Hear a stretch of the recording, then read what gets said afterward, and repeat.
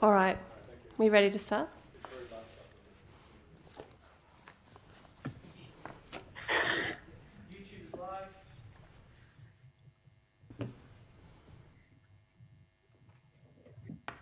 Yep.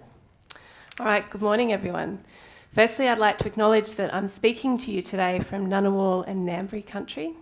I'd like to extend my deepest respects to their elders, past, present and emerging, and extend that respect to any First Nations people who are with us today across Australia and the world. My name is Lily Withicombe and I'm a curator here at the National Museum of Australia, and I'm going to be facilitating today's webinar. And I've organised this alongside of my colleagues, Assistant Manager of Exhibitions, Craig Middleton, and Senior Curator and Historian, Libby Stewart, as well as Graham McIntyre in Public Programs, Sean McKinty in Media Services, and also our fabulous volunteers, Joyce Van and Emily Stewart. Yeah, maybe just the lights matter. Now, we're going to begin with a video from Armando Perla, and he's one of the organisers of this project.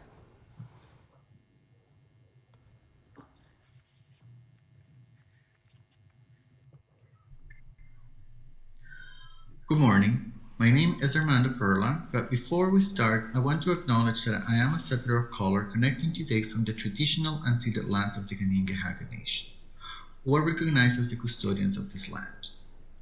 Tiohtià:ke, or Montreal, is historically known as a gathering place for many First Nations. Today, it is home to a diverse population of Indigenous and other peoples. I respect the continued connections with the past, present, and future in our ongoing relationships with Indigenous and other peoples within the Montreal community. I want to thank all of you for joining us here today, both virtually and in person. I am a member of the International Committee on Ethical Dilemmas, IC Ethics. Our committee, together with the International Committee on Collecting, COMCOL, and 7 international partner organizations around the globe, were awarded a solidarity grant from the ICOM Secretariat to help us develop a project about ethical contemporary collecting in times of crisis, Collecting with Care. Our partners are the National Museum of Australia, the Network of Collections Management and Contemporary Documenting, TACO in Finland, the Illinois State Museum in the United States, Museo Mio in Costa Rica, District 6 Museum in South Africa, Museum Casa de la Memoria in Colombia, as well as a conglomerate of organizations in China, the Chinese Association of Museums Taiwan, the National Taiwan University of the Arts, the National Museum of Taiwan History, and the National Chiao Tung University. A series of 7 regional online webinars will be hosted by each partner institution in their regions. This will serve as focus groups and opportunities to exchange good practices and lessons learned during contemporary collecting efforts related to the pandemic and other concurrent crises. The first of our webinars was led by our partners in Taiwan last month. Today, we want to thank the National Museum of Australia for developing and hosting the second webinar in this series. In particular, I want to acknowledge the tremendous leadership shown by Craig, Lily, and their colleagues who have worked extremely hard organizing the very encompassing and vibrant program that we will experience today, and also for bringing together such a fantastic group of speakers. We'll certainly be spoiled and benefit immensely because of their efforts putting together such engaging sessions where we will hear about collecting COVID-19, thinking about digital, trauma and protest, and climate change.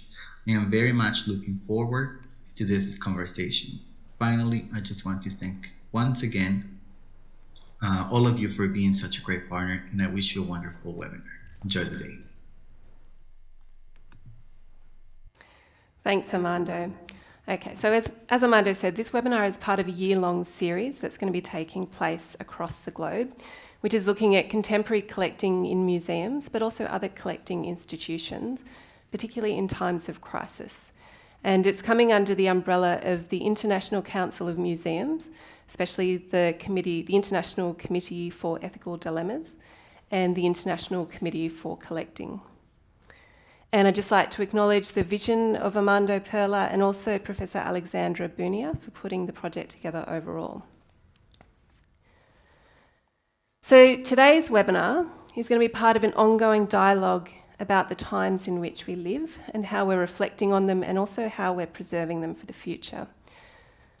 So our present is challenging. It's characterised by climate change, protest, pandemics, anxiety, the internet. Assessing objects, ephemera and stories from today for the future in real time can be truly challenging. And I think that for all of us who are working in the GLAM sector today, it's become a major preoccupation of our working lives. So what we're going to be presenting today is a series of case studies which are taking place across Australia, which are looking at how different museums, libraries, archives and other organisations are working in rapid response collecting in this time of crisis. And I think there's really extraordinary and leading work being undertaken, particularly across this continent. And we're really grateful to have so many renowned experts with us today to share their knowledge and experiences with us today.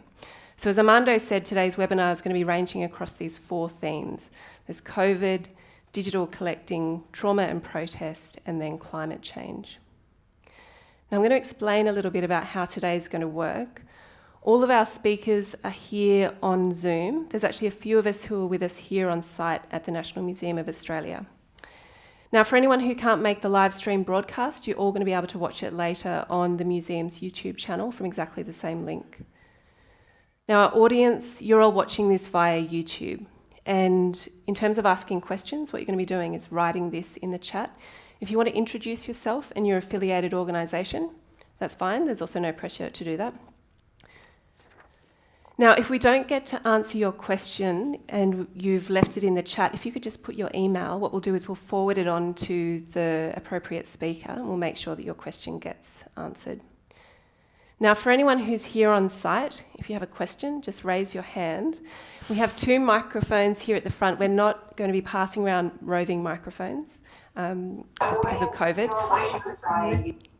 And for the speakers on Zoom, just use the raise your hand function for you to ask your questions. Now, if anyone here wants to talk about this on social media, and we really hope that you do, use the hashtag collectingwithcare and tag @NMA.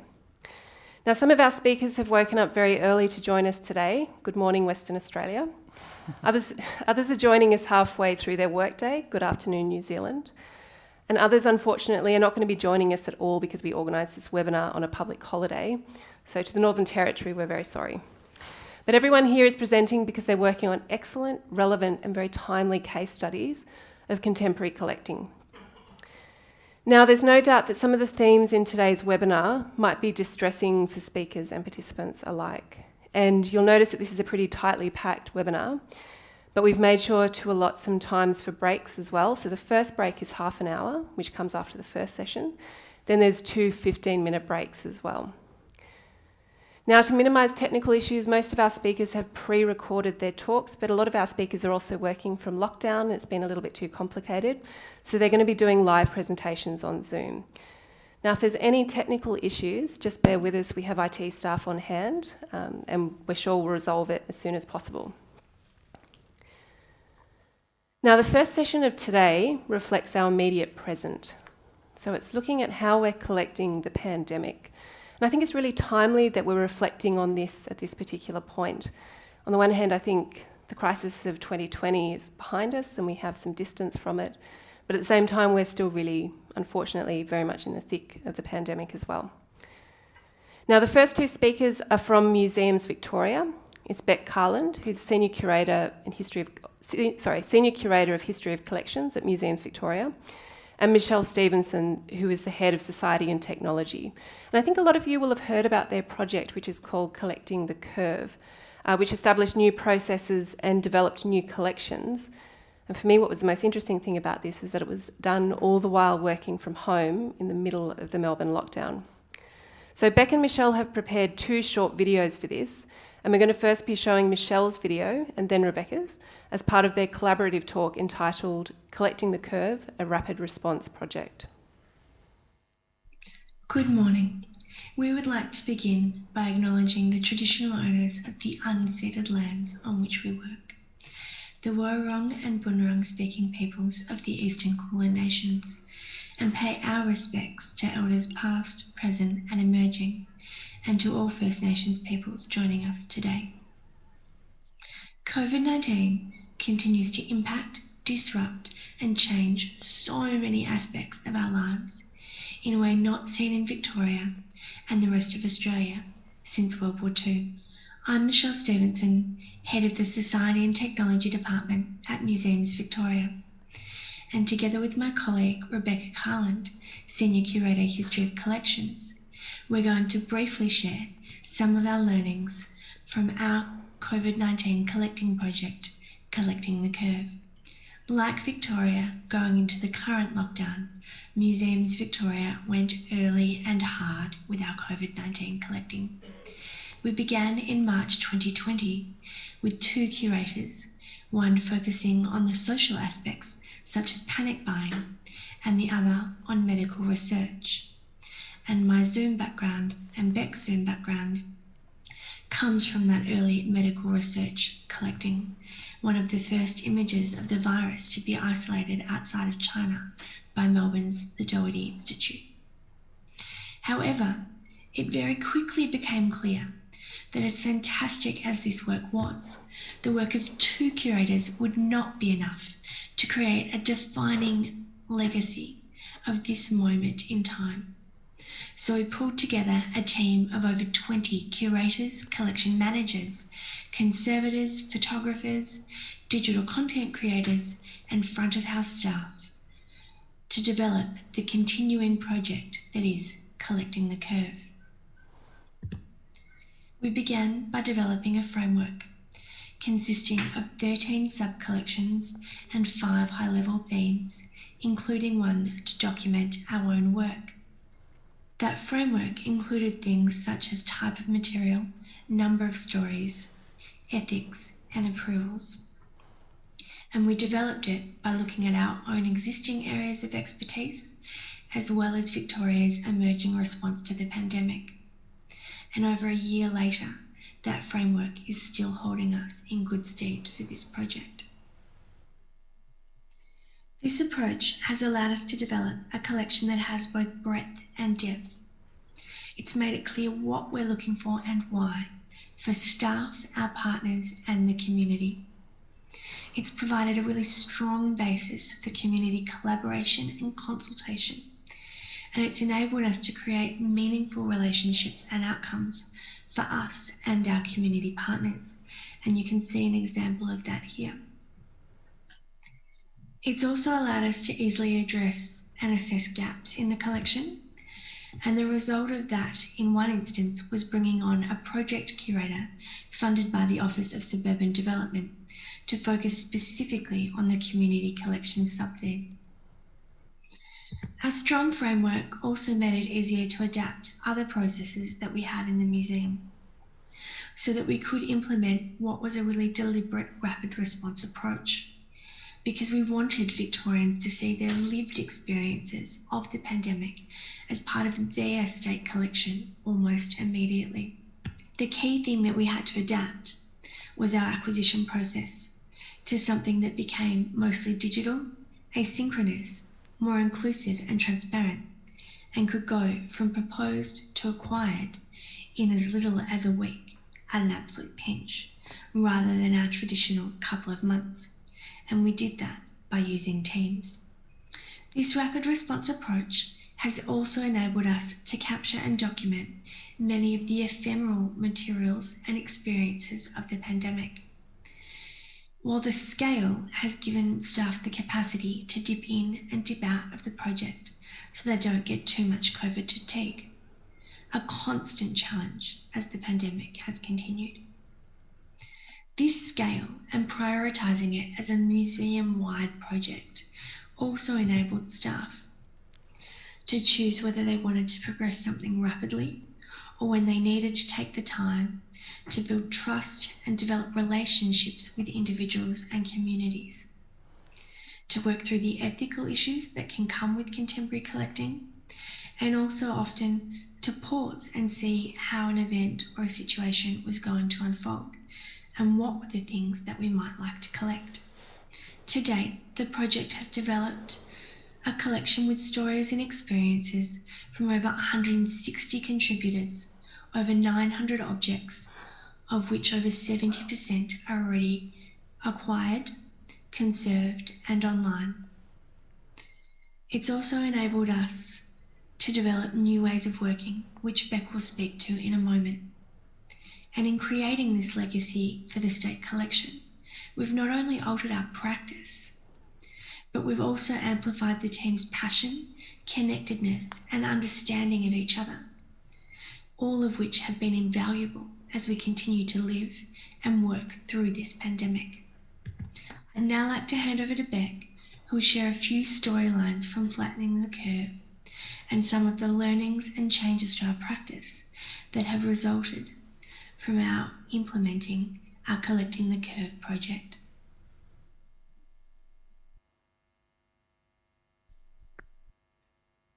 Thanks, Michelle. I'm just going to share my screen. There we go. So flattening the curve looks at the public health strategies employed to slow down the speed of the virus in Victoria. I'm going to share just a few of the storylines we've explored around that theme. Hotel quarantine was announced by Prime Minister Scott Morrison on the 27th of March 2020. Only 6 weeks into this new system, we documented a young Melbourne family as they returned from New Zealand, where they'd been stuck in lockdown for 3 months after their wedding was cancelled due to COVID. This is them, Alana, Joel, and their gorgeous son, Mufi. They were quarantined at the Novotel in Collins, which had no external windows. All the rooms looked into an internal courtyard, so all the guests' windows faced each other. I collected their detention paperwork, the poignant drawings that Wolfie made to communicate with other guests. You can see them in the photo. I also conducted an oral history via Zoom, a first for our state collection. The video interview captures the emotional intensity of isolation, the incredible gratitude of being home and being safe, and the unstoppable playfulness and energy of a small child in a confined space. We also documented the medical team within the hotel. It took days to establish trust and obtain written consent from every nurse and doctor on site before we could even start filming and interviewing, and all whilst remaining respectfully out of the way. It was complex, to say the least. We focused on the medical frontline staff and this control room. It had the feel of a wartime field hospital. There was temporary signage everywhere, and sites like this repurposing of a luggage trolley to do COVID testing added to this make-do feel of the entire operation. We also documented the professionalism, though, and care applied to a complex and diverse patient cohort. There were diverse language, cultural and faith-based needs, acute mental health conditions, chronic illnesses like cancers, and multiple serious addictions. There were people actually going through detox. And there were a number of large families in these cramped hotel rooms. All that work became more significant months later as a breach of hotel quarantine evolved into the strictest lockdown in the world. One of them, sorry.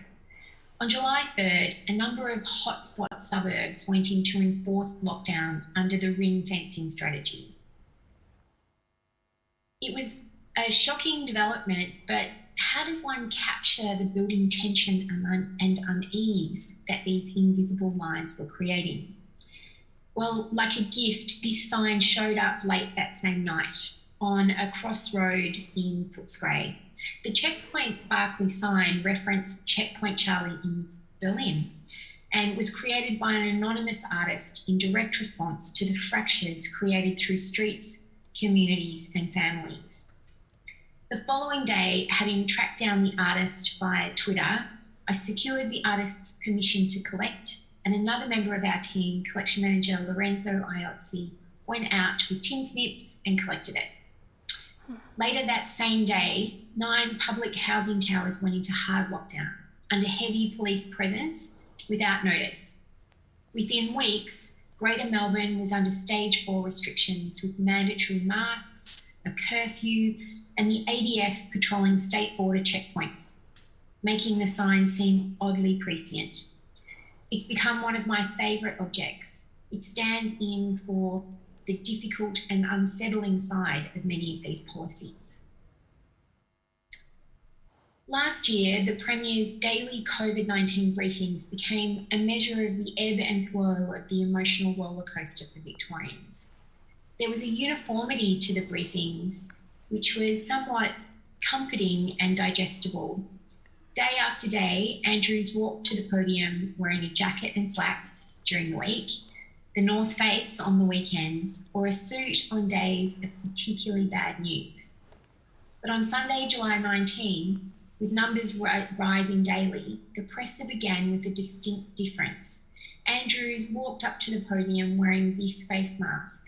As he removed it, he announced that wearing masks would be made mandatory. Whilst many Victorians had been making and wearing masks for many months, this was the beginning of a significant shift in cultural practice. We're going to be wearing masks in Victoria and potentially in other parts of the country for a very long time, he warned. And how true. Right now, 12 months on, masks are today mandatory in New South Wales, South Australia, and Victoria.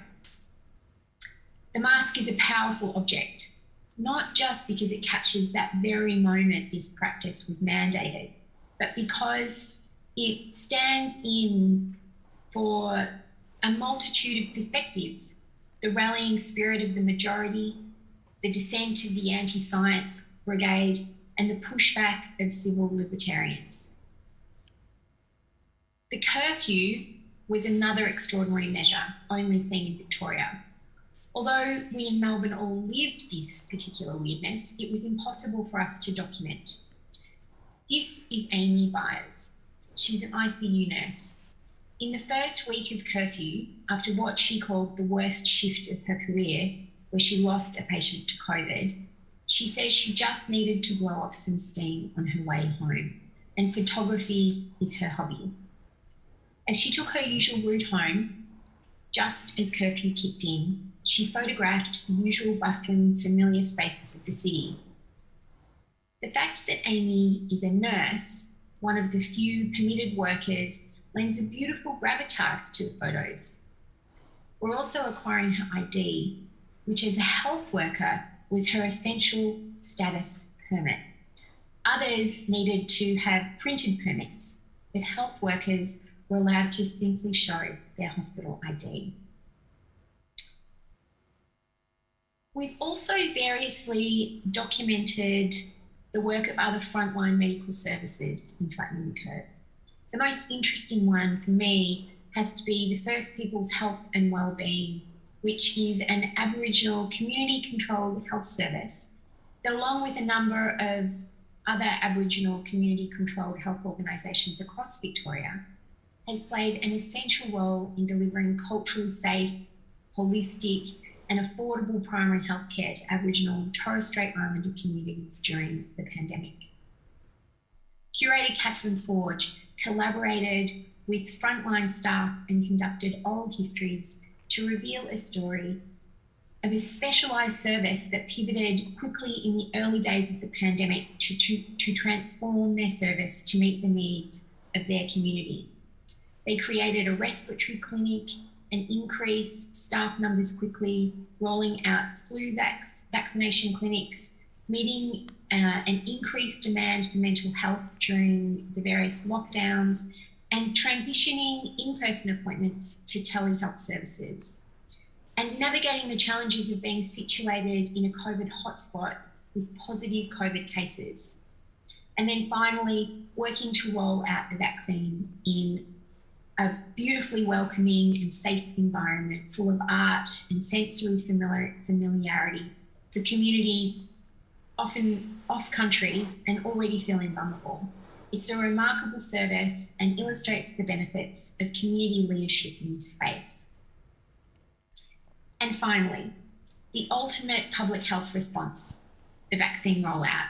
When the first doses of the vaccine rolled out in Melbourne in Feb this year to the A1 category, a number of hubs were set up. The first doses were due to be administered on Monday, Feb 22nd. We sent emails to every health service CEO. Western Health reached back. In the near-empty Melbourne International Airport, Western Health set up a hub to vaccinate border staff, including flight crew and hospital staff in the western suburbs. At 9:08 that day, Richard Bartolo, Manager of Infection Prevention at Western Health, administered this Pfizer vaccine to Laloma Carstens, a registered nurse from Sunshine ICU, which had the highest number of COVID patients of any ICU in the country in 2020. It was a great start to what we all thought was the beginning of the end of the virus, and hopefully the project. The extraordinary nature of a project such as this is the combination of exhaustion and energy that comes from feeling the pulse of the moment and truly understanding the emotion that you experience. Working in a truly collaborative way has been a deepening and strengthening, transformative experience for our team. We've come to embrace the diversity of ideas, lived experiences and networks that come from a flatter project structure. We've been bold and fast, but always respectfully honouring the wishes of the community we have collaborated with, and honouring best practice to ensure the material will be a useful record of this moment well into the future. We've learnt to be proactive. We've had all our eyes on all the media all the time and quickly shared information and responsibility via our project WhatsApp group. We've learnt if you don't ask, you don't get. We've learnt that things move quickly. Numbers, advice, risk and energy levels. It's not over. We're in lockdown number 5 and we're likely to go into lockdown again and again until the vaccine rollout speeds up. But whatever happens, the collection will continue to evolve and adapt, just like the people of Victoria. Thank you. Wow, thank you so much, Michelle and Beck. That is just such an extraordinary case study. I think not just what you collected, I mean, I'm just blown away by hearing that 900 objects, 70% of which have gone through the acquisition process. That is just extraordinary, but also the how you adapted your processes. So I'm sure people will have questions about that for the end. Just a reminder, people on YouTube, if you have questions, just write the questions in the chat, in the YouTube chat. Now, our next speaker is Katie DYER. She is a Senior Curator of Contemporary Collections at the Museum of Applied Arts and Sciences in Sydney.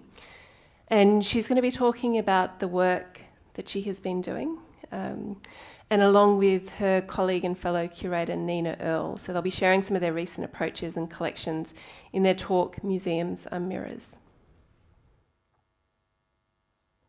Thank you so much, Lily, and thank you to all the organisers for today's really, really interesting event. Before I start, I would like to acknowledge that I'm speaking to you and learning today from Gadigal land, and to pay my respects to elders past, present and emerging. I am going to probably mostly just read a presentation, as Lily said, due to our quite long lockdown now, 4 weeks for my area, haven't been able to sort of access resources. So bear with me and fingers crossed. And also just to ensure we stick to the time frame. So thank you. I'm just going to share my screen.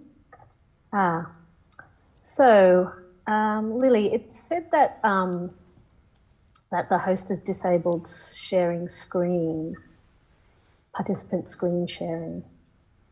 Okay, yep, I'll have our tech gurus look at that. We're actually ahead of time at the moment. We're just anticipating any little issues. So I think that they're going to be working on this now.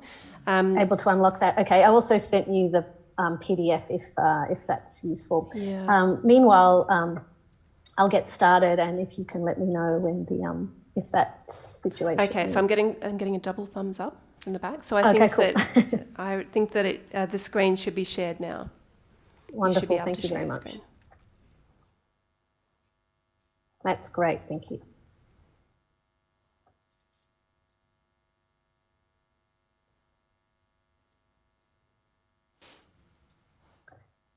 Okay, I'm not sure where. Okay, let's get going. So, in my role at the Powerhouse Museum, I lead and develop creative cross-disciplinary contemporary curatorial programming. The exciting aspect of my work at the Powerhouse is to draw together creative practice, creative and artistic interpretation, and research with the mission of the museum, which has a focus on applied arts and sciences, as many of you will know. Thinking beyond disciplinary boundaries has been the focus of my approach to working at the museum and my curatorial approach to reimagining what museums can be for the future. Today, I'm going to be talking about the COVID collecting, and I have been engaged at the Powerhouse from this perspective. I definitely want to start by acknowledging my colleagues at the outset whose knowledge is crucial to making this approach possible. I'm interested and working towards making changes to the collecting and display approaches so that we ensure different voices are amplified in the museum's collection and programs. Voices and ideas that have often been overlooked or underrepresented.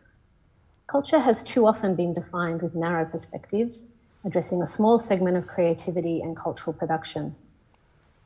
This needs to be addressed by us and future cultural workers. The details of the objects or cultural material, its production or technology in a sense, has often been privileged over the specific context and lived experience of people that are connected to the object or communities that the object resonates with, seen very clearly in the colonial agenda, but seen in other contexts too.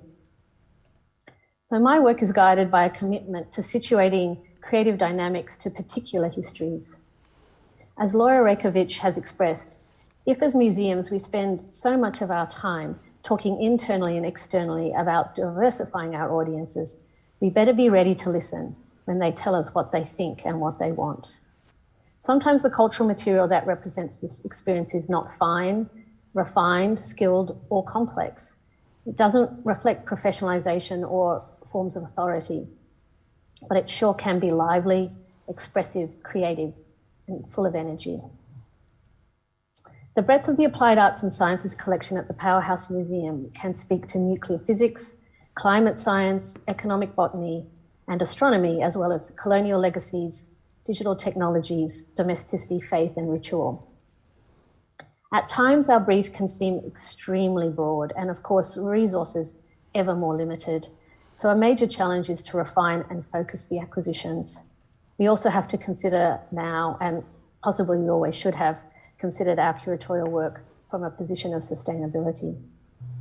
With these principles in mind, I'm going to try and hone in now on some details of our COVID collecting. So as I was writing the first draft of this paper last week, COVID cases in Greater Sydney were escalating instead of going down, even after 2.5 weeks of lockdown. And the New South Wales Premier stated in her morning press conference that we are facing the biggest challenge we have faced since the pandemic started. Now, further restrictions on movement have been put in place and only about 8% of the population is vaccinated. But on the day of that particular pronouncement, I was also trying to commission a photographer to take photographs of the vaccine centres at the Royal Prince Alfred Hospital and at Olympic Park. Trying to make sense of the immediate moment with an eye to the future certainly throws up many challenges. Should we be asking someone to risk their and their loved one's health to spend days in the hospital when we know the Delta variant is so prevalent? Should we be pressing the RPA administration staff to sign off on the clearances for this to happen as the COVID circumstances continue to worsen and the demands on health professionals is extraordinary? Is it responsible, fair, ethical? A photographic series of this personal and medical experience at this next moment of crisis would make for great material. Right now, I have come to a standstill though, as understandably, many of the people I am trying to contact are unavailable. It seems right. But the pressure is there from, levels in the museum and my own internal voice to keep the project live, relevant and happening. This kind of mood has haunted much of our work over the past 18 months in relation to the COVID collecting.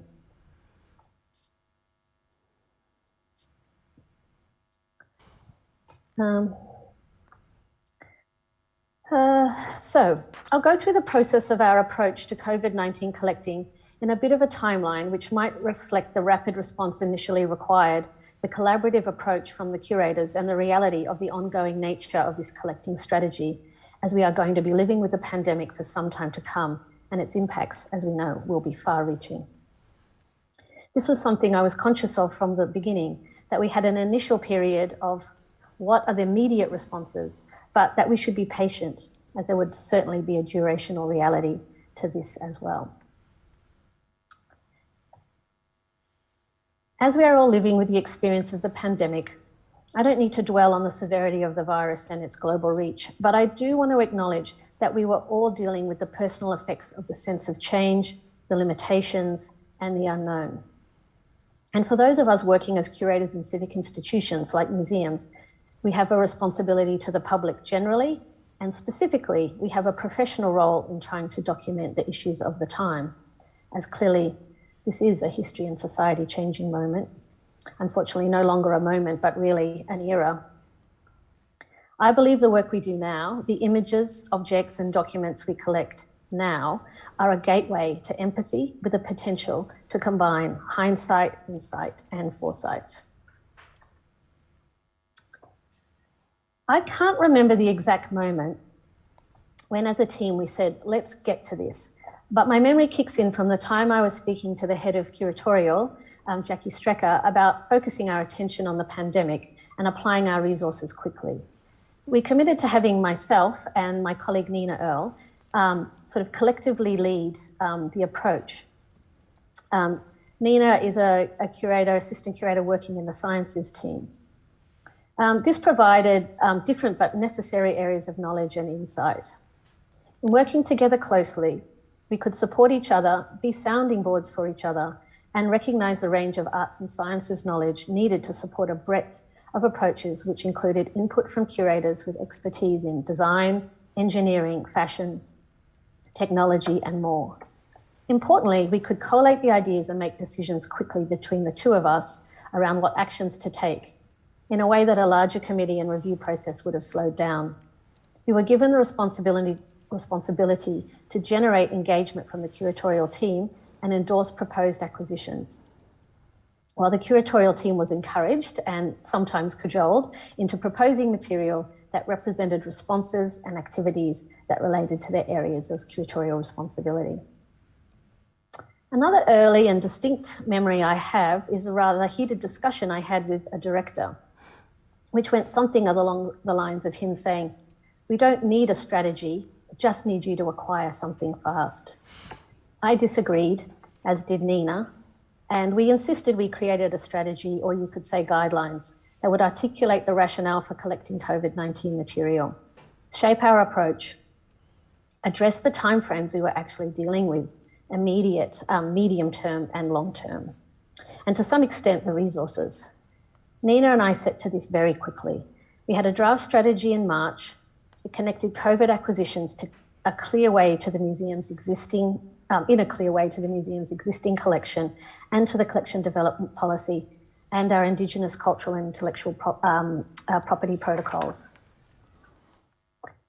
These wider institutional documents play a crucial role in guiding ethical and sustainable acquisition processes and helped ensure we were not reacting wildly and without context to all the interesting community and industry responses.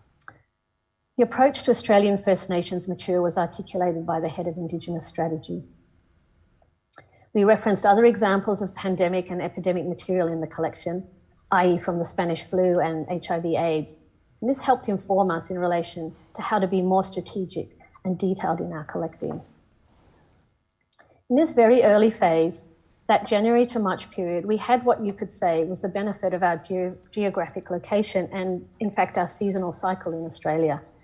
The Northern Hemisphere was getting smashed in those first few months of the year before Australia really became affected by the pandemic.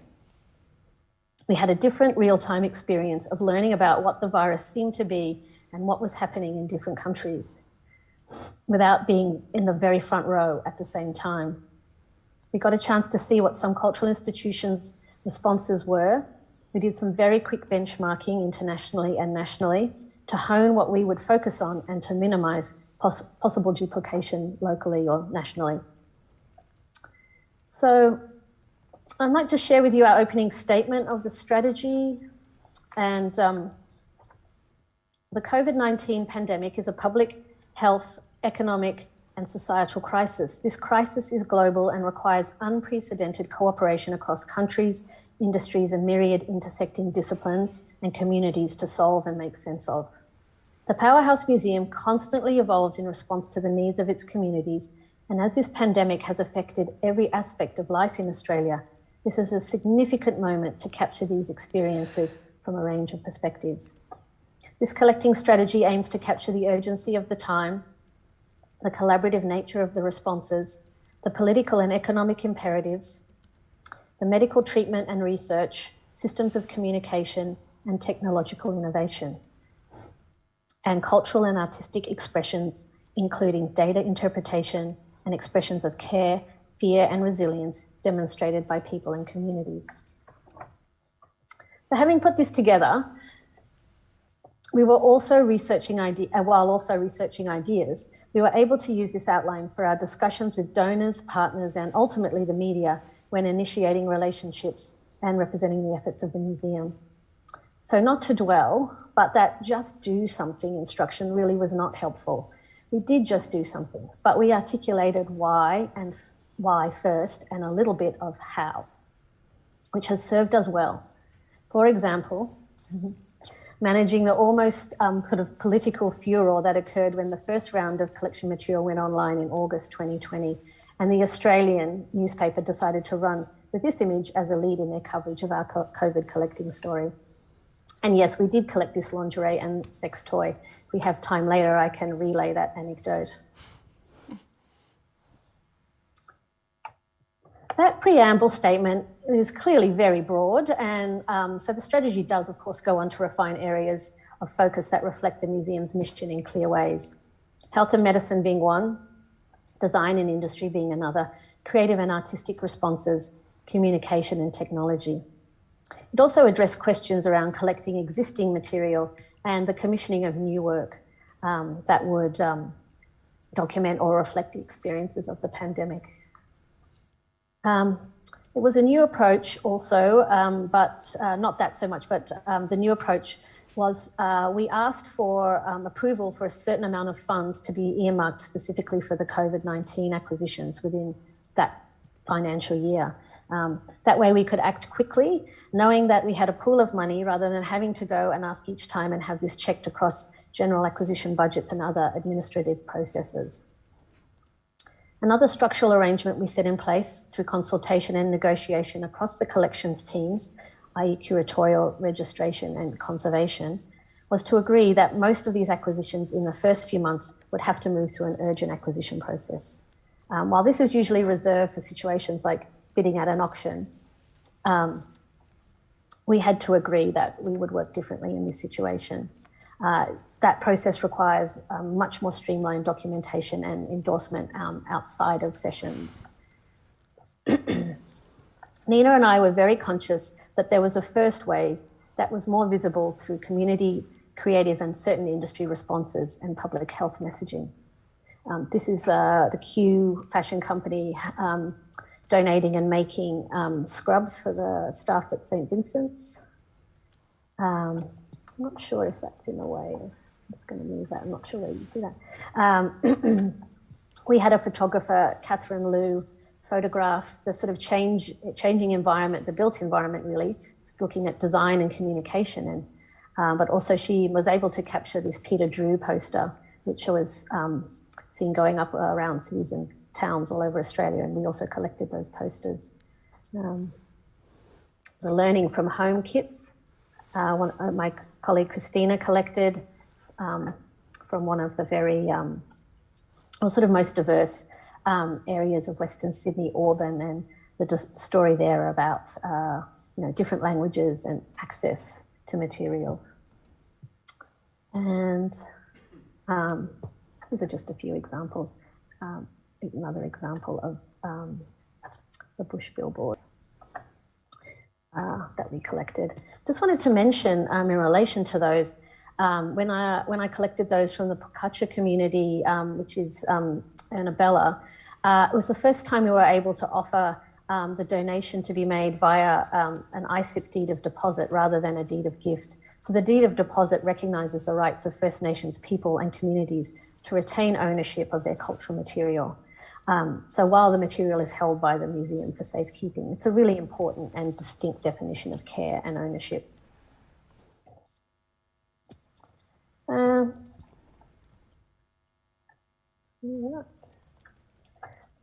Beyond the first wave, we knew that there was a long-term focus required to capture the medical and scientific developments related to the pandemic. Through ongoing work that the museum is engaged with in Western Sydney, we made contact with the Westmead Institute for Medical Research, who are involved in vaccine research, contact tracing, mental health research, amongst other areas very related to the pandemic and virus research. They had a particular commitment to vaccine efficacy and to safety for older people, who we know are the most vulnerable in the community. Despite the urgency and pressure on the medical research centre like this, we were able to negotiate an agreement with them. So together we committed to an ongoing relationship that would effectively document their research in a way that would make for meaningful and publicly interesting contribution to the COVID story and our medical collection in general. While we often talk about the experiences of people from a creative and social perspective, we also wanted to address this from the perspective of science, that it is done by people who have motivations and experiences that we could capture, along with examples of the hard science. Our partnership with them has allowed us to create a type of field work from their labs in the form of video documentation and other support material. We are creating an ongoing vaccine diary where we will check in with the researchers over the course of 2 years to capture updates and changing knowledge and insights. Also, with previous specialist language like PPE having become part of our many people's vocabulary, we documented a PC3 lab. That's one of the most secure types of biolabs, and the relevant PPE experience of a lab researcher. Our plans extend beyond this, of course. For example, we do hope to be able to document patient experience. We have had in-depth discussions about the privacy concerns and stigma attached to COVID, but we have also had amazing insight into the generosity of patients who share their biodata so research into the virus can continue. We would love to be able to somehow record that for history, to bring patients into the medical story in order to understand the issues and apply the right ethical frameworks and indeed empathy. This is not especially fast work. In many ways, these are encouraging and positive stories of innovation, generosity, care, and community. In our collecting, we have touched on aspects that are less positive, like scare campaigns and misinformation. We have one example of a letter circulated in neighbourhoods in Sydney, warning about germ theory being a hoax.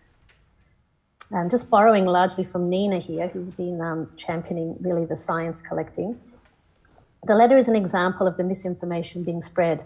This phenomena and the ongoing distrust of the government's information and science was a key obstacle in the early containment of the pandemic in Australia and around the world.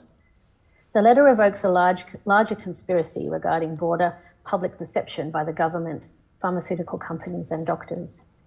This object is actually, importantly, is a powerful reminder of the critical role of scientists in relaying factual and reliable information in order to combat the trust issues held by sections of the general public towards medical science. After much reflection, we decided not to pursue collecting many examples like this. In the future, historical media coverage and digital artifacts can communicate details about some of these harmful undercurrents. Nina and I have set a course that we believe reflects the civic responsibility of the museum. As a museum of science and technology, as well as society, has an important position to take on the subject of the pandemic. Science is not neutral, we know that. But as with climate change, it is not necessary to talk about the reality from the perspective of the so-called other side, when one is not founded on evidence, lived experience of the virus, or care. To conclude, I believe the museum has a responsibility to consider what care actually means, moving beyond the bureaucracies of care that we have created in many contexts, so that we can be better mirrors of society. Thanks, Katie. Thank you, That Lily. was fascinating. That was really wonderful talk. Okay, now our next two speakers are based in Tasmania. It's Senior Curator Kirsty Ross at the Tasmanian Museum and Art Gallery and Archivist Jen Jerome from Libraries Tasmania. And they're going to be talking to us about their cross-institutional pan-island collaboration and their talk, Collaboration for Collecting, the Tasmanian COVID-19 Stories Project.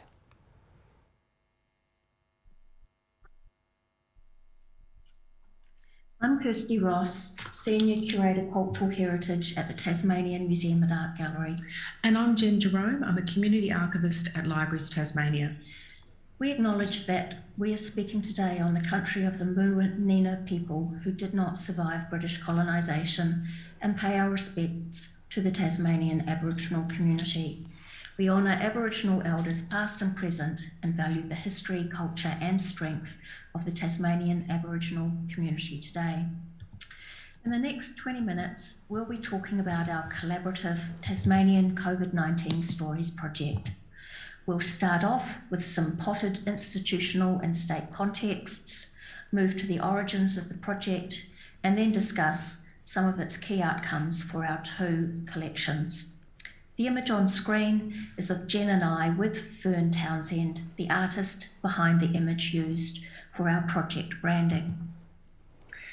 So Kirsty and I work at Tasmania's two state-funded heritage institutions that are mandated and dedicated to collect and preserve the tangible and intangible heritage of Lutruwita, Tasmania. Libraries Tasmania includes the Tasmanian State Archives. Archives tend to be in paper, AV or digital format. However, archives can also include objects when they are considered to be documentary heritage. TMAG collects a wide range of objects, specimens, First Peoples cultural materials, artworks and documents that support these collections. Our organisations are administered through two separate state departments. Libraries fall under Education and TMAG is in the Arts and Tourism Directorate of State Growth. I'm one of two curators working as 1.7 FTEs. And I'm one of two full-time archivists working on community archives. Well, Tasmania's primary community that we work with numbers around 520,000 people, with the Tasmanian Aboriginal community making up around 4.6% of that number. Since the end of the 20th century, there has been a move to grow Tasmania's geographically dispersed and in some areas hyper-ageing population. And the resulting migration has diversified the state's cultural makeup. But it's fair to say that when people think about Tasmania's cultural heritage, its convict past comes to the fore. The collections of our institutions support and reflect this 19th century legacy, which feeds into a very active family and local history scene. The more recent past, apart from environmental politics, has little traction and can be underappreciated by our stakeholders. The need to collect contemporary materials can be difficult to communicate to them. And that's why both of our institutions have strategic objectives to proactively collect contemporary material. So in early 2020, the COVID-19 pandemic was shaping up to be one of the most significant social and economic events in global history. By March, the pandemic was very much on the radar for Tasmanians, with state-mandated 14-day quarantining commencing on March the 21st. At this time, Kirsty and I both independently began to consider what we could do to ensure that we captured evidence of the Tasmanian experience of the pandemic. Libraries Tasmania was in early contact with other state and national libraries to see how they were going to document the pandemic. We utilised the network of NSLA, the National and State Libraries Australasia peak body. In contrast, museums, while active, appeared to be acting more independently. So locally, Kirsty and I both began to look at our collections to see how the 1918-19 flu precedent was reflected in our collections. At Libraries Tasmania, we were able to locate a small number of accounts, including day-to-day activities, letters, documents, and photographs of the Spanish flu pandemic. These documents were scattered across different collections with varying levels of description, and they required quite a bit of detective work to find. So this slide shows some images of some of the things that we were able to locate. TMAG's collections held even less than the library. In fact, you'd think that the flu didn't even reach Tasmania, given its absence in TMAG's collections, which hold only 2 documents. But pertinent, albeit tangentially, it does have a ship's yellow quarantine flag from a smallpox outbreak in 1910. And it's just worth noting that this gap that Jen and I both identified is not unusual. During the World War I centennial, I surveyed museum collections in New Zealand and found a similar situation there. So, back to March 2020, as evidence of the pandemic began to infiltrate our everyday landscapes, Jen and I started to collect images of its impact, much of it just using our phones to take these pictures. However, our official collaboration actually happened quite organically too. From my end, as my team at TMAG started to consider what we would collect and why, we became concerned about who was going to be collecting ephemera, the category that Libraries Tasmania and TMAG tend to duplicate. So I reached out to the relevant staff member at Libraries, which ended up being Jen, to work out the library's approach to ephemera. From there, dots were connected and we realised that a collaboration would make sense. So from the outset, we wanted to capture the impact of COVID-19 on the lives and livelihoods of everyday Tasmanians, to create a collective memory for the future. In doing so, we would be fulfilling the statutory collecting responsibilities of both Libraries Tasmania and TMAG. So together we developed a proposal for a COVID-19 Stories project. We argued that the fast-moving nature of the pandemic would require proactive collecting. This would capture evidence as the event unfolded. We also wanted to engage and empower staff and stakeholders across our 2 linked but separate cultural institutions. Our hope was that this project would also inform future practice and partnerships. Proactive contemporary or rapid response collecting, of course, raises a number of professional and ethical considerations. And Jen and I discussed these by asking ourselves what we would be collecting, how we would collect it, and who we would collect these items from. And we discussed at length how we would determine, for example, significance. And we also both noted that we were anxious to collect from right across the Tasmanian community. So under the project's umbrella, each of us developed some collecting guidelines around themes and formats. For TMAG, we focused on themes, which you can see on screen, and ensuring that these areas were obviously collected in our collecting. TMAG focused on collecting 3D items and the personal stories and meanings connected to them. So in contrast, Libraries Tasmania's focus was on grassroots contributions. So we suggested to the public ways that they might turn their experience into a record. So through writing, taking a photograph, making an artwork, collecting ephemera, or through collaborating in a group response. Now, the project went live through Libraries Tasmania and TMAG communication channels, including our websites, on Saturday, May the 9th, 2020. Given the physical lockdown restrictions in place, communication with the public was through online promotion, direct email, and a joint media release. The project also had radio coverage.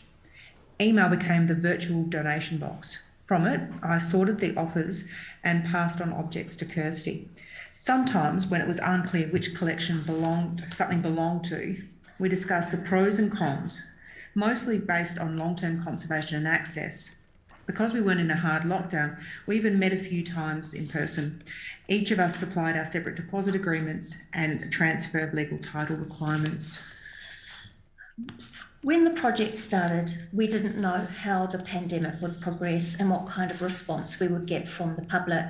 As such, we set up an open-ended project with the final collection being shared with the public sometime in the future. And it's worth noting that not everything that was offered to us made it into the collections.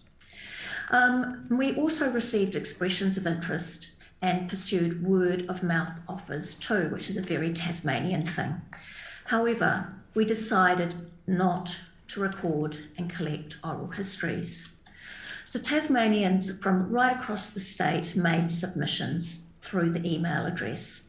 The formats were wide-ranging, including a large number of images, personal accounts of isolation, fear and boredom, poems, and stories of projects aimed at bringing happiness to the community. As of this month, there are over 100 processed submissions available to view on the Libraries Tasmania website. Some gems include this one that you can see here, which is Leslie Whitted sharing the joy of seeing his granddaughter race out of the airport after arriving from lockdown-restricted Victoria. And on the right, 6-year-old Freddie Farrington of Margates recounting how he took his COVID-19 test. And here we can see artist Michelle Dracoulis's photographic exploration of toilet paper hoarding. And here's a lovely piece by Jane Hill and Courtney Greatbatch. It's a booklet called Why Can't I Go to School? And this slide shows the Australian Nursing and Midwifery Federation Tasmanian branch. And they have submitted videos, photographs, media releases, and an Instagram post to us. And this slide here shows some images and accompanying text from Westbury pharmacist Kelly Houlihan. So to date, TMAG has received donations from 17 individuals or firms, which has slightly surpassed my my soft objective of between 12 and 15 acquisitions. The first item I identified for TMAG was hand sanitizer made by a distillery that had quickly pivoted to using its surplus alcohol to make sanitizer. There are 2 examples on screen here. TMAG also collected a crocheted COVID offered to the project by a newly qualified nurse whose first job at the Royal Hobart Hospital was on the COVID ward. Word of mouth actually saw this empty jigsaw box come into the collection. A very social Italian family had spent a very lonely lockdown Easter solving the puzzle, which is currently framed on their wall at home. And this puzzle had been a gift from a friend who was back in Italy, at that time, the epicenter of the pandemic. And this suite of handcrafted superbugs was made by members of the Johnson family, along with a story of each bug's superpower. And this was a word of mouth donation. And for TMAG, I was alert to collecting examples of COVID humour and iconography, and these whiskey labels ticked both boxes. Jen and I both used Facebook to identify potential donors as well. And the story of a community making and burning an effigy of a coronavirus received a lot of attention on the ABC Hobart Facebook page.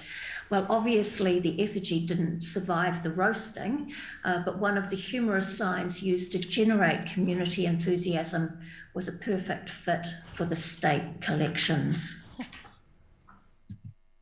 So working together, we were able to accommodate some donations across both collections. In particular, this allowed TMAG to make use of Library Tasmania's digital archiving capabilities. So this example is a quarantine pack which TMAG have taken from former curator Ian Terry, and it was made up mostly of mass-produced disposable items, and this collection is richly contextualised by Ian's diary and photography, which has been collected by Libraries Tasmania. Another example of a shared collection is this one from Buchan Community House and the humorous Facebook video they posted. So TMAG took in the costuming, and Libraries Tasmania has the video and a descriptive story from its lead singer, Stephen Ashton. A personal connection to Robin Mundy, you can see her here in mask, through TMAG's director was the source of another rich split collection. So Robin, an experienced polar expeditioner, had travelled from South America to Antarctica just 4 days before the WHO had labelled COVID-19 a pandemic. When the virus was found on board the Greg Mortimer, the trip was cut short and Robin was responsible for the well-being of the vessel's passengers as they frantically tried to return home. Libraries Tasmania's part of Robin's submission includes 3 Writing the Wild blog posts from the time, as well as a set of photographs and video of the voyage and later quarantine experience. In turn, TMAG collected gear and the mask that Robin wore.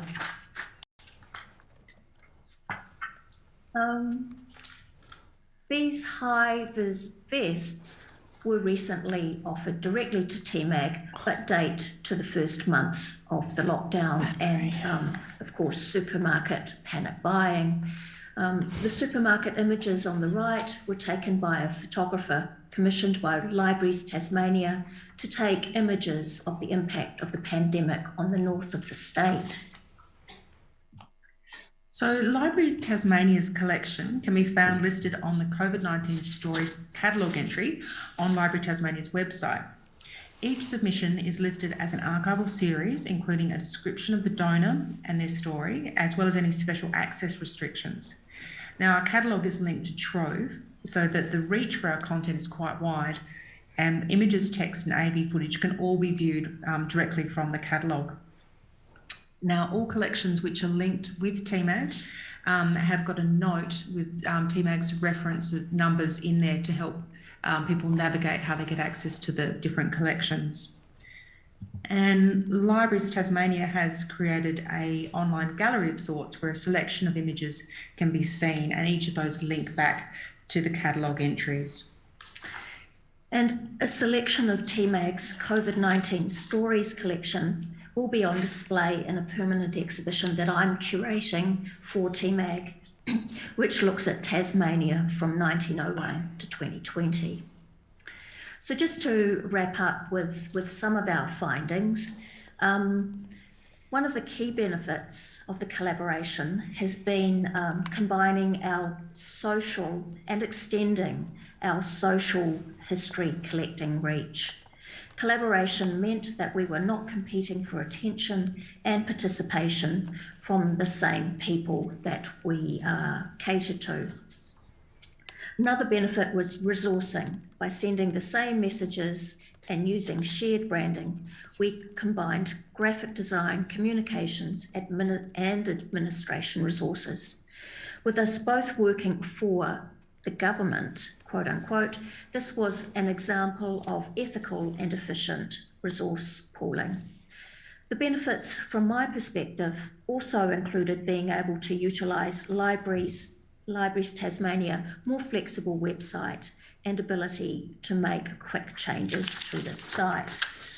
And collaboration also came with complications, such as it added an additional layer of authorisation. Both Kirsty and I needed to have buy-in from our directors and ministers. This led to delays in getting the initial go live and required ongoing clear communication to ensure everyone was in the loop. Playing to each other's strengths was useful in working with our different management structures. Concerns such as TMAG being flooded with offers of objects could be allayed by Library Tasmania's ability to collect large amounts of items. Now, one of the other things we found was it was difficult to define success given the unprecedented nature of the event we were collecting. While Kirsty was able to quantify her aims with a contained thematic collection, for the library there was more of a focus on reaching a large number of people to gain as broad as possible evidence of the pandemic. For us both, getting our collection message out was essential. The collection includes a wide range of geographic areas of Tasmania, as well as diverse ages and genders. There is, however, a noticeable bias towards literate, affluent Tasmanians. We still have a long way to go to combat collecting biases. We found that our approach in the end and our Tasmanian COVID-19 Stories project aligned with similar national and international COVID-19 collecting activities. In many different forums, our colleagues were also discussing how best to capture online content. Issues included how to legally capture Facebook communities and how to harvest websites while complying with privacy and technology issues. And this reflects the fact that digital was one of the key formats that people used to create and communicate during the pandemic. Well, the project is still open and we are still encouraging people to contribute. The more stories, images and items we receive, the more coherent and multifaceted the historical record and story will be. Well, thanks so much, Kirsty and Jen. That was really inspiring to see such a rich collaboration. That was fantastic. And just incidentally, when we first reached out to Kirsty and Jen to see if they wanted to talk about this, they were actually organising their own webinar on exactly the same subject. And we're glad that you're speaking at this one. So thanks very much. Now, the fourth and final talk for our COVID collecting session is going to be presented by three people who are working at the Western Australian Museum. It's Catherine Belcher, who's the Head of Culture and Communities, Xavier Leenders, Assistant Curator of Anthropology, and Dr. Monica Dura, Assistant Curator of History, all at the Western Australian Museum. And their talk is State of Emergency, WA's Response to COVID-19.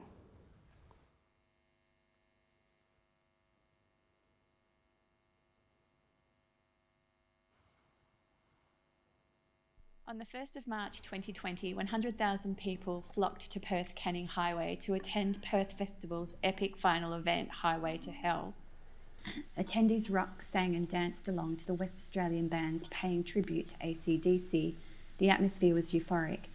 At the same time, the WA Museum's significant next step in the new museum project was upon us. Pallets of packed objects and their mounts waited at our Collections and Research Centre in Welshpool to start moving to the new museum in the Perth Cultural Centre in the second week of March. However, behind the scenes, the Commonwealth, state and territory governments had begun extensive planning and preparation for a global pandemic as more details of the new coronavirus, COVID-19, emerged, and modelling of the potential magnitude and impact of the pandemic became available. When the suggestion of a rapid response project was made, there were several factors that influenced our approach. Firstly, with the majority of museum staff already working on content for the new museum, many still working on site even during March and April's lockdown, capacity to undertake a new contemporary collecting project was limited. Secondly, the new galleries were largely designed, signed off and under construction. There was a serious risk that pandemic-driven supply chain issues could impact the availability of exhibition materials. Any inclusions of COVID stories that were to go into the new museum had to be carefully crafted to minimise impact. Finally, our review of what other cultural institutions around Australia and overseas were doing, as well as consulting resources such as the UK Collections Trust Contemporary Collecting Toolkit, only confirmed that it would be unethical for us to embark on a project that didn't have the right framework or resources in place. The last thing we wanted to do was add more stress to a situation that was rapidly unfolding. Collecting with care, the theme of today's webinar, very much underpinned our thinking at that time. A creative and imaginative approach was required.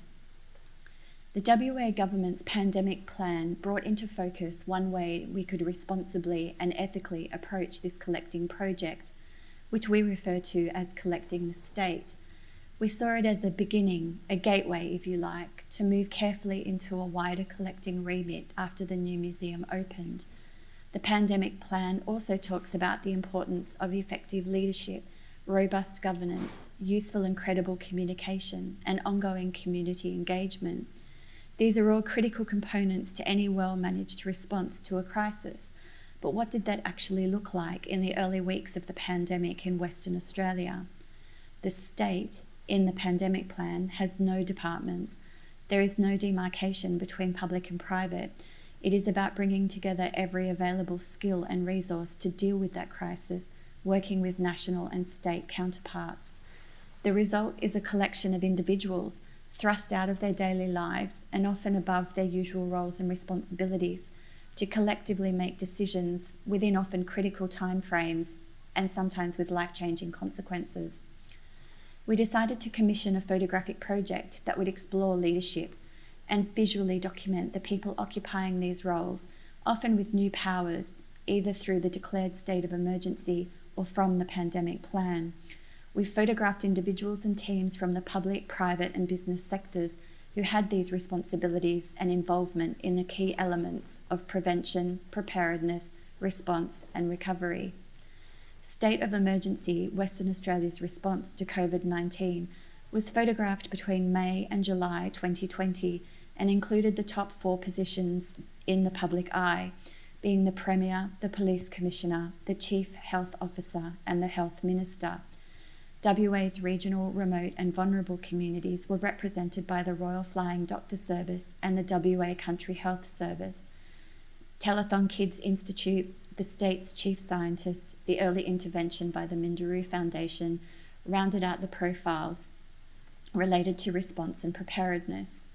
We included a case study from the Joondalup Health Campus, who at that time in March last year received the largest single intake of COVID-positive patients, mostly German nationals from the Atania cruise ship. The appointment of a state controller and economic lives and livelihoods responsibilities of the Treasurer were featured in the recovery section.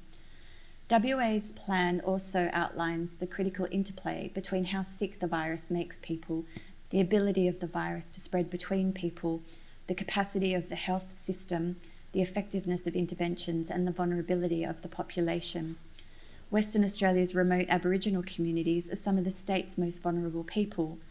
One example from our second focus area, Collecting the Community, was the commissioning of a couple of projects from art centres in the north of the state, in part initiated from the art centres themselves and partly commissioned by the museum. The projects enabled these centre members who'd gone back on country or couldn't work at now closed art centres to keep working. Through the various commissions and responses which we hope to put on display later this year, it was clear that these communities were making their own opportunities while in lockdown in similar yet very unique ways to elsewhere in the state. I will now pass over to Dr. Monica Dura from our history team, who will highlight a couple of the physical items we did collect before Xavier Linders from our anthropology and archaeology team discusses one personal story from a couple who went through hotel quarantine to remind us that ultimately the pandemic and our response to it is about people. In March 2020, for the first time in Western Australia's history, a state of emergency and a public health emergency were declared, resulting in changes to society as we know it. The WA Museum's acquisitions include a set of posters from a bar in Fremantle and 10 empty vials from the first round of WA's vaccinations. These objects not only help tell the story of the pandemic in Western Australia, but they can also help us explore questions around public health messaging, power, authority, trust, community and personal freedom. Furthermore, they provide an example of how the state and community narratives we are collecting intersect. We collected some posters commissioned by Bar Orient, which communicate the new restrictions in a hospitality setting following Western Australia's March-April 2020 lockdown. Under the state's Phase 2 restrictions, cafes, restaurants, pubs and bars were allowed to reopen, providing they capped their numbers at 20, enforced a 4 square metre rule and only offered sit-down service. The posters reflect both creativity in times of crisis and serious messages about public health passed down by those in power. These posters are one bar's creative response to an official government message. Here, links emerged between Western Australians' experience of the pandemic and wider social forces. Lockdowns and restrictions have meant that Western Australians relate to power, authority and personal freedoms in new ways. The hospitality industry has been one of the most disrupted by the various directives related to public gatherings. The posters are a visual symbol of this disruption and the tenacity and determination of the industry to survive while observing the orders issued by the government.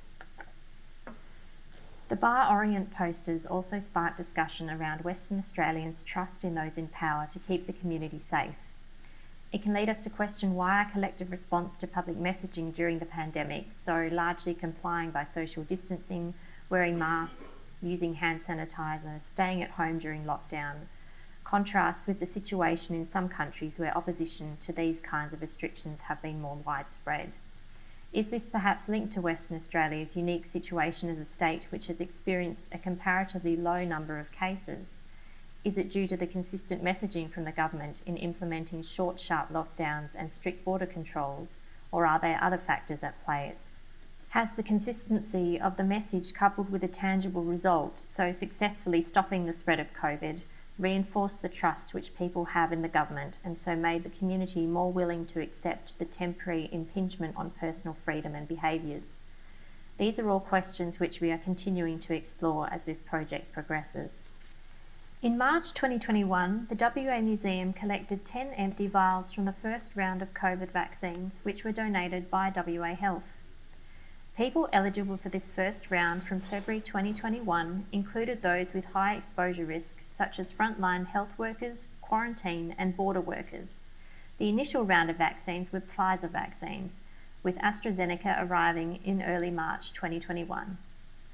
In other places around the world where COVID has run rampant, the vaccine has been regarded as a beacon of hope and has been rolled out with a high degree of urgency.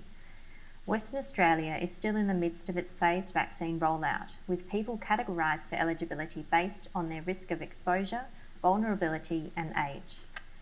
Vaccines are tangible products of the public health response and prompt us to think about how this pandemic fits within a broader history of pandemics in the state's public health history.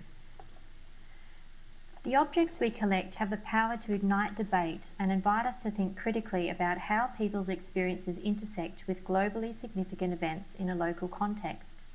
As an institution which collects stories related to objects, we would like, for example, to understand better how people feel or felt about the vaccine, what the social impact will be long term, what challenges exist surrounding its rollout, what support or resistance the vaccine has or had within the community, and the reasons behind this, and how and why the situation in WA differs from other parts of Australia or around the world. It is questions such as these that we would like to explore into the future, both as part of our own project and also as part of shared conversation with other collecting institutions. Through collecting these objects, we aim to catch history as it is changing before our eyes and to preserve the nuance behind stories, as is our social and ethical responsibility as a museum. Hey, my name's Xavier, and in mid-2020, I interviewed a couple who underwent hotel quarantine in Perth, Western Australia. My name is Heather. I am a dual citizen of the US. I'm Sean. I'm an Australian citizen and have recently travelled to Western Australia with Heather, of course, because my father is critically ill. The brief was to collect a storied narrative of quarantine-based COVID experiences. Helpfully, Heather had compiled a visual and written diary for us to follow. Quarantine began as the pair disembarked their flight at the Perth International Airport. The transit had taken 45 hours, with planes unnervingly empty of passengers and flight crews wearing full PPE gear. Shuffled through immigration and the G2G pass controls, passengers were boarded onto a bus. After a 60-minute wait, they were delivered to their hotel and first COVID test. To pass hours while in quarantine, Heather and Sean played board games. They drew, worked and exercised when they could. A detailed schedule provided a semblance of structure, and self-care was important. Nevertheless, monotony can break even the most structured routines, as little things like food deliveries became a source of both excitement and major disappointment. Finally, after 14 days, the couple were granted their release papers. There is, however, much more to this story than Heather and Sean's local experience in hotel quarantine. For example, take their trouble wading through bureaucracy just to have the opportunity to travel. The first thing that we did was figure out how to get into WA, because that seemed like it would be possibly the most challenging thing. With the closed borders, we looked at the restrictions and it seemed like the only way you could get in was for compassionate grounds, something along those lines. Like critically ill parent or family member is one of the ways you can get in. So we got that, and we had been looking at flights, and that was also difficult because there aren't really any flights that are coming. So just the logistics of time of when can we even actually leave. There was maybe 2 or 3 flights the most to choose from, and the price was crazy variant. I mean, we saw, $4,000, and the next time we looked, it was $10,000, and it just seemed, what do we do? Here, we see phenomena of modern social life arise in ways specific to the COVID moment. Heather and Sean's quarantine journey isn't just located in the hotel room, it's also situated in the nuances of international travel, global bureaucracies, market pricing mechanisms, and state power, among many other contexts. Drawing on my experience as an anthropologist, it's with these contexts in mind that I'm an advocate for an ethnographic approach to contemporary collecting. That is, an approach which is mindful of how individual stories intersect, in diverse ways, with the social phenomena of modern life. Before, during, and after life in their prison, as the two sometimes refer to it, Heather and Sean became intimately aware of how concepts that might otherwise seem quite abstract, like globalization, transnationalism, and power, or the lack of it, were intimately affecting their lives. Heather and Sean's experience of a funeral during quarantine is telling in this regard. Sean's uncle passed away in the UK, so we watched a funeral on Zoom. That felt incredibly isolating, that moment, because Sean and I are sitting in this room watching. We knew that Sean's mom was also watching. She's also in quarantine in a different place because she came back. So she's going through this and grieving by herself. Sean's dad, who, is the brother, is going through this, with Sean's sister. So they're grieving by themselves. And then the immediate family who was actually in London, that's all that was allowed to be at the funeral. So you're seeing all of these people who would normally be together, going through this absolutely devastating moment, but we're all literally stuck in this spot, and it made that sad experience just so much heavier than I could have ever expected. That night was absolutely just devastating for so many reasons. And that particular moment felt the most isolated that I think I've felt since March. Museum methods used to collect individual narratives have a long tradition of tracing lineal movements and chronological experiences.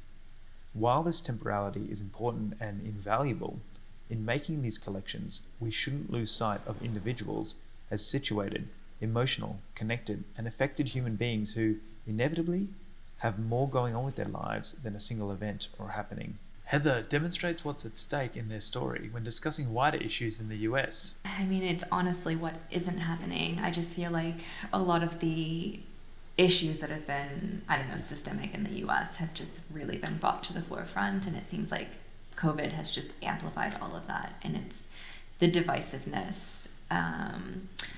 is just so apparent, and things like wearing a mask or a political statement, and everything you do just seems like it's related to one of these topics. Is it racial injustice? Is it COVID? Is it political? It feels very heavy. Paying attention to the social phenomena affecting Heather and Sean is important in accurately and honestly rendering their experiences in their complexity.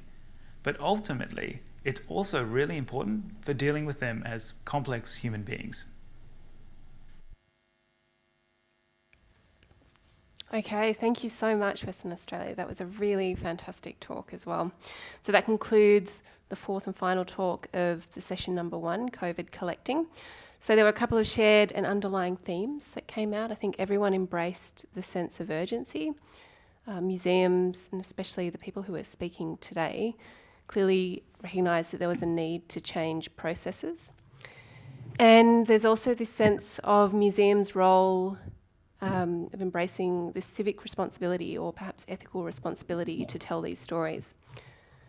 Okay, so we're going to open to questions. I'm going to take Chair's privilege, and I'm going to ask an open question to everyone who was on this panel.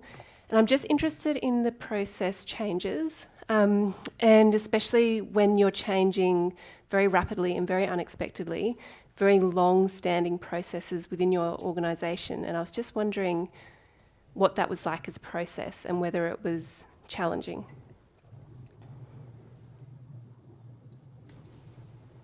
So anyone can jump in and answer.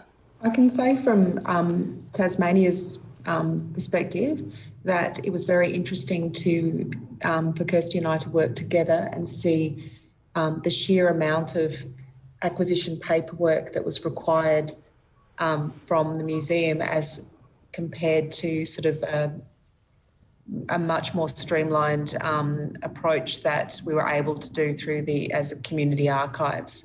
And that can be reflected in the fact that we were able to take in hundreds of submissions and process them. And whereas we knew from the start that the museum would take in a much smaller amount. So just, we still had issues in having to do paperwork, which some of our colleagues in other libraries also did, but I think people in the community don't necessarily understand how much we have to do to cover access and cover the restrictions about making sure that the rights of our users and our depositors are taken care of. I think that was especially the digital content, wasn't it? Yes. Yeah. And because at TMAG I was it, and so I couldn't manage the amount of material that was coming in because first of all, Jen was kind of just siphoning off the objects for TMAG. So we kind of had some really good gatekeeping there. And then I wasn't inundated, and because I wasn't going out and engaging with a bigger team, we really didn't have to adapt our processes at all, I have to say. And because we were in a softer lockdown, we still had regular acquisition meetings, or we had them via Zoom or Teams. So unlike others, I suspect it was pretty much status quo for us. I'm happy to speak to some of the changes we went through. I really admire the approach, the cross-institutional approach. I think that's wonderful. It's not something that we thought of at the time, but maybe for another project.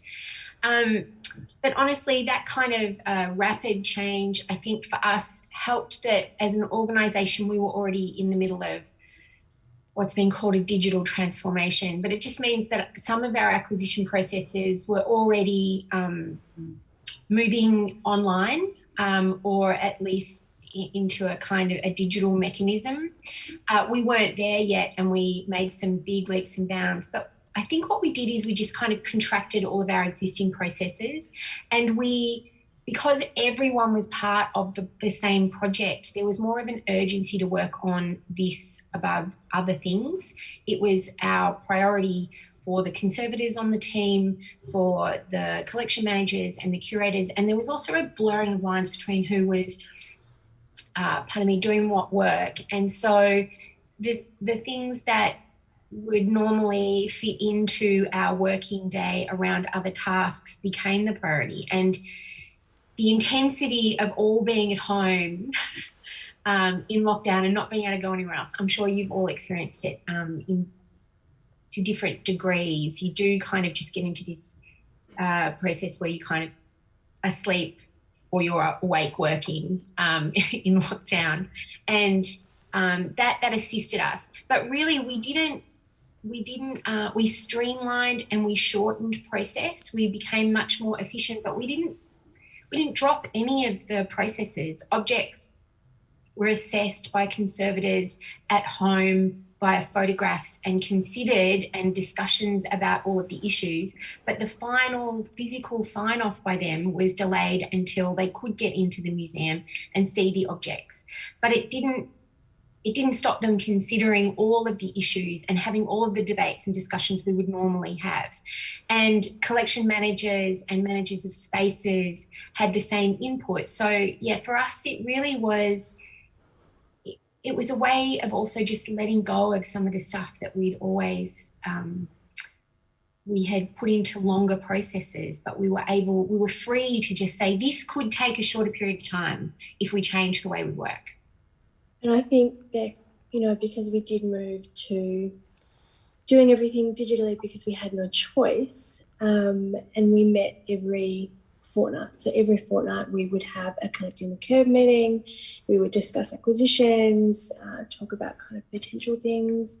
talk through any issues. So that really kind of, that focus on it did make it easier to kind of streamline those processes and get everybody engaged. And we've now transitioned what we learnt from kind of going digital for collecting the curve into our ongoing acquisition process. So we've kept those shortened timeframes for some things and kind of gone back to longer timeframes for others. But it's been really invaluable, I think, in helping us think about what is it that we kind of need out of that acquisition process, and how do we let as many people as possible kind of input and get that expertise. And shifting to that online discussion and kind of using chat and things like that has meant that more people have the opportunity to contribute, don't have to come to a meeting to participate. So, yeah, that's great.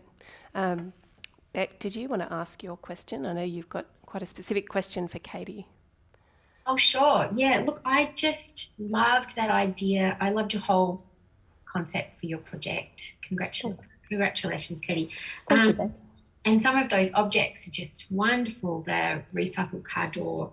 But I'm really interested in, particularly for our work, the deed of deposit and the kind of distinct shift there, you know, this respectful shift to, whilst we all deal with, well, we particularly deal with objects that are being returned to community often.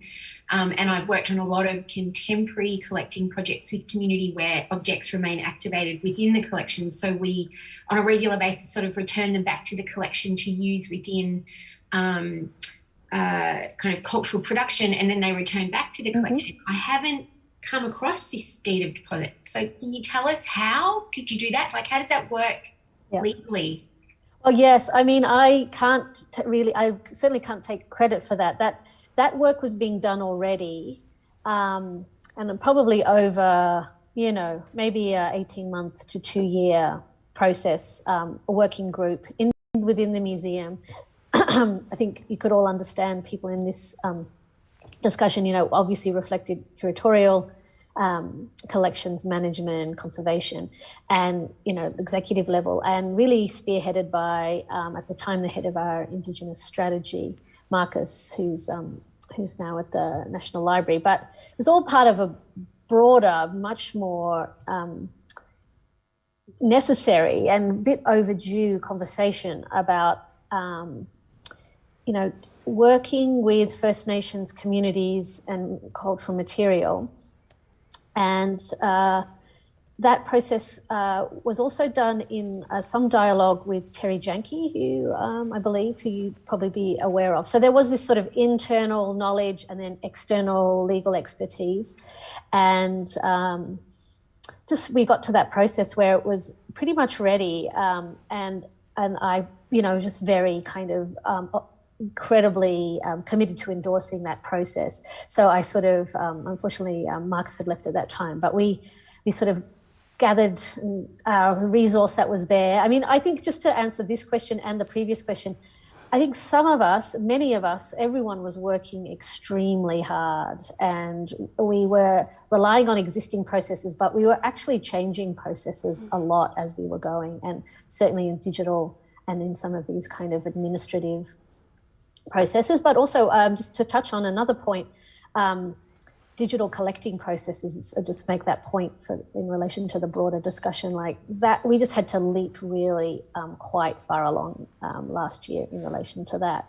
So the deed of deposit, and this is interesting, it was obviously offered in the spirit of the donors making the decision, and they actually decided to go in the end with a normal deed of deposit. So I mentioned that the deed of gift, but the deed of deposit was excitingly ready, and we wanted to consider it, possibly because this material was considered not so much, I couldn't speak for them really, but the idea that there weren't these sort of necessary major significant artworks in the context of a market offer, but also in the context of cultural practice per se. And so they decided to go with the deed gift in the end. But I really wanted to make the point in the talk that was there ready and really to understand that relationship between the collecting, the ethical issues, and that intersection with different communities and their needs and requirements, and particularly around First Nations material. I can share it with you, I think. I'll just check that, obviously, internally. But it's a long way to really just say, obviously. We could talk about that, and I'll show you what the document is. And again, in respect of the communities and people and the idea of this bureaucracies of care that museums often are, that it is actually very pulled back. You know, it isn't this arduous level of documentation and paperwork. Try and recognise that while that might be something we can spend our days doing, it certainly shouldn't be what other people have to spend their days on. Great. So look, we have another question from Emily Stewart, one of our fabulous volunteers who's helping us moderate the YouTube questions today. So she's just going to go to the microphone to ask it. Hello. We're on? Yep, you're on. We're working? Cool. So I have another open question for anyone. I was just wondering if there are any challenges with collecting potentially infectious materials like masks or other PPE or vaccination material.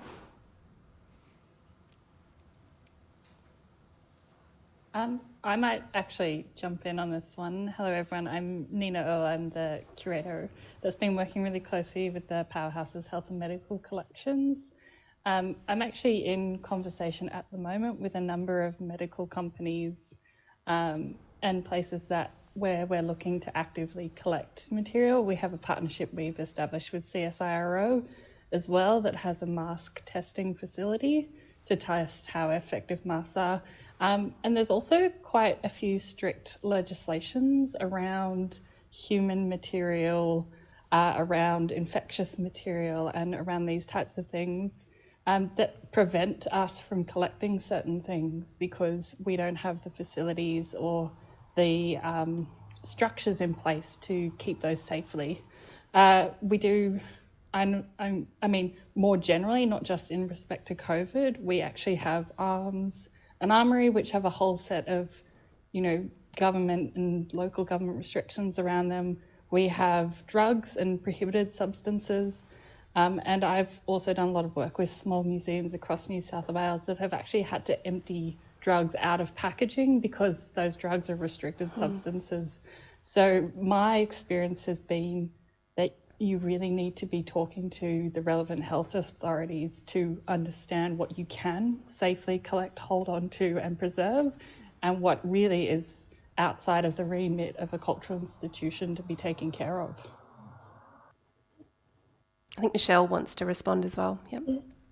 So I think, like Nina, we're fortunate that we've got a lot of really robust hazardous substances procedures in place, including the ability to kind of take certain scheduled substances and drugs.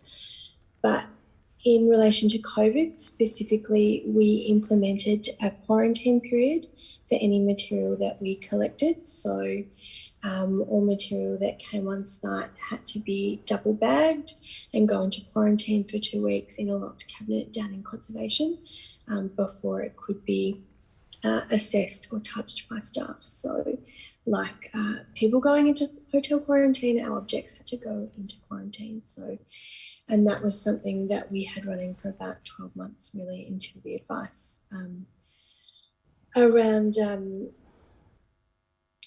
COVID being on kind of hard services and things like that changed. So, yeah. Okay, great.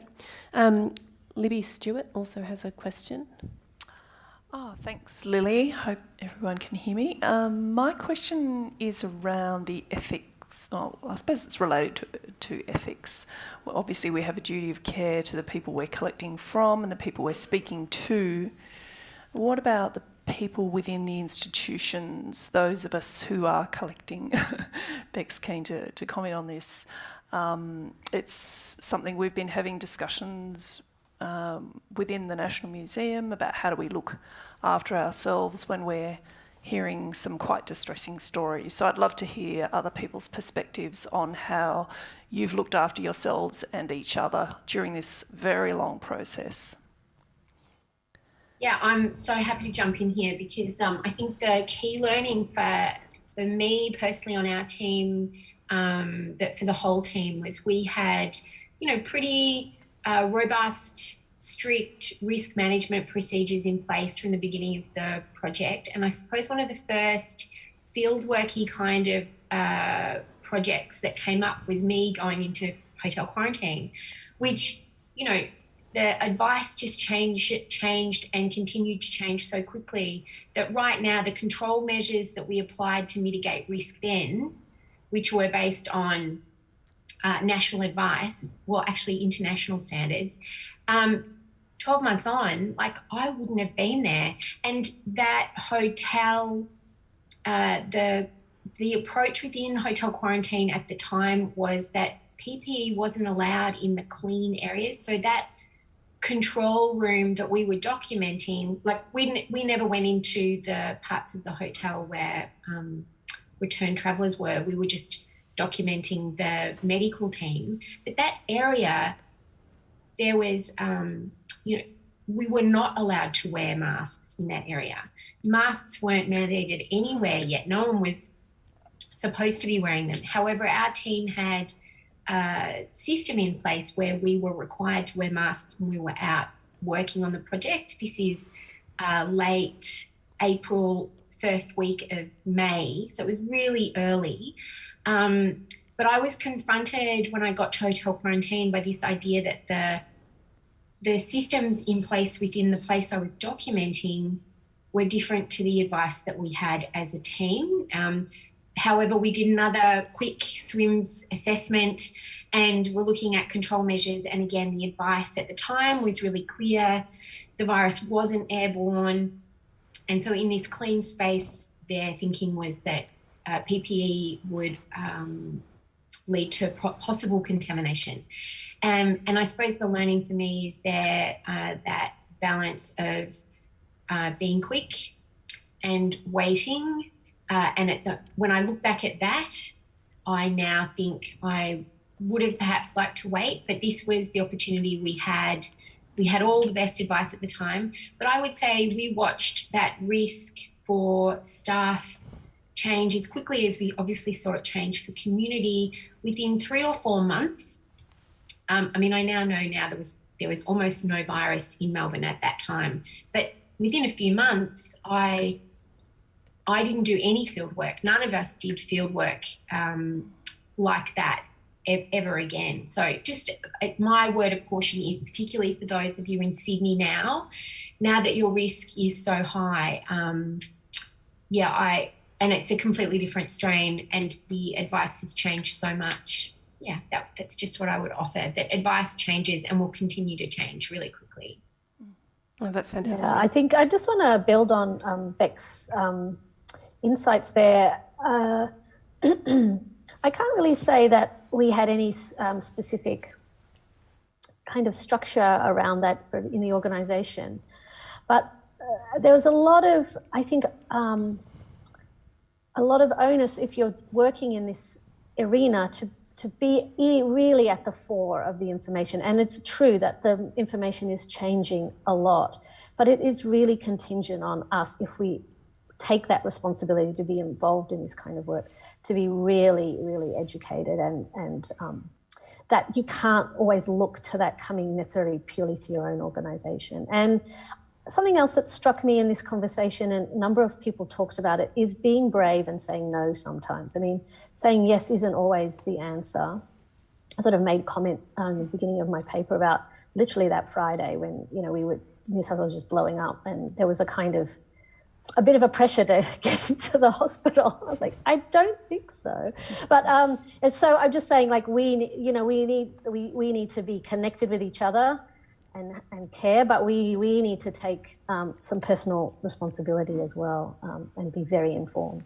I'd also add, Katie, that we found, again, I'm sure this is something we've all experienced, but just in case I share it for the benefit of others, that just being in lockdown, people need care. But when you're collecting rapidly at the time and also dealing with really emotional material and doing oral histories with people who are truly fragile and traumatized, that there is transference. And so we had access to counselling for all of our team through our EAP. Is that what it's called, Michelle? Employee assistance provider, yeah. Yeah, so we had learnt that previously from the following Black Saturday. I worked on the contemporary project, the Victorian Bushfires collection, where we interviewed survivors, and the processes that we put in place then have remained. And I know Michelle's in the process now of trying to develop that into a permanent policy, because the speed at which the contemporary collecting program has sped up, I mean, the pandemic has helped. But even prior to that, I think we all acknowledge that we collect more and more contemporary. That's where we're spending our time. And so having that as a formalised policy, I think, is the next step. I might just say in there that if anybody's interested, the Australian Society of Archivists actually have developed a training package of vicarious for archivists and other professionals for vicarious trauma.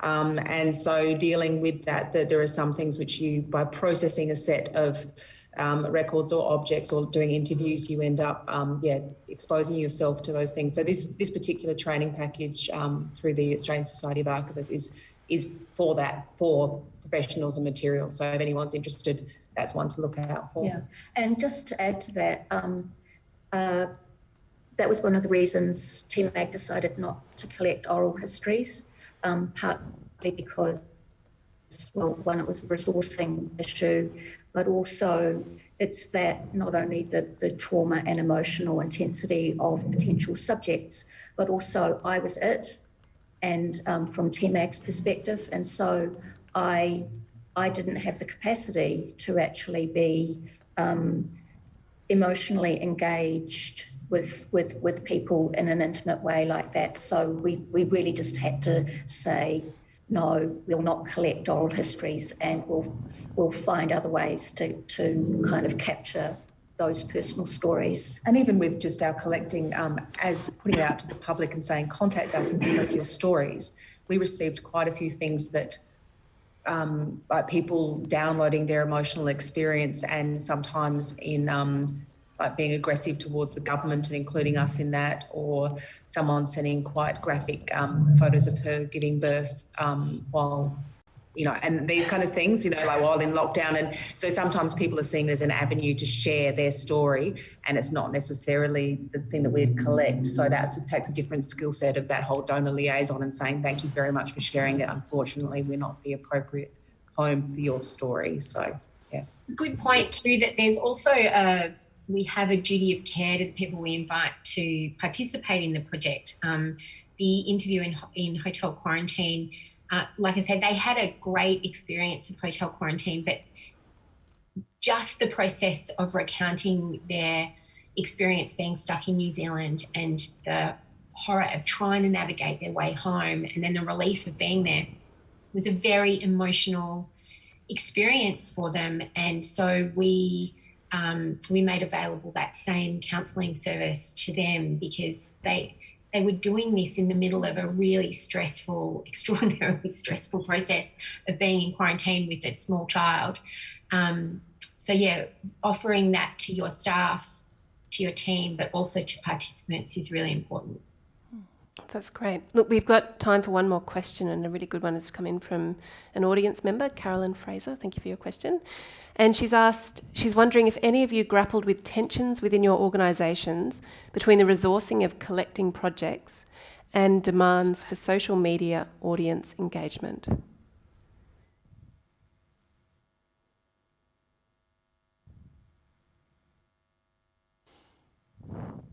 So this is a question that's been asked on YouTube. So if anyone would like to... Hear the silence. Is that because we all did? I think the short answer is yes. Hi, CARLAND in Melbourne from State Library, I'm presuming. Yes, we were extraordinarily focused and I think everyone acknowledges already the extra workload that comes from working at home from lockdown, just the layers of complexity to every task. And on top of that, the need for to develop content, particularly as an organisation's doors are closed, to be visible and represented online is really important. We were lucky we had the museum at home process, and as I said, we were moving into this digital transformation as an organisation. So we had entire teams who could kind of do the work as we fed it to them, but absolutely there was pressure all the time. But I think that's just modern museum practice. I don't think it was any different. It was just that we had such a big thing on at the time that they wanted material about, but I'll let others answer. We had a really different kind of pressure in, this $400 million state project that as part of the construction industry remained essential work. So the majority of our staff didn't really experience the national lockdown that we all went under in March and April. And once our principal contractor put their COVID safe practices in place on site, and we did similar things at our collections and research centre in Welshpool, the project continued at full tilt with the hope and the aim that we could still deliver by the opening date of November. And it seems surreal now, actually, in terms of undertaking that project in a global pandemic and opening the museum in November on time. And so it seemed quite important to probably take that collecting the state approach and visually document those people that made those decisions in the first kind of 8 weeks of the pandemic arriving in Western Australia. So there was a different kind of pressure when the last thing in our organisation anyone wanted to hear about was another project or another piece of work to do. And so we really had to craft something that was sensitive to that while meeting the brief, if you like. So I think proportionality and, working out and recognising what your overall organisational priorities still might be was quite a significant way of, had quite significant influence over the way we had to craft our project. Yeah, that's great. Look, I'd say one thing about the NMA. I think that rather than there being attention, especially with social media and online engagement, I think that there was a great opportunity for collaboration, and I think everyone was really open to it. And rather than there being attention, it was this amazing moment of creativity, and I think Craig will speak to that very eloquently in his talk. If I can say one last remark on this, I just had a sudden thought that links this topic also to what we were talking about, taking care of ourselves and taking care of staff. Right at the beginning, as COVID broke, Sydney had just come out of bushfires, very severe bushfires where lots of people lost their homes. And our team was actually collecting and documenting these bushfires. And then suddenly, Katie and I are there asking those same curators that have been working closely with people that have lost their homes to start thinking about COVID and that context for their collections. And I think that was really a tension moment for our team, and probably something we're all going to have to experience in the future. So it's just a food for thought comment, I think. Good point, Nina. And we've had exactly the same issue here in Canberra. I'll comment a bit later. I'll be talking a bit later on the bushfires, but exactly the same thing. Yeah, important point. Look, I'm really conscious that we're at 12 o'clock and this next break is our big break. It's only half an hour. So I think I'm going to cut this short now. We do have an excellent question from Shane Brainard, who's just made a comment, but I think we'll hold that over for the next session. And I just want to thank all of our speakers. They were just brilliant insights into the work that you've been doing, into the brilliant work that you've been doing. And I just want to thank you for your time and your generosity and your openness with sharing so openly and honestly what your experiences have been like and sharing your knowledge with us and with everyone here in the audience. So thank you so much. It's just been absolutely fantastic. Okay, so what happens now is we're going to have half an hour break. We'll be reconvening at 12:30 for our second session, which is thinking about digital. So we'll see you in half an hour.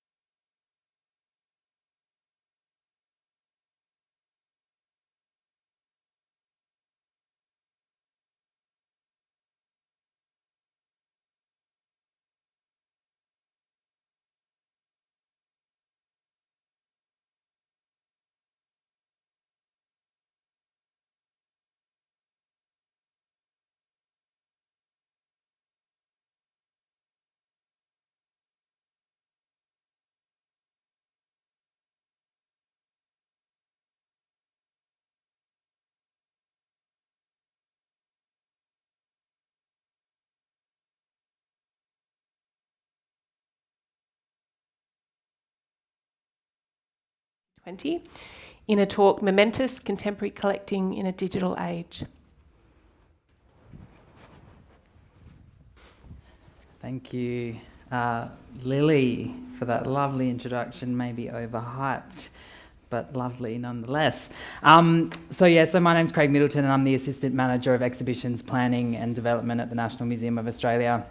Before I get going, I'd also like to acknowledge that I'm sharing with you from the lands of the Ngunnawal, NEWELL and Ngambri people. And that's really important to acknowledge today. So, whoops. I've just lost my slides, I think. Nope, 2020. Hey, last year welcomed huge change in Australia, from record-breaking temperatures and months of severe drought that led to unprecedented bushfire seasons across Australia to a global pandemic that have changed everyday practices and resulted in devastating human impact.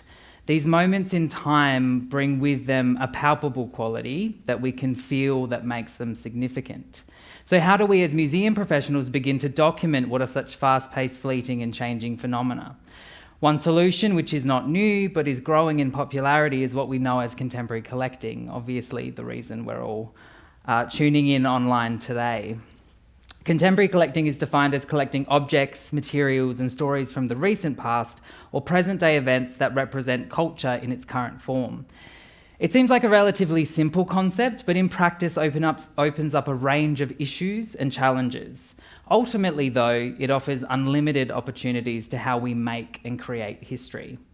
The beauty of contemporary collecting is that it allows us to record, document and capture history in much more complex and nuanced ways, creating histories that are more inclusive and more diverse.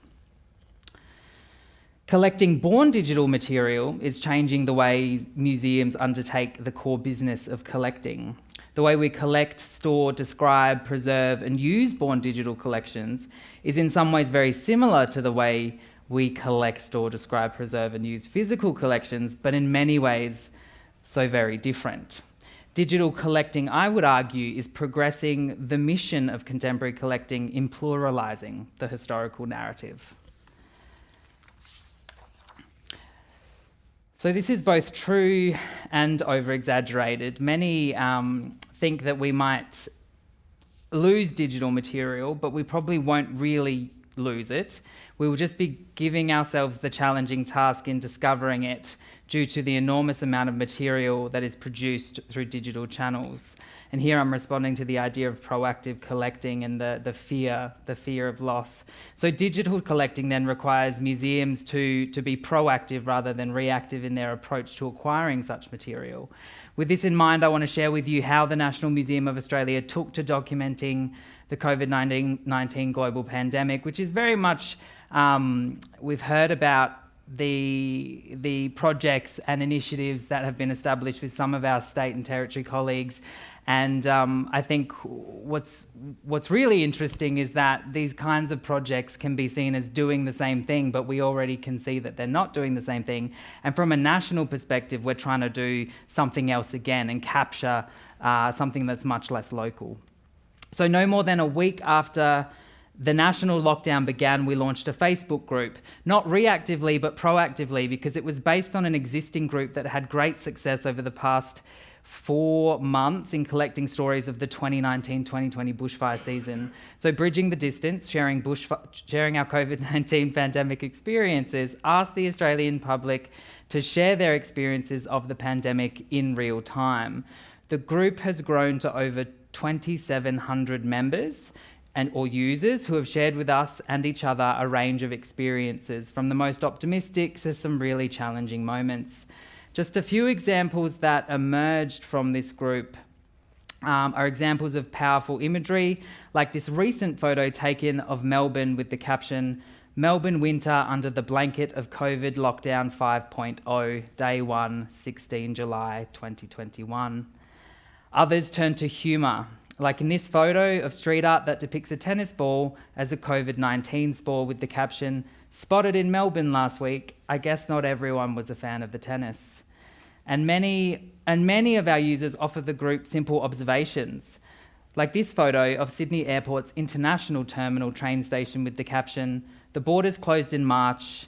A still empty Sydney International Airport Station, October 4, 2020, 6 months later. For the National Museum of Australia, social media has been an opportunity to publicly commit to documenting these moments of profound change, to offer a safe space for sharing experiences and connection in times of disconnection and physical distancing, and to connect with members of the public who might not feel like their story is museum-worthy if we approach collecting in the usual way. This group and many like it are growing timelines of human experience, as well as experiments in collecting human experience on social media platforms. Now, at the same time that we were connecting with our audiences, users and publics through this social media platform and extending on what we were seeing as the success of this group, we were developing and we launched Momentous, sharing bushfire and pandemic stories. Momentous is a virtual exhibition and contemporary collecting project that brings together stories of the 2019-2020 bushfire season and the COVID-19 global pandemic. Rather than segregating these two events or moments, we bring them together to offer a space for reflection on how we as a nation grapple with and respond to profound change. And that's that focus that I'm talking about in terms of thinking about what the national story is as opposed to the local stories in the states and territories. In contrast to the social media platforms, Momentous asks users for more considered reflections, selections of images, audio and video content. Users give titles to their posts, 50-word descriptions to their images and multimedia content, and can allocate qualities to their stories, for example, hope, sadness, worry, and so on. Now, I'm going to give a couple of examples just to give you a sense, but you can obviously hop online and have a look for yourself. This image is of a public swimming pool. The title, Pool Closed, and the caption, Shell Harbour Ocean Pool Closed on the 25th of March 2020. Our swimming community knew it was going to happen, but it was still a shock when the sign went up and the pool was drained. Not to worry, we ended up swimming in the harbour or the ocean. Nothing was going to stop us swimmers. This next post of an Australia postbox covered in colourful stickers, titled Hospital Visits, and with the caption, each visit to the hospital for ongoing treatment requires a COVID check at the front door. Our temperature taken, we are given a coloured dot to identify us as safe to enter. Discarded dots collect on the postbox outside the hospital. The beauty of this post was actually that, the days and weeks that followed, it actually inspired other people in very similar situations to take photos of the Stobie poles or the bins that had the dots on them outside their local hospital too. So Momentous not only collects stories, but presents the stories back to the public in real time so that online audiences can read, view, reflect on shared experiences irrespective of their participation in the form of a submission. Now, we also recently launched a statistics page, which in a really simple way visualises the data we have collected through the story submission process. Users provide postcodes, their state or territory, their age, and as already mentioned, they allocate story qualities to their submission. So this is just one of the visualisations, but there are many other versions of the visualisations on that page. You can see there's no post from Tasmania yet, so I'm hoping my colleagues in Tasmania will encourage the community that they did such hard work with to contribute to this national story too. Now, the benefit for us of managing our own platform online as opposed to social media being third-party providers is that users give us permission, give the museum permission to republish their contributions in other places, for example, in exhibitions. This gives us greater autonomy in sharing these important stories and thus ensuring their visibility in other memory-making activities. We have committed to documenting this pandemic in a range of ways, from digital initiatives such as Momentous to more traditional modes of collecting, such as donations. Taking this multiple approach methodology to documenting this moment in time means that we can access more voices and more stories from as diverse a public as possible. It means the histories created from these projects become more inclusive and more diverse. The opportunities that will come from thinking differently about how Australians might connect with us and vice versa, we can capture the complexity of our communities today, pluralise historical narratives, and present a much more nuanced picture of today in 100 years' time. Now, finally, I just wanted to touch on some of the ethical considerations that our teams grappled with along the way in the development of both the Facebook groups and Momentous. When deciding how to approach collecting in contemporary moments, we did have to consider that what we were doing had the potential and still has the potential to reharm and re-traumatize people. Asking people to relive moments of trauma, and in these cases really fresh trauma, can sometimes cause more harm than good. This is why we approach our contemporary collecting projects online through crowdsourcing, not only to make it a bit more democratic than it could have been, but to ensure that contributions will opt-in and a person can feel agency over their story and decide if and how they wish to share it. Alongside this, we have had facilitated conversations internally with allied health providers to train our staff to identify situations and content that could be categorised as distressing, so that we can act accordingly in the best interests of our publics. These ongoing conversations keep us accountable to the very material impacts of our work and led us to developing a distressing content label to ensure users have a choice to engage, not just submit. And this is an example of that on the screen. And actually, this is the only distressing content label we've had to use so far.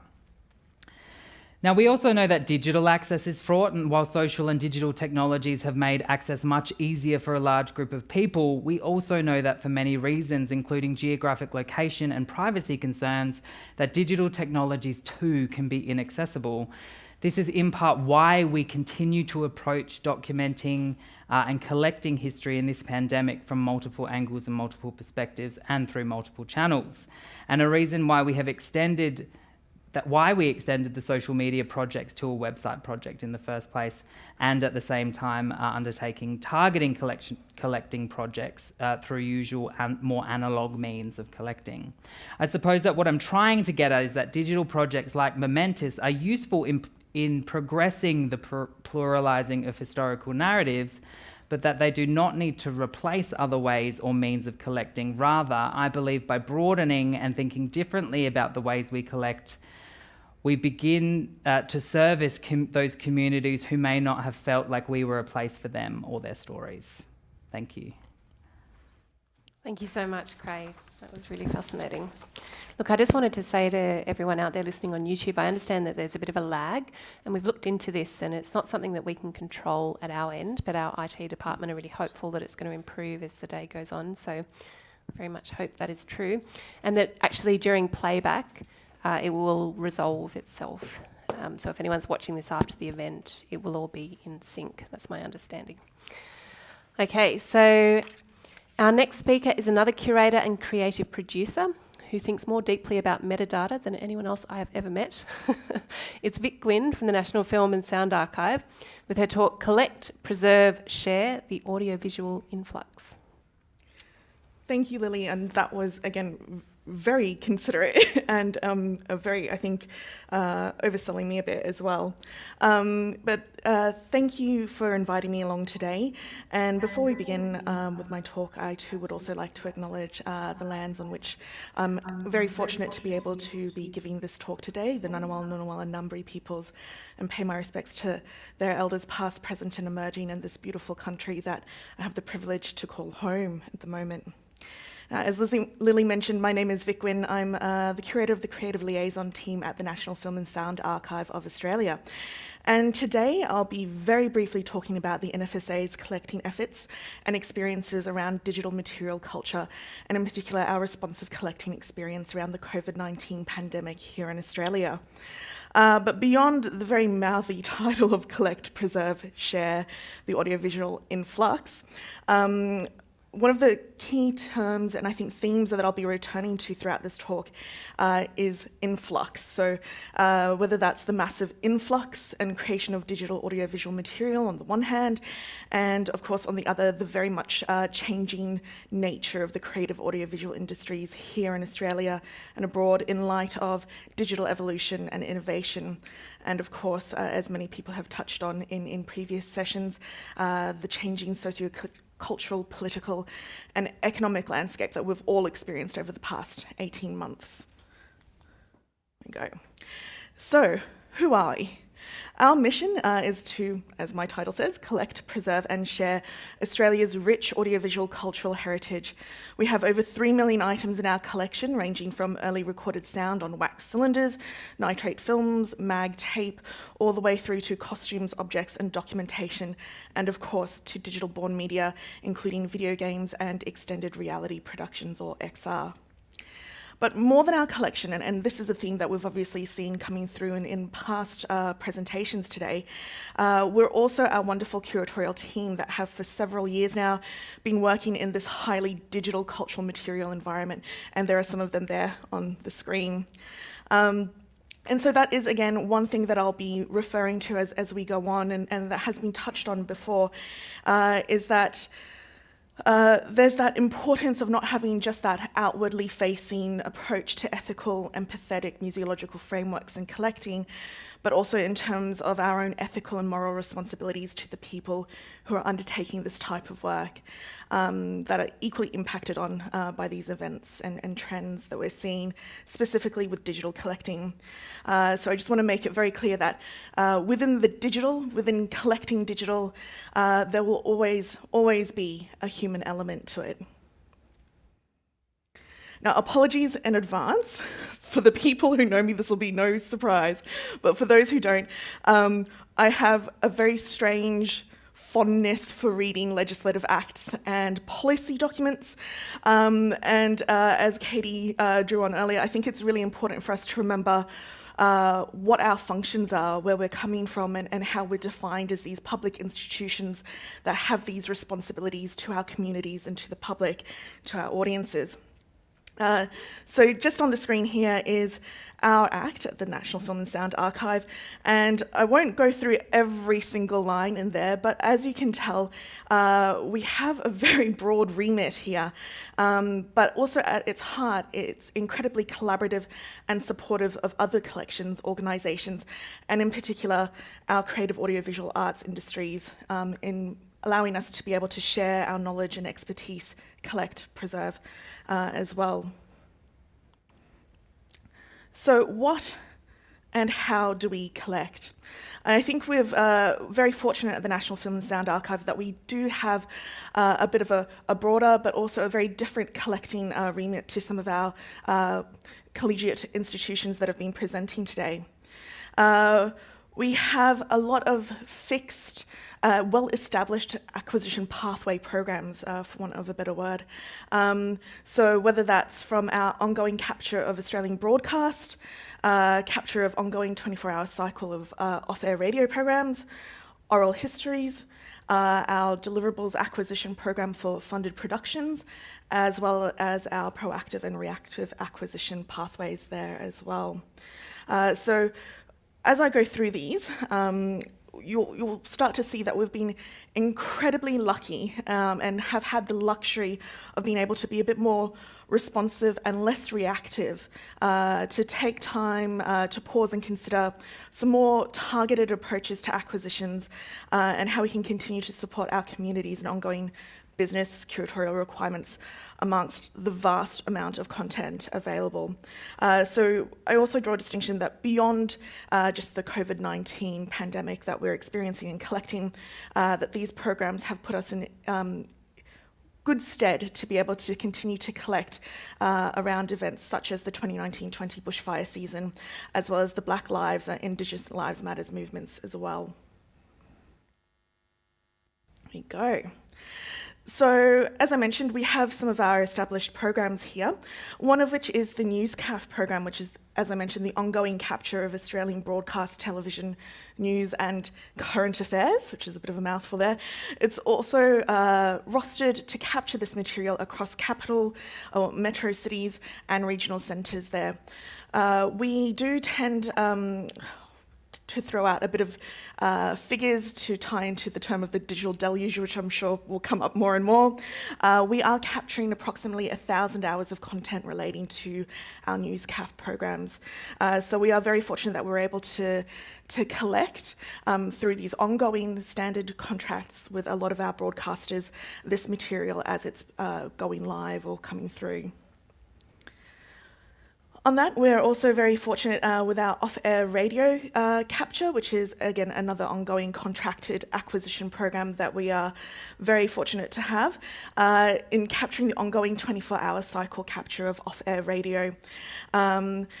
With this, for the 2020-21 financial year, we've averaged, in terms of collecting, approximately 19,000 hours of radio content.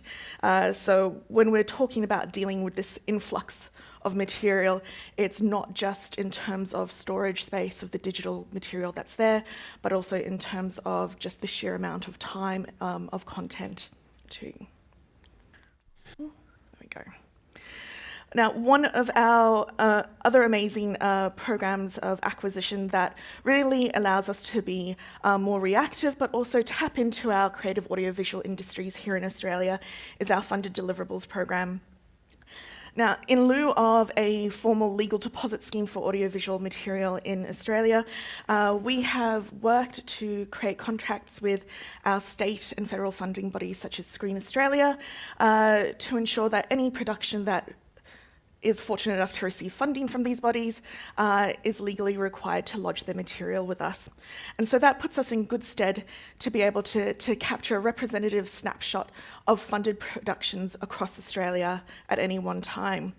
So within this, we're also able to capture incoming material such as documentaries, including virtual reality, web series, feature film and documentary shorts, including film documentary and, of course, again, VR, as well as television and scripted television programs there.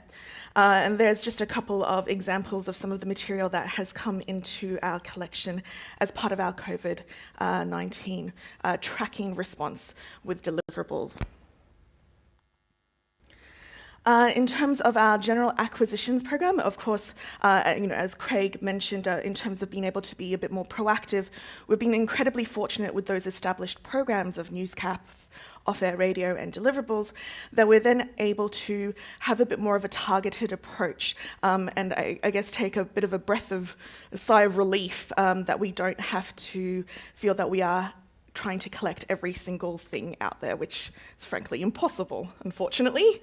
So in terms of our proactive collecting around this, we've had our targeted oral history program, which, like many other institutions, has gone from in-person interviews to Zoom oral history interviews, as well as our targeted acquisitions. So whether that's community-based or produced videos, sound and music, and we've obviously got one of our more recent acquisitions there, our pandemic profile interview with Nat and Jules from Nat's What I Reckon. We've also contacted them and are working with them to bring into the collection their YouTube videos, which brought Nat to fame during the pandemic.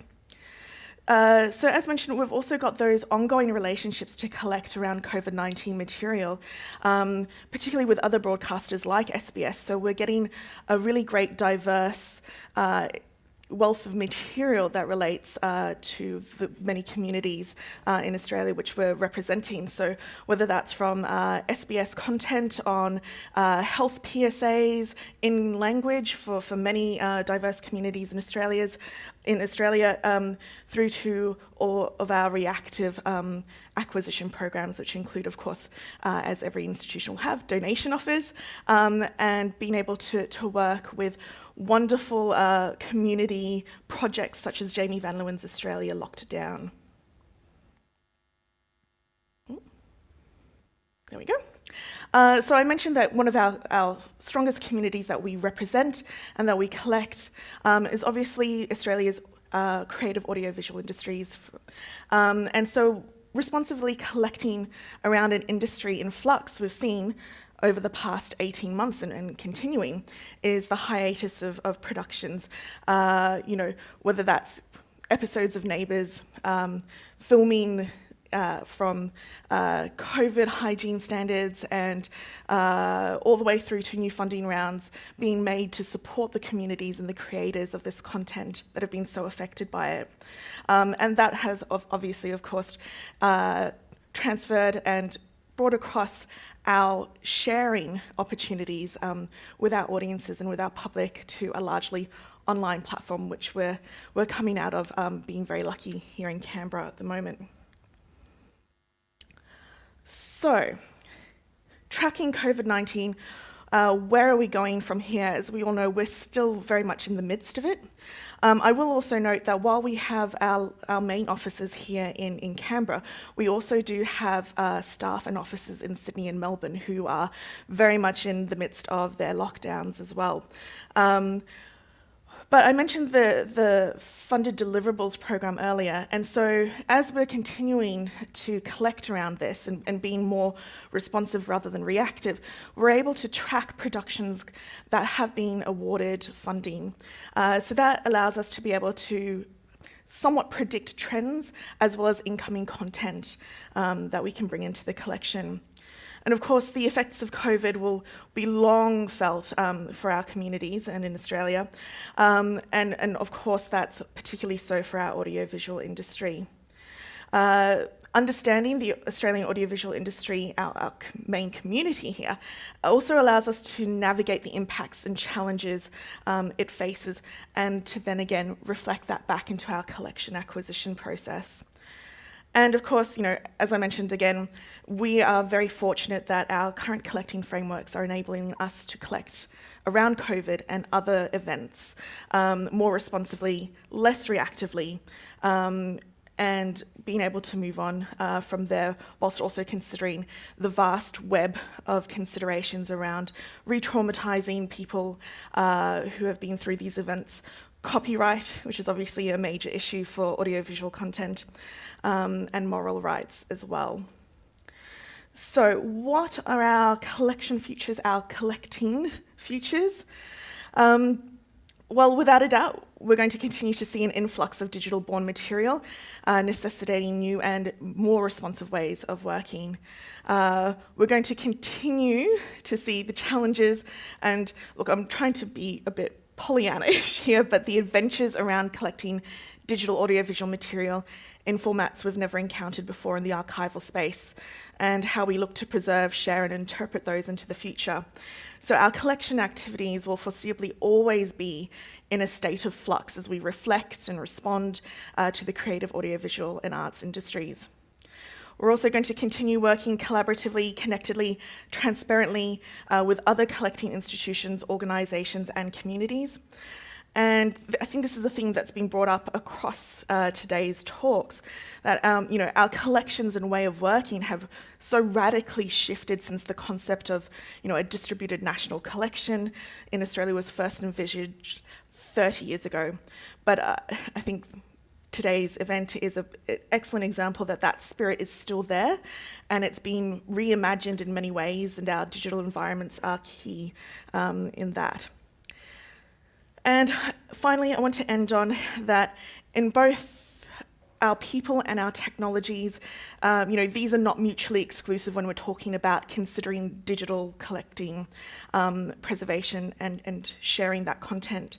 I think we're also ultimately reminded through this lockdown experience that it's our connection to people, how vital our relationships and communication is with our stakeholders and to each other as GLAM practitioners, that that this is incredibly vital and important to our continued work, and in terms of meeting the continuing, again, adventure of our collections and collecting in flux.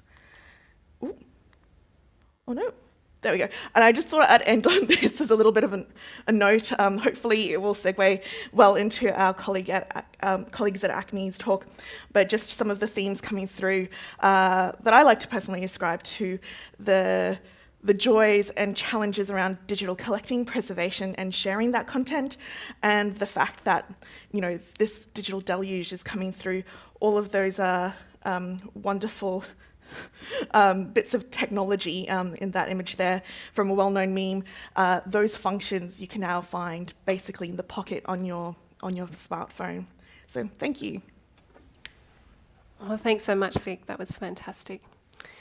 Okay, now the third and final talk in this session is a collaborative talk. This time it's between curator Chelsea O'Brien and conservator Candice CRANMER. Both were doing phenomenal work at ACMI in Melbourne, and they're going to be elaborating on this in their talk, Preserving the Present.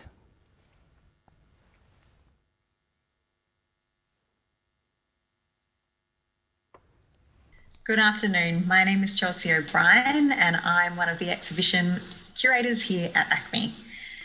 I would like to pay my respects to the traditional owners of the land on which we are gathered. I am currently working on the lands of the Boonwurrung. I would like to pay my respects to their elders past and present, and also acknowledge any other First Nations people who may be joining us today.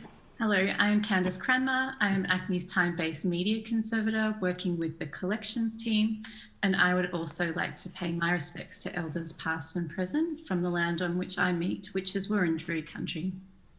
In February of this year, ACMI, Australia's National Museum of Screen Culture, reopened after a major $40 million renewal project that saw our spaces transformed architecturally, programmatically and technologically to reimagine what a museum could be. Our new technological approach gives way to a truly multi-platform museum, a museum that sees the physical spaces and digital content uniquely connected. And at the heart of all this is our centrepiece exhibition, The Story of the Moving Image.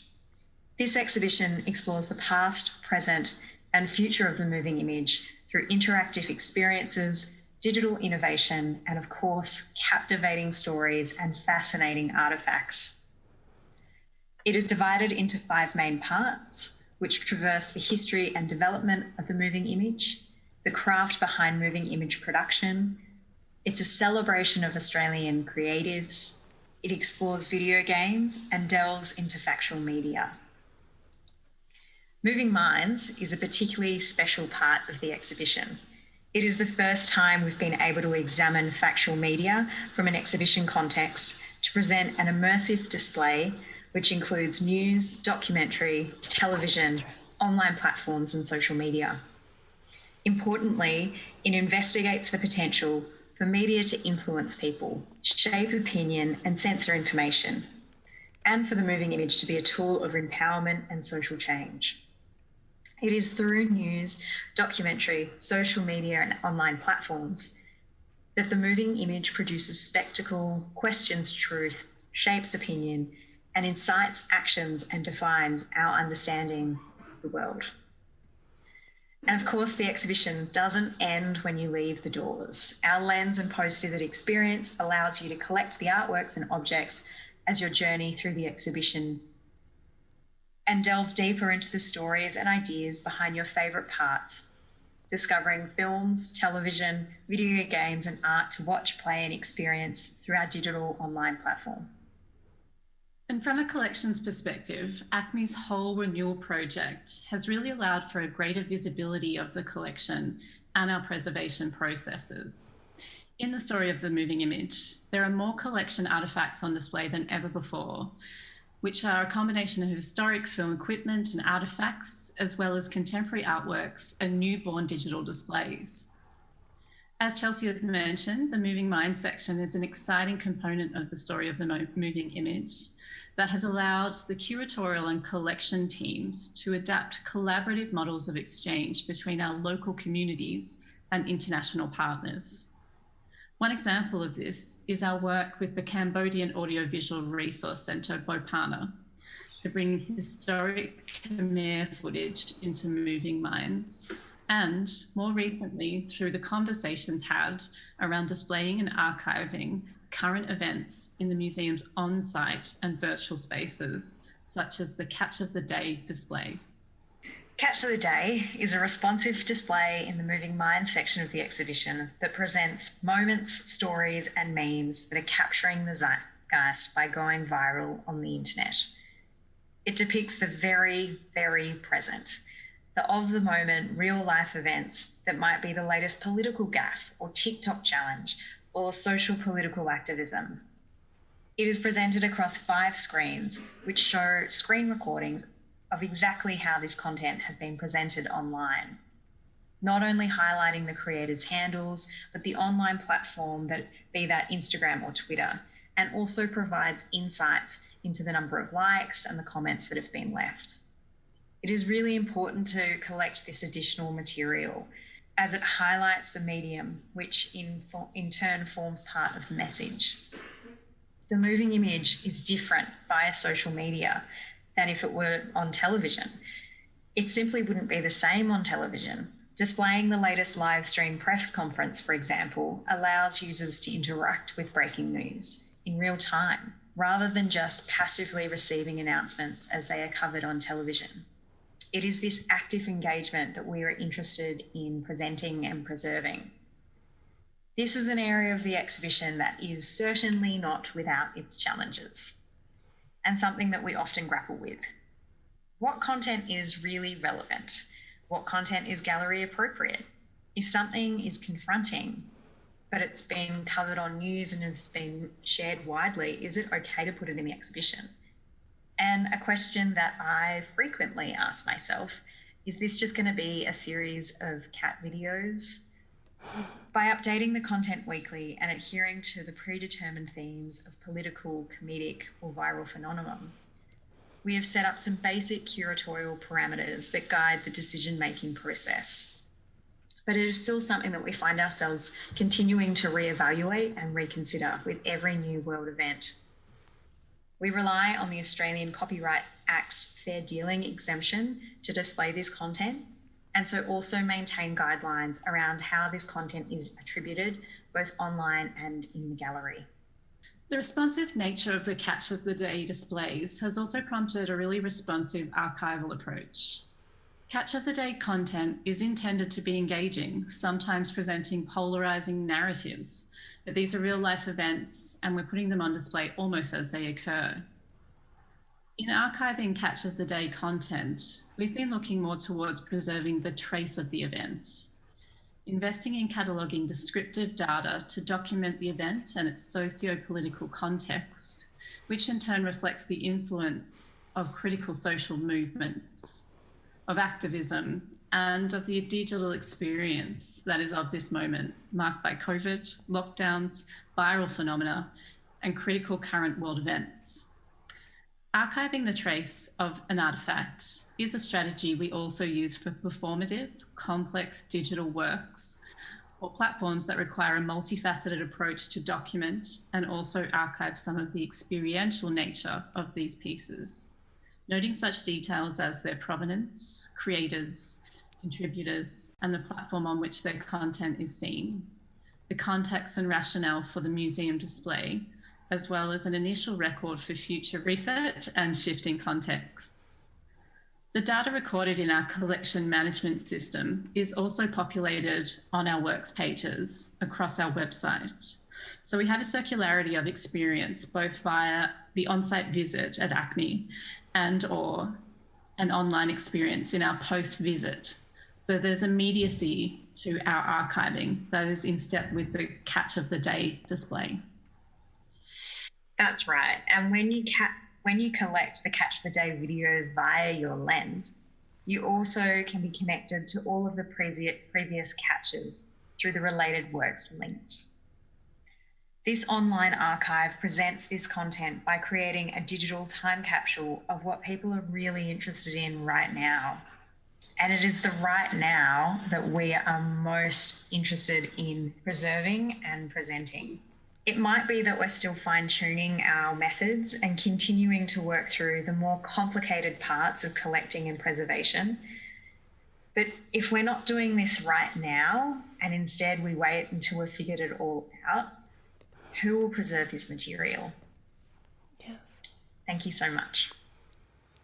Oh, that was fantastic.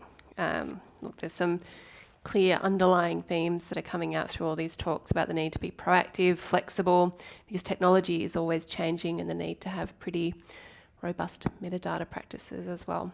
That was just, really interesting series of talks. Okay, so we're going to go straight to questions. Now, the first one I'm going to open to all of you. It's come from Laura, and she's wondering how museums archive and keep digital platforms, especially like momentous, for the future. I'm happy to just talk about how we're going to do it. So Momentous is obviously still an active project, but essentially, through the submission process, we've ensured that the users are giving us permission to collect, and that includes exporting all the content into our dams, and then documenting the text content in other ways. And to collect the web environment, we'll be working with the National Library of Australia and their web archive. It's actually really, existing platforms, and it's maybe not ideal, but in terms of like collecting the environment with all the content on it, forever. But we understand also that digital technologies, any kind of technology, is changing rapidly and will always change, and that's not a reason to be scared of jumping into a space and doing this kind of work.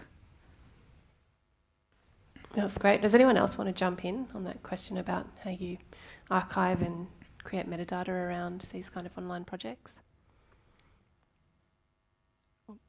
I think I'll just add on to what Craig has so eloquently discussed and touched on, is that, these platforms that we're so ambitious to collect and desperately want to collect, I think it's also important for us to remember what about them are we collecting. Are we collecting that wonderful experience, like momentous as it is? It's so collaborative and informative and very much an online community there. Are we around YouTube collecting the comments that could potentially go on forever? Are we collecting that at a certain moment in time around something?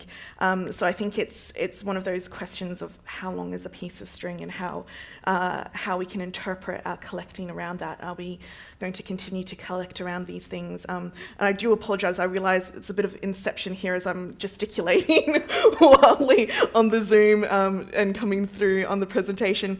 But yeah, I think we're always going to face those challenges, as Craig mentioned.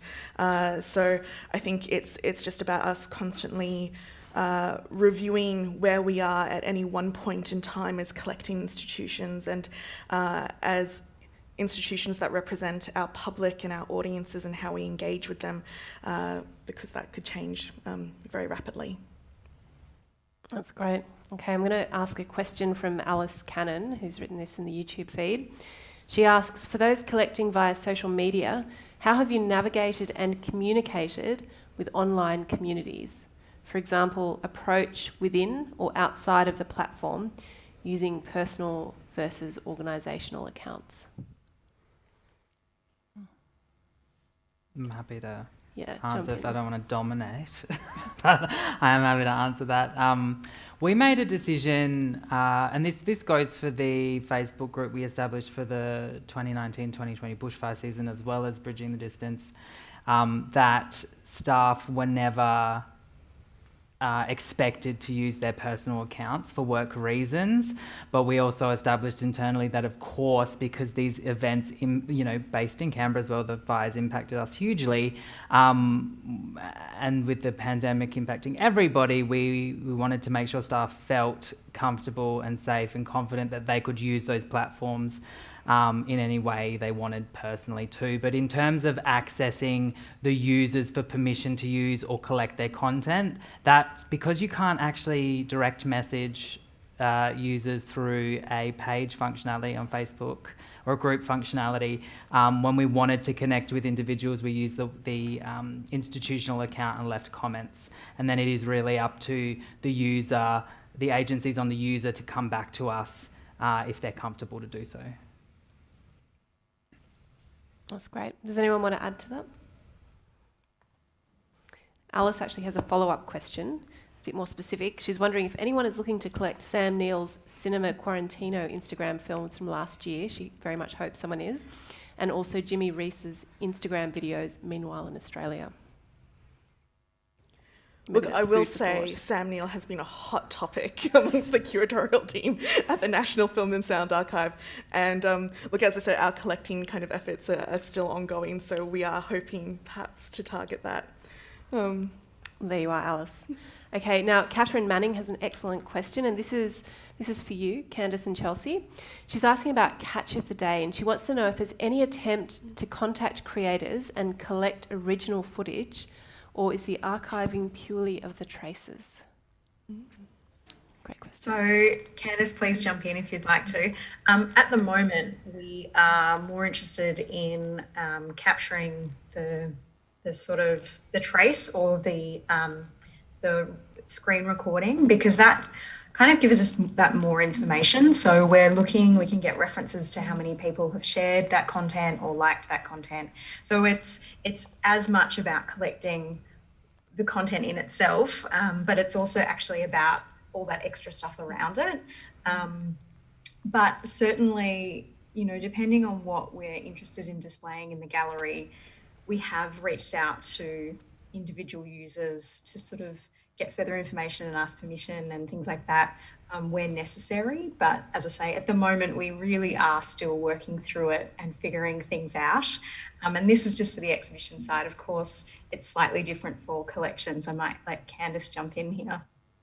Yeah, and I guess, as you mentioned, Chelsea, this sort of phenomena, this sort of like putting things in the gallery instantaneously, these are world events. So we're looking at sort of archive that trace straight away. And then as a part of future strategies, maybe we can go back and sort of accumulate and sort of collect more in this respect and go back to original creators. Oh, that's great. Okay, now I've got a question from Jay Cook. She tells us that she's joining from Wetherung Country in Geelong. So hello there, Jay. And she has a question for Craig, and this is about Momentous. She says, Momentous notes that looking back on historical events such as the Spanish flu can help us make sense of what is happening now. Given the sheer magnitude of digital content on these events, do you see the museum taking an active role in making sense of these events in real time through the curation of digital stories? That's a great question. And, you know, the National Museum of Australia, their collections are curated collections. We're not archives, we're not libraries, and so we don't have direct deposit schemes, and we don't do catch-all collecting like the National Library of Australia does for particular areas. So Momentous is curated. We've given the directive to think about particular events in time, and we've brought two events that are seemingly disparate but obviously interconnected together, which then informs how users might reflect. So actually, in a way, it is curated, but it's collaboratively curated in that sense. You know, of course, as projects evolve and change over time, this content will be used to in our galleries, in sort of more usual ways of working. We've got a massive redevelopment right now of our environmental history galleries, and I have no doubt some of this content's going to end up in there in the future to do some of that sense making. And, you know, I think just on that comment about the Spanish flu, the National Library of Australia, over 50% of their public inquiries in the first half of 2020 were related to the Spanish flu when the COVID-19 pandemic blew up. And so, you know, the community is already making sense of what's happening now by looking to the past. And so the more and complex stories we can collect now, the more of that sense making can happen. And it's not just our responsibility, of course we'll do it, but it's everyone's responsibility to do that kind of work. That's great. Okay, now we have a question from our fabulous volunteer, Joyce Fan. So she's just going to come up to the microphone. So I'll open up this question to everyone. So when it comes to digital collection, are there any, you know, worries, fears, or stopgaps, or any conservation efforts against issues of like data degradation or digital decay? Yes, there are many concerns. I think in terms of that ongoing conservation, I mean, digital obsolescence, whether that's format or on the physical, I had like a floppy disk, I think in my final slide there, in terms of that technology is always present, and knowing that a lot of these new formats that we're seeing, whether that's extended reality formats or whether that's gaming as well, that we have been collecting with more strategic purpose around, that these are always going to be present. And I think we're at this stage where while we can prescribe some minimum standards to try and ensure that we've got robust files to take us through to the future, that technology and those formats are constantly changing, and so we're going to have to constantly revise what those benchmarks might be, or whether or not it comes down to a kind of broader catch-all of, please, we're trying to collect around this, send us your highest quality master file around this, or executable file. So that's always going to be present there. And of course, one of the other challenges, I know I keep saying digital deluge and stuff, but for us, digital storage is always going to be one of those crazy big issues that I think all of us as institutions are going to face. For us, in terms of quantifying that and just how staggering the numbers will be, we currently have approximately 5 terabytes of digital storage as we are currently with our collecting and digitisation programs. We're anticipating that by 2025, our needs will increase, that we will have to have around 110 petabytes, sorry, that's a bit of a bigger figure, 110 petabytes of digital storage to be able to accommodate not only that ongoing digital collection of external material coming into the National Film and Sound Archive, but also in terms of our desperate and very timely preservation programs around at-risk media like magnetic tape, so increasing that. So it's about the storage as well as the ongoing access, as well as the preservation of those formats as well. Sorry, that was a bit of a long-winded. That's great. Does anyone else want to jump in and answer Joyce's question? I have a response for it. I might just add that as well as being about storage and collecting, it's also about the strategies that we do have in place now. So for the sort of master files that we do have, we have checksums, like digital fingerprints for those files. We are constantly verifying those checksums and files. And we're backing up. We're backing up to several servers, to LTO, to cloud services. There are many different strategies in place right now that will help take us through to the future, and then to keep verifying and then migrating those formats to different formats. That's great, thank you. Okay, so we have a question from one of our speakers. Nina Earl has a question for ACMI.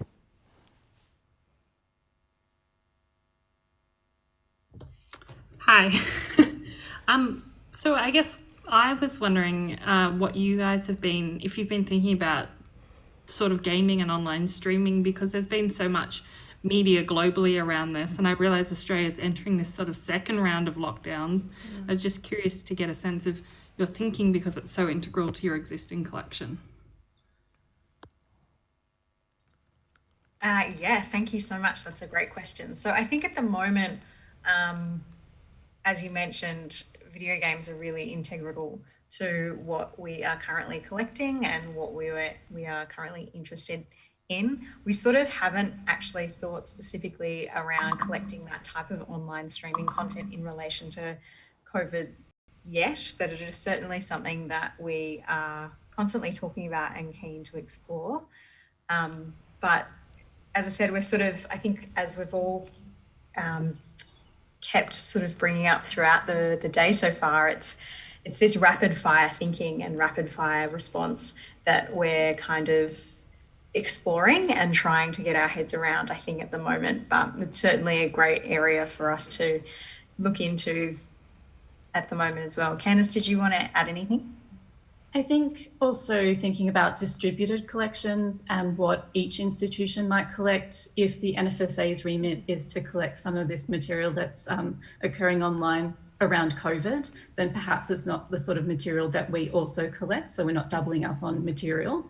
In terms of games, we're collaborating with the NFSA and MAS at the moment to look at a distributed sort of network for collecting assets around games, not necessarily online games at the moment, but certainly sort of contemporary games right now. So I guess just distributed collections and which institution is collecting which part of the sort of COVID conversation. And so we're not doubling up and sort of, doubling up on resources as well. I might lead in from that response to Pippa's question. She has an excellent question. She says, greetings from Ngunnawal country. is there any crossover with the collection policies for digital collection acquisition between ACMI, the NFSA and the NMA that you may not be aware of? You might be finding out today. Oh, well, I mean, as Candice mentioned earlier, you know, we are actively collaborating with each other and with MAS to be able to collect, preserve, share gains. And I think each of our institutions has a very different approach to how we collect and structure our collections. And obviously, as I said, feel free to go and check out the NFSA Act there as to how we collect and how why we're collecting for our communities and who our communities are. So while we may be collaborating to bring in the same material, cough cough, Untitled Goose Game, you know, that, you know, our purposes and functions are also very distinct, and that will also come through in how we're looking to preserve those games, those formats, and how we're also planning on sharing them again, whether that's through, you know, emulation or, you know, presentation of, you know, a gaming console itself. So I think working together and keep collaborating is going to be key. And as I said, I know it sounds very twee and quite dated to say this, but that's where I think, you know, we're seeing this kind of like evolution of what a distributed national collection in Australia means for us. So more talking. Does anyone else want to jump in on that question? Just that while you know, Vic was right that there's very different collecting remits, but if, you know, the Tasmania example doesn't inspire us all to get closer to our local and similar geographically located institutions, Vic didn't mention that they've been leading a conversation between the national cultural institutions about digital collecting, which resulted in another similar kind of symposium last year. So there's definitely conversations happening at that national cultural level, but in terms of collaboration, that's still emerging as we attempt to move these enormous ships. But it's definitely, you know, the conversations are there and the motivation is there. And we're all at different stages necessarily. Yeah.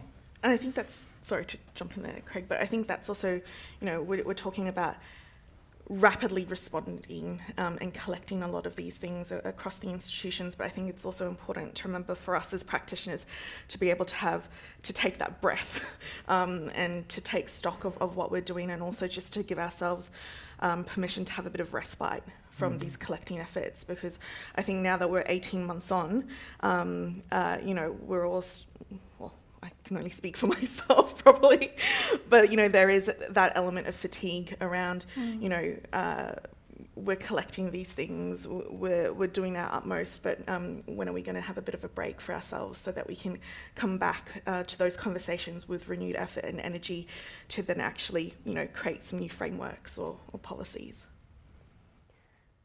I might just pick up on what you said there about sort of collecting fatigue, and thinking about what especially Michelle and Beck were talking about in the first session about how you protect staff and stakeholders. I'm thinking about people who work in this amorphous beast of social media. It's just this constant, frenetic, high energy diatribe, I guess you could say. And how do you protect yourself if you're working in this, observing it, reflecting on it, collecting it? Do you have to set sort of professional parameters with this sort of thing? I guess it's an open question to anyone who's working in collecting, especially social media. I might jump in here.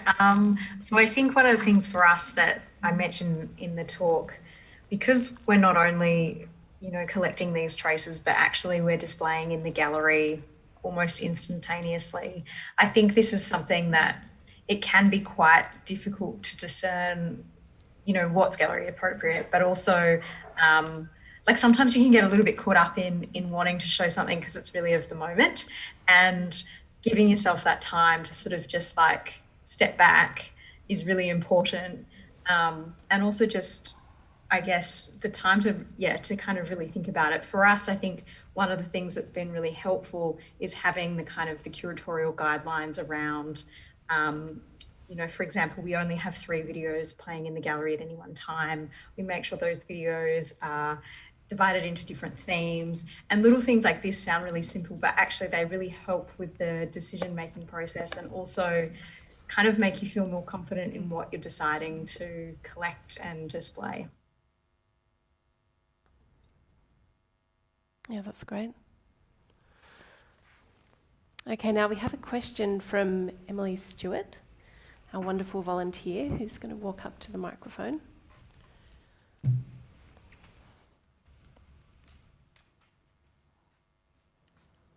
So my question is sort of following on from Joyce's question about the degradation of data. Do you think that we'll sort of begin to see teams of digital conservators in the same way that we sort of have specialist conservation for paper and textiles? Absolutely. I think it's already here. I'm sure Vic can speak to this as well, but at ACMI we have a digital preservation team, and I guess in terms of conservation, I am ACMI's first time-based media conservator, so very specialist in this field, not really looking at sort of objects per se, but, you know, born digital objects and analog and digital objects. So yeah, absolutely. And more so as we go more and more digital. Could you tell us a bit about how your role developed? I mean, did you study this specifically? Did you train to be this sort of conservator on the job? It just seems so unique, and I think people might really appreciate a bit of an insight into your background and maybe even your day-to-day work. Yeah, absolutely. I have been with the collections team at ACMI for a little while, doing preservation work and collections-based work. And then I studied a Masters of Cultural Materials Conservation, which is split up into sort of disciplines such as objects, paper, and paintings. Time-based conservation has been a really new development for the GWYN Centre and is evolving at a rapid rate. At ACMI, my responsibility is to our artworks collection. So lots of legacy material in this artworks collection, over 400 time-based media artworks, and these are really complex artworks that are both analog and born digital. They have sculptural dependencies, they're often installation pieces, and they're not really operational until they're in the space and switched on. So they're really complex pieces that need a really specialised role and care. Oh, that's fantastic. You might get some follow-up questions, and people might want to talk with you further about this over the YouTube chat. So I've got a question for all of you, and I was just wondering where you think, and this can just be as wide open thinking as you like, where do you think the future of digital, especially digital collecting in museums, is heading?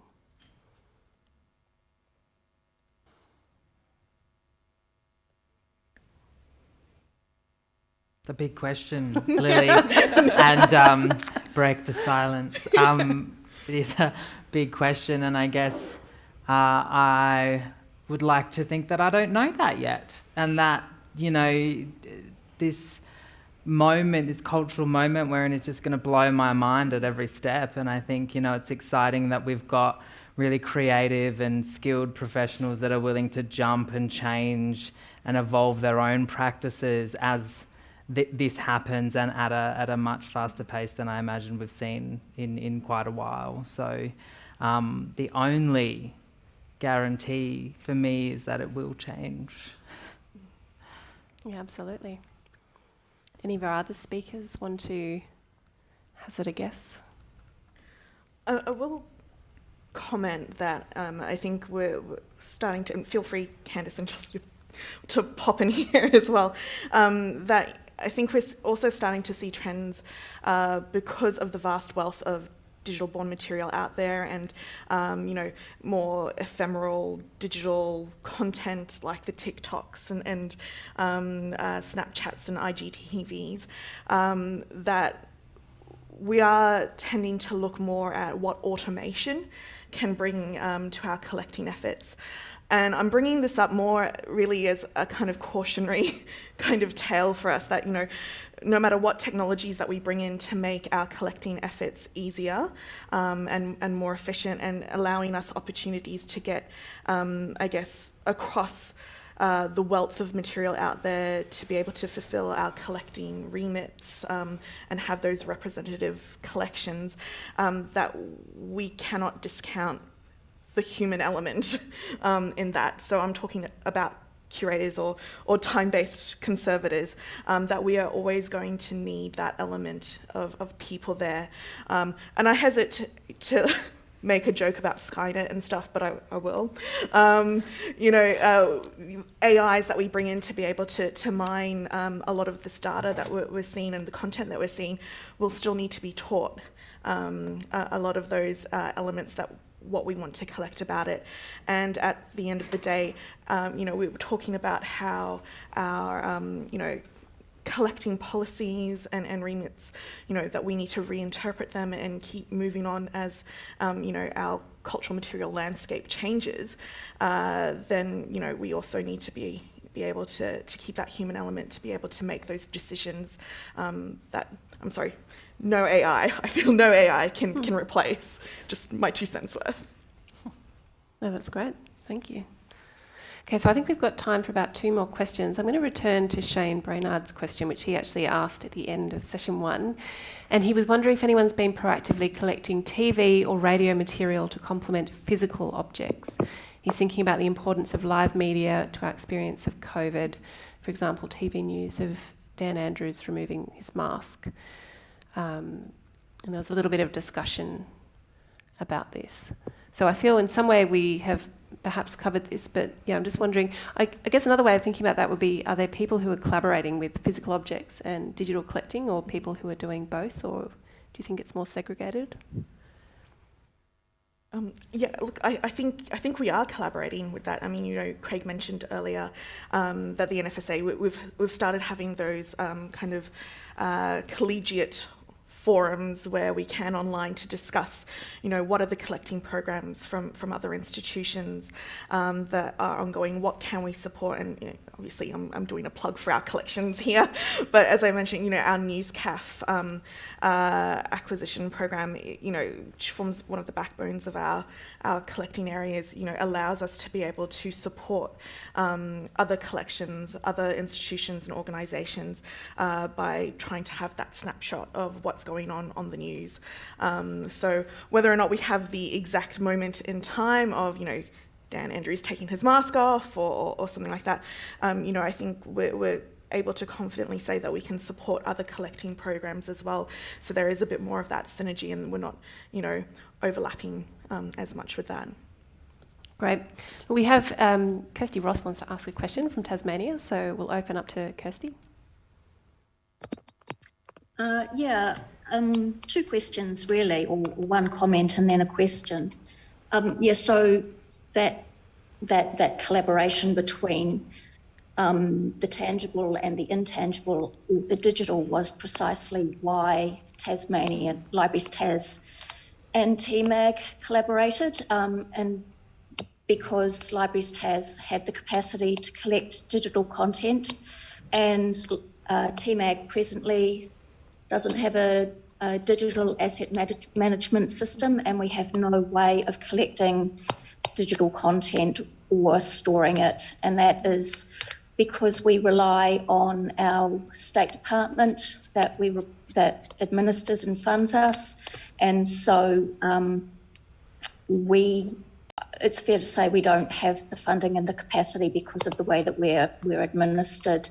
And I think that brings me to my question, or a point to reflect upon, is, are we going to be kind of recreating a digital divide in our museums, whereby state, national, well-funded metropolitan museums and organisations which have digital capacity can do this collecting, and the less well-resourced or the volunteer-run organisations simply can't collect in this way, and what are our responsibilities within the sector, and to support or provide guidance or to lobby for those organisations to upskill and give them the capacity, or to even get the funding that will enable them to do that.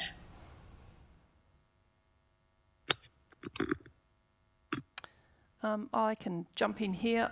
Kirsty, I think that's an excellent point, and I'm going to refer to this a bit later on in my presentation, but we at the museum have been dealing a bit with the Cobargo community from down the New South Wales coast, badly affected by fire.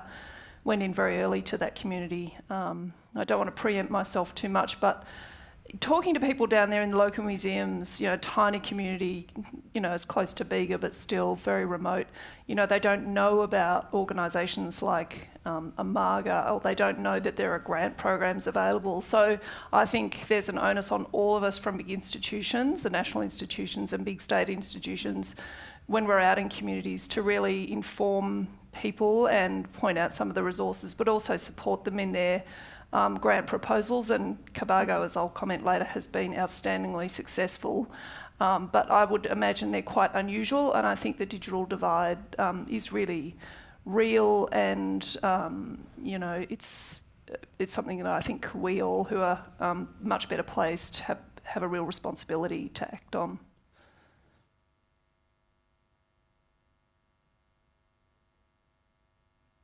That's great, and there's so much amazing discussion going on, but I think that I'm going to have to end now for our second session, and we're going to have a 15-minute break, and then in 15 minutes we'll come back for our third session, which has 2 speakers, and this one is on trauma and protest.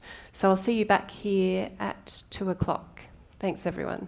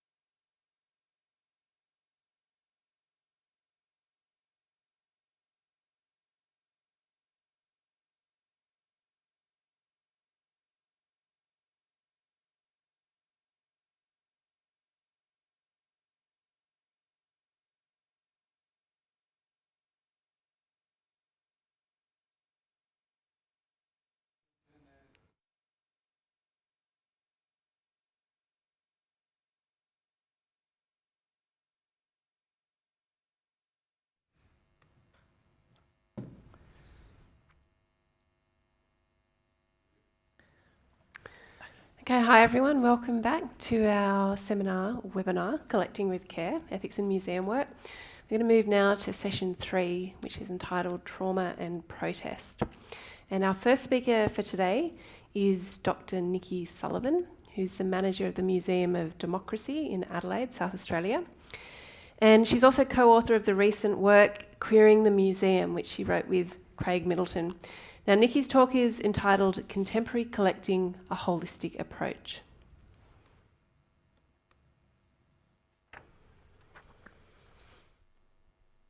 Hi everyone, my name is NIKKI Sullivan and I'm the manager of the Centre of Democracy here in Adelaide.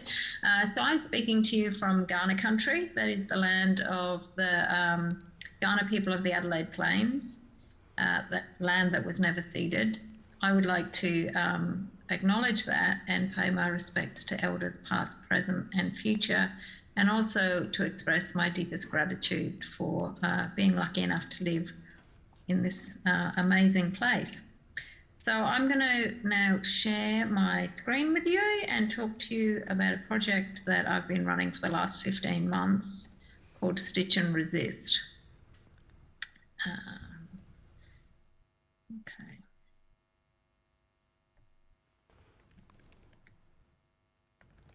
The reason I want to talk about this project today is because I think it represents a sort of a holistic approach to contemporary collecting.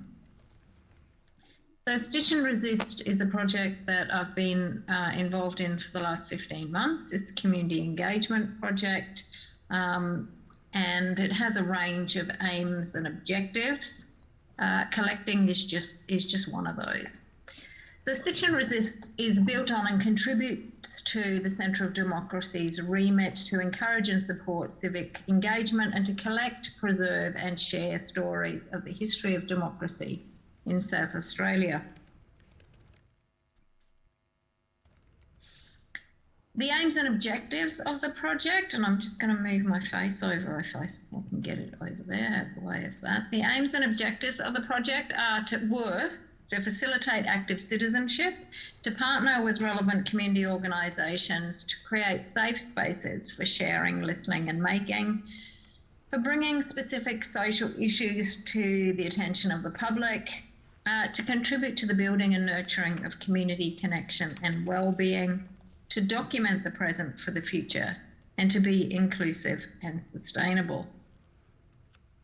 Our approach initially was to run workshops for the general public, to be involved in closed workshops run by partner organisations for their clients and members.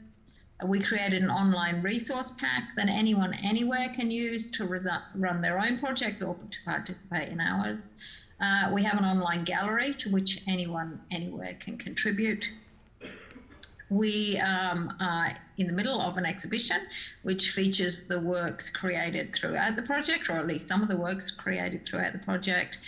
We've produced a catalogue that foregrounds the social issues that were addressed by the participants, and we will be collecting works through this project that document the present moment in South Australia. All of that was what we had planned, and then 2 days before we launched the project, COVID hit. So consequently, we had to, at least initially, cancel all of the workshops that we'd organised. We did get to run some later on. We set up a facilitators group for the project leaders from the partner organisations, and we met fortnightly via Zoom. And through that, we really got to know each other over the course of about 12 months and to learn so much more about each other's organisations and needs. We took some of the closed workshops online, but we also developed alternative ways to maintain contact with community members. So through things like mail, which was quite, interesting. We expanded the ideas about how people might participate and what they might create. So for example, we learned from our partner organisation facilitators that some people wanted to be involved in the project, but they didn't want to stitch. They might want to contribute wording or to develop designs for patterns. And that was a really interesting thing to learn. So the works that were produced were often produced by more than one person. We put much more energy into our social media presence. We joined craftivist groups internationally, and we really got the work out there as it was being produced. We worked also with Tal Fitzpatrick, who is a craftivist who is very well known in this space, and she helped us to spread the word. One of the things that happened in the sort of first month or so after COVID was that we asked ourselves whether we needed to refocus the project.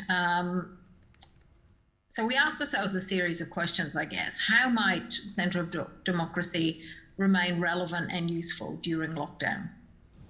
How can we facilitate discussions around issues that the pandemic and the measures introduced to flatten the curve are bringing to the fore? So things like domestic violence, homelessness, the kinds of issues that people who were on temporary visas were experiencing. We asked ourselves how we might collect around and document what will undoubtedly prove to be a historically significant moment. And we asked ourselves, how do we do these things and at the same time be mindful of the fact, and this is something that a lot of our partner organisations brought up repeatedly, that while COVID undoubtedly impacts us all in varying ways and to varying degrees, it does not define us. It is not who you know, all of what we are, and it's not all of what we will be. And so I guess the question that Stitch and Resist became the response to was, how can we continue to resist injustice, engage in the everyday practice of democracy, and take care of our well-being in the midst of a pandemic?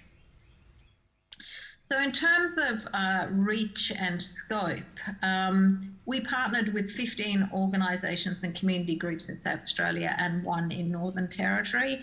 And they were organisations that worked with refugees, asylum seekers, multicultural communities, LGBTIQ youth and elders, Aboriginal women and children, Vietnamese women, Arabic-speaking communities, deaf communities, unions, gamers, rural communities, bushfire-affected communities, organisations that dealt with mental health and well-being, embroiderers, the homeless, and individuals looking to live sustainably. We ran and or attended 15 workshops in metropolitan and regional areas. We worked with literally hundreds of individuals. And consequently, 182 pieces were uploaded to our online gallery. That was by no means the full extent of the work that was created, but that's what was uploaded. 75% of the work that was uploaded came from Australia, but we did also have submissions from the UK, USA, Netherlands, India, Paraguay, Palestine, and Canada.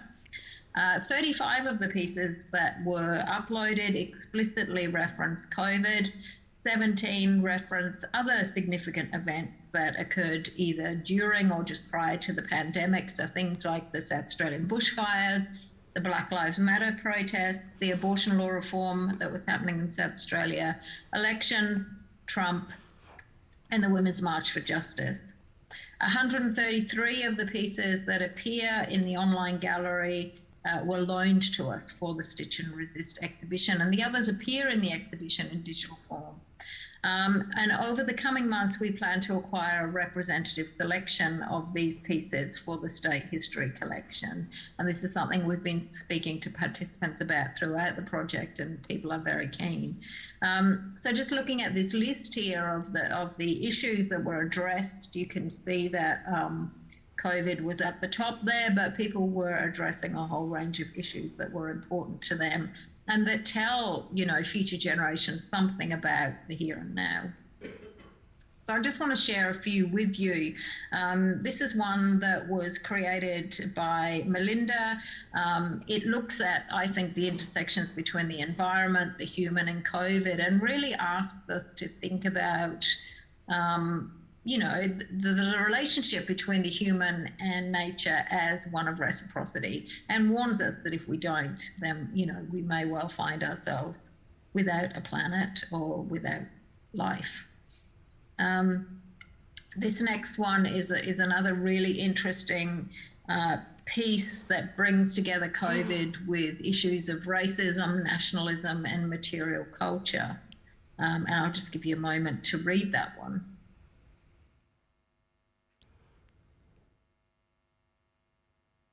It's a beautiful piece, which is actually going into a collection that is not ours, I'm sad to say, but yeah, lucky for the museum that is collecting that piece.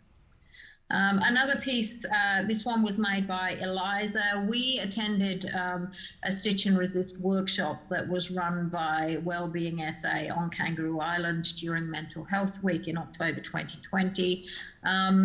And everybody who attended had been adversely affected earlier in the year by the really awful bushfires that had happened on the island, and which no sooner had they finished than COVID hit.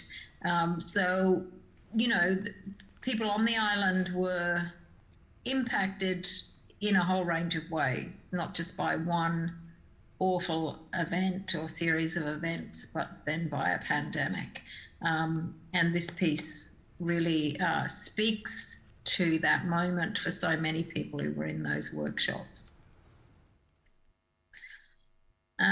This is an amazing project that we were lucky enough to work with children from Ballyuan Primary School in the Northern Territory and the NIKKI Women's Centre on. So we had connections with the NIKKI Women's Centre, and when we spoke to them there about the project, they were really keen to become involved and to use it as an opportunity to work with their children during lockdown on language rejuvenation. And it's an amazing, amazing series of works. We have 27 works from that community. This is a dress that I think represents the voices of many people in that early first month or so of the pandemic appearing on our shores. So what happened for me in that first month was that I had this kind of phrase going round and round and round in my head, like, what the fuck is this? And so I posted something on Facebook saying to my friends, you know, what the fuck is this? Let me know what you think, and I'm going to try and make a dress with everybody's responses on. And so that's what this is. And it's for me, it's an interesting document of a moment that I think we will never experience again, or I hope. So I guess, you know, the question for me in the context of this symposium is, what made Stitch and Resist a successful contemporary collecting project? Because, of course, it was a contemporary collecting project. Sorry, I've just turned the page without meaning to, but it was also more than that. But I think for me, what made it a successful collecting project was that it sort of conceived and articulated collecting as embedded in a project that it had a whole range of incentives, activities and benefits for participants and donors. And as such, the people who were involved in the project came to own that project, and therefore to see the work that they produced as really connected to the museum and to the moment and to the collection and you know, future audiences, I guess. We worked with organisations who already had established relationships with communities, and this gave us an in. It helped us to share the workload, and it ensured that participation occurred in safe spaces and in culturally appropriate ways. And again, that really contributed to people's sort of buy-in to and connection with the project and therefore with the collecting part of the project. We connected with individuals and communities where they're at, on their terms, in their spaces, around their issues. And so the pieces we collect really do reflect where those individuals and communities are at this moment in time. Those, you know, those issues weren't determined by us. The project was interesting in terms of ongoing reflection and adaptation, particularly in terms of the parameters of the project. So like I said, we met fortnightly with partner organisation facilitators, and they would often bring up things about where their communities were at and what they were or were not able to do at any given moment in time. A lot of the work that we did actually doesn't even appear in the exhibition. So things like sourcing wool for refugee communities, who many of whom had lost jobs, were not able to access support from the government, and so, you know, were in need of warm clothes and blankets. That work all contributed to the building of relationships and to a sense on behalf of those communities that our organisation, our museum, belongs to them, which of course in the future will inevitably lead, so long as we maintain those relationships, to their stories being part of the work we do through the donation of objects and so on. I guess we saw the project from the outset not as something that we were doing for the community or something that the community could do for us, but rather as something that we were doing together. And I think you really see that reflected in the ethos of the project, and in then the commitment to contribute to the state collection. Collecting was in many ways an outcome of, but also a motivator for what I would call authentic participation that places people central to cultural and community life of the museum. The project contributed to connection, community, and well-being in a time when things were under threat, when people felt really vulnerable and often very isolated. And again, you know, documenting those feelings and having people connect with the project, with the museum in such a way that it seemed like a natural progression for their pieces then to become part of the state history collection was, you know, made collecting a very different experience to what it usually has been for me, at least. I guess if you're interested in finding out more about our exhibition and our project and the collecting and all of the things that we've done as part of Stitch and Resist, you can check out our website. You can download an exhibition catalogue there. You can also look at the resource pack that we developed if you you know, at all interested in running something similar yourself. But I guess just to finish off, what I want to say is that while I would not necessarily have conceived this as a collecting project initially, collecting has always been there as part of one of the aims and objectives and outcomes of the project. But it's really taught me a lot about the benefits of embedding collecting in a more in a bigger project, I suppose, something that then engenders collecting as maybe a natural outcome of participation. Thank you. Thanks, Nikki. That was fantastic. I'm a huge fan of Stitch and Resist, and as you know, especially that Kristen Phillips Trump mask. I think that's just fantastic. Okay, so we're going to be moving on to the second speaker in today's session, who is our one and only New Zealand speaker. And it's Stephanie Gibson, who is a curator of New Zealand histories and cultures at the Museum of New Zealand, Te Papa Tongarua. And she's going to be talking to us about her experiences of working on the Christchurch terror attacks in 2019 in a paper, First Wave Collecting.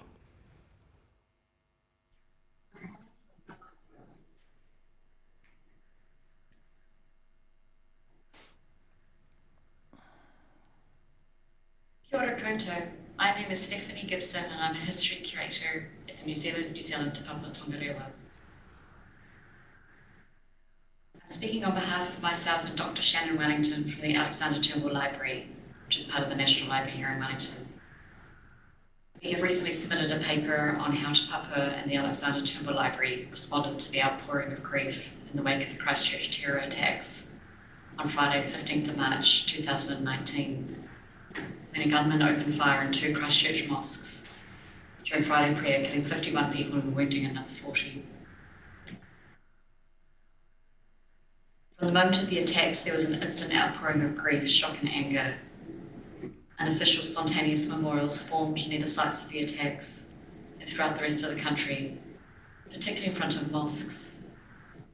Creative artworks, bouquets of flowers, candles, toys, cards, placards and banners bearing messages of love and support were laid and visited by thousands of people.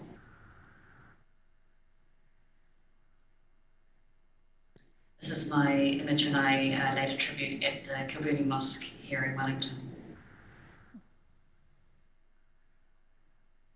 At the same time as these spontaneous memorials were forming around the country, the landscape literally became readable. Graffiti, banners, posters, placards, stickers, messaging right throughout the city fabric, and this was played out around the country. This piece of graffiti was literally around the corner from my house the following weekend. The staff at Te Papa began documenting the cityscape. This is a tiny selection of about 400 images that we took on our work phone cameras in the sort of 2 to 3 weeks after the attacks. Really diverse ways of messaging, and the images that we saw in public have been recorded now because much of this material has now gone, of course. Documenting the cityscape became part of the journey for the staff to help us understand and process the trauma of the attacks. This was part of our journey. We also commissioned our Te Papa photographers to document some of the larger memorials or tributes in the city. This large chalk tribute wall at the University of Wellington, Victoria University of Wellington. This only lasted a couple of weeks. It was dismantled before the rain set in. The poster here on the left, this was quite an iconic image at the time by Ruby Jones. It was circulated widely. And the slogan on the right, "Give nothing to racism," was also circulated widely in messaging around the city and around the country. We documented these 2 murals on private property. They are still there, so they've been the most enduring messaging.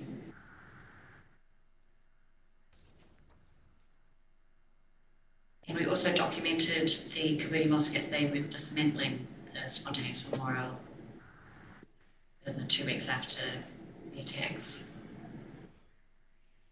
Te Papa didn't intervene in this process at all, we just documented it.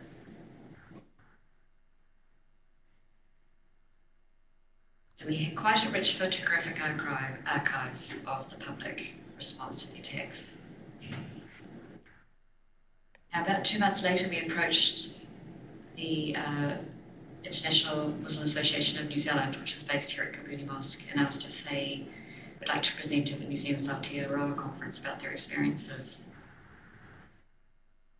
And in his address, the president of the International Association, Mr. Tahir Nawaz,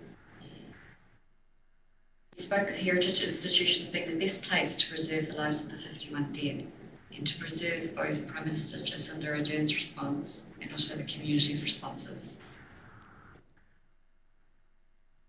So we talked to Mr. Nawaz after his presentation and said we would love to come over and talk to the mosque staff about how we could best support them. And when we visited, they asked us to help find a home for the tributes, because they had carefully separated out the flowers and the plants for mulching, and had taken all the non-perishable items inside the mosque and carefully stored them away. After that first meeting, we brought together representatives from 4 heritage institutions in Wellington, and we laid out all the tributes at the mosque. And we quickly saw that it was a very rich collection, a really rich archive of community responses, diverse perspectives and voices. We decided amongst the institutions that AEST of the Alexander Turnbull Library could collect the majority of the collection as a community archive and as a representative of many similar memorials that had appeared around the country. Here you see the objects sometimes were quite complex, with many voices, many perspectives, through to more individually made objects, creative artworks.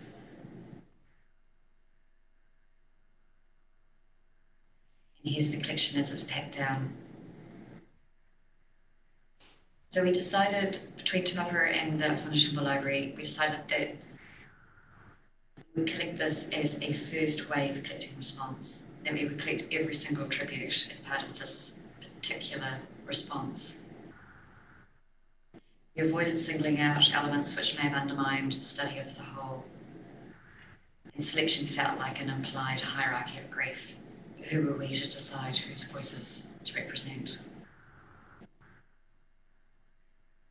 Te Papa collected the three most three-dimensional objects. Alexander Turnbull Library collected everything else. Their mandate is usually to collect paper-based and flat material.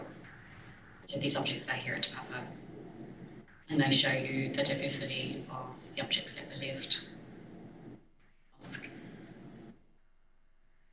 Here is just a tiny, tiny little extract from the paper chains, where you can see the diversity of voice and perspective. We felt there was no way we could ever deselect this material. So we saw the collection as essentially a single memorial with hundreds of individual parts. When the material came in, here on the left, you can see how it originally looked in the storage, and on the right, Dr. Kay Sanderson of the Turnbull Library arranging, describing the material. When the material came into the Turnbull, a karakia, a Māori prayer or blessing, was said to make the staff feel, to give them a feeling of safety and to give them a chance to reflect on how they felt about the material. It's quite a heavy emotional weight to work with material like this.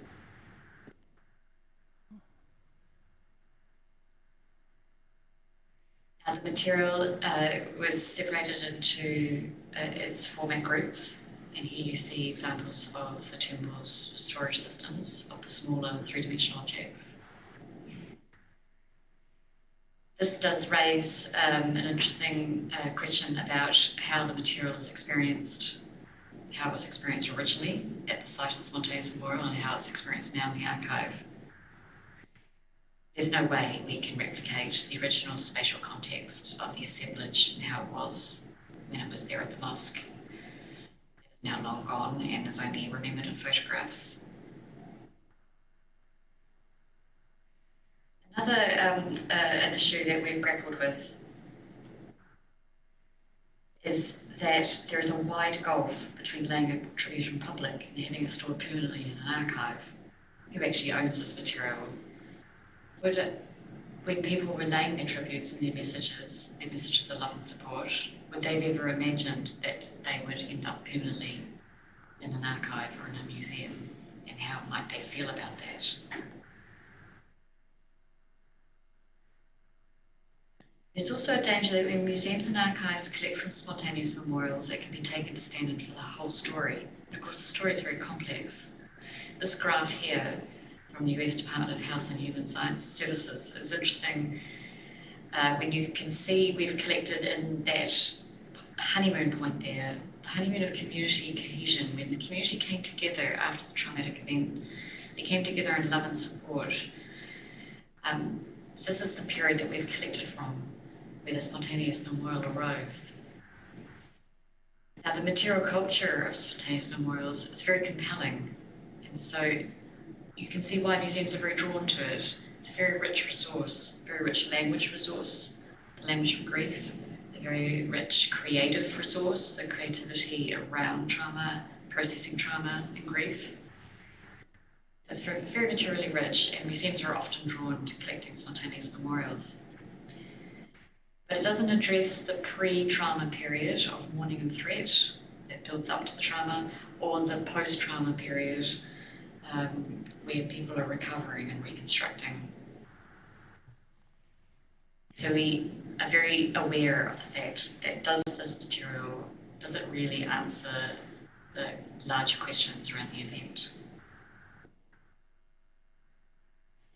And this first wave, it privileges empathy, which is a positive. It's a very positive thing to document, but it's not the whole story.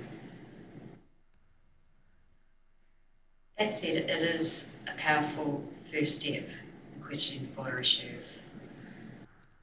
And the power of the objects can't be underestimated. And we collected everything because the Muslim community valued the material too, and they gained a lot of support from it. And they asked us to ensure its preservation as an example of community cohesion. So in this regard, it was very much a community-led acquisition. It was not institutionally driven. We offered our support, and the community asked us to provide the support through collecting spontaneous memorial. And we acknowledge that it's not always appropriate to collect and institutionalise this first wave of collecting. Sometimes things are best left ephemeral, and photography can suffice. And in fact, that's where we had actually got to at the beginning, was to just document. Sometimes it might be better to collect second wave responses, which might bring a reflective richness to that history. I'll just leave you with a comment from Tahir Nawaz, who we interviewed for our paper, the president of the International Muslim Association of New Zealand. He felt that it was important to record what had happened and how the community responded to the Muslim community. It was a unique experience that we do need to remember how the community responded. We have to remember the positive is what came out after the attacks. It's important to document. Thank you very much. Kia ora.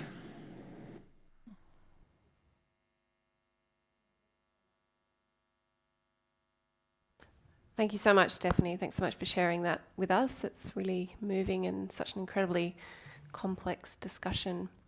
I might actually begin, and Stephanie, I'm assuming that you are here online on Zoom with a question straight for you. And I was just wondering if the community has since wanted to engage with the material. For example, have there been any suggestions of creating something, a commission inspired by it, or an exhibition or something like that? And if people are still offering work as well. I'm just wondering about that sort of, I guess, the ongoing community engagement. Hello, can you hear me? Yes. Hi. Kia ora koutou. Because most of the collection is at the Alexander Turnbull Library, they have reached out to the community to keep that relationship going. And at Te Papa, we've kept in contact with Tahir Nawaz, the president, who the former president, and he relays information back to the community. But we haven't had any specific community events yet around the material. And we haven't added to the collection. It's very much a capsule in time, about the first 3 weeks after the terror attacks. Yeah, well. Okay, I'm going to move to Nina. She has a question.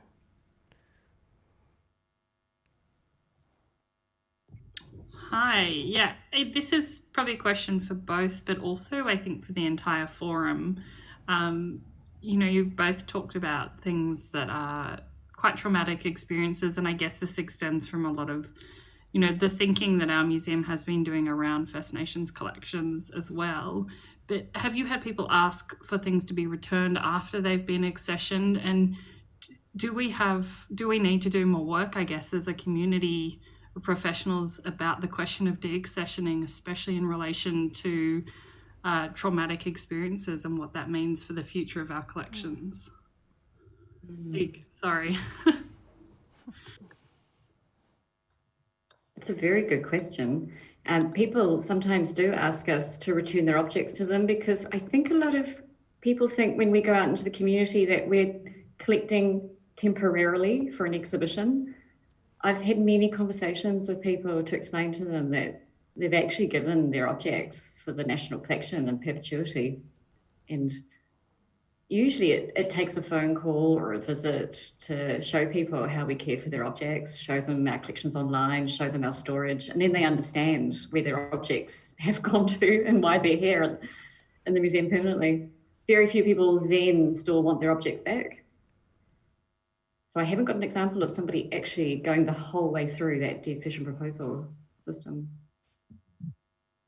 Yeah, and I guess for us, we haven't yet completed that process. We definitely worked with people who created things that they didn't want to necessarily even share, or that they were willing to share with us in digital form but didn't want to give us the originals of. And that, I mean, that's fine too. That's part of the way that we are collecting. So we will collect as much as we can digitally, and we completely understand why people might not want to give us some of the things. There were also things that people made, as I said, that were very connected to traumatic moments that they weren't shared at all, apart from the making. The making was a shared experience. And so in lots of ways, there's lots about the project that doesn't actually ever appear anywhere, but that was really an important part of community building, but that is difficult to make visible. And, you know, I don't really know that it has to be made visible, if that answers your question. I guess my question doesn't really have an answer, so at this point. That's great. Does anyone else want to contribute to that provocation question? If not, Katie Dyer has a question for Nikki. Hi, I'm just firstly to say thank you both to the speakers. It's really, really important work that you're doing. So thank you. I sort of wanted to ask Nikki, I don't know, again, it's probably a question without an answer, but it's just thinking we all need to do. In that working with community and that idea that you presented, which I think we all aspire to in some ways of working together, just wonder if you can talk a bit about this, almost the stamina required or the resources required, or how to think about this. How do you hold those relationships if it genuinely is reciprocal? Institutions have a life and exist sort of beyond any individual, dealing with people's personal time and lives and relationships. Like, how do you sustain that? What do they actually get out of it? What's your thinking around that? I think that's a great question because, you know, in the past, it's something that we've spent lots and lots of time sort of, you know, scratching our heads over and not really being able to come up with any concrete answers. I mean, you've never got enough time is the answer. But I think, you know, unlike the experience that a lot of people who've been speaking here today have had, where the appearance of COVID meant that all of a sudden, you know, there was all this rapid response work happening.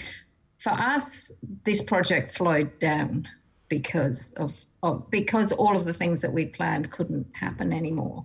And so we worked with out of the 16 partner organisations, about 10 of those had facilitators. And we worked really, really closely with those facilitators. And that's what made it possible. So we went from being a team of 1.5 people to being a team of 11.5 people. And we adjusted the project constantly on the basis of, you know, the feedback from the communities that they were working directly with. So we were working indirectly for the most part with those communities. We couldn't have possibly have gone out and done that work by ourselves. It just wouldn't have been humanly possible. And so for us, the partnering was what made the project work, whereas in past experiences, trying to sort of co-create, not through partner organisations, but directly with communities has been much, much more difficult.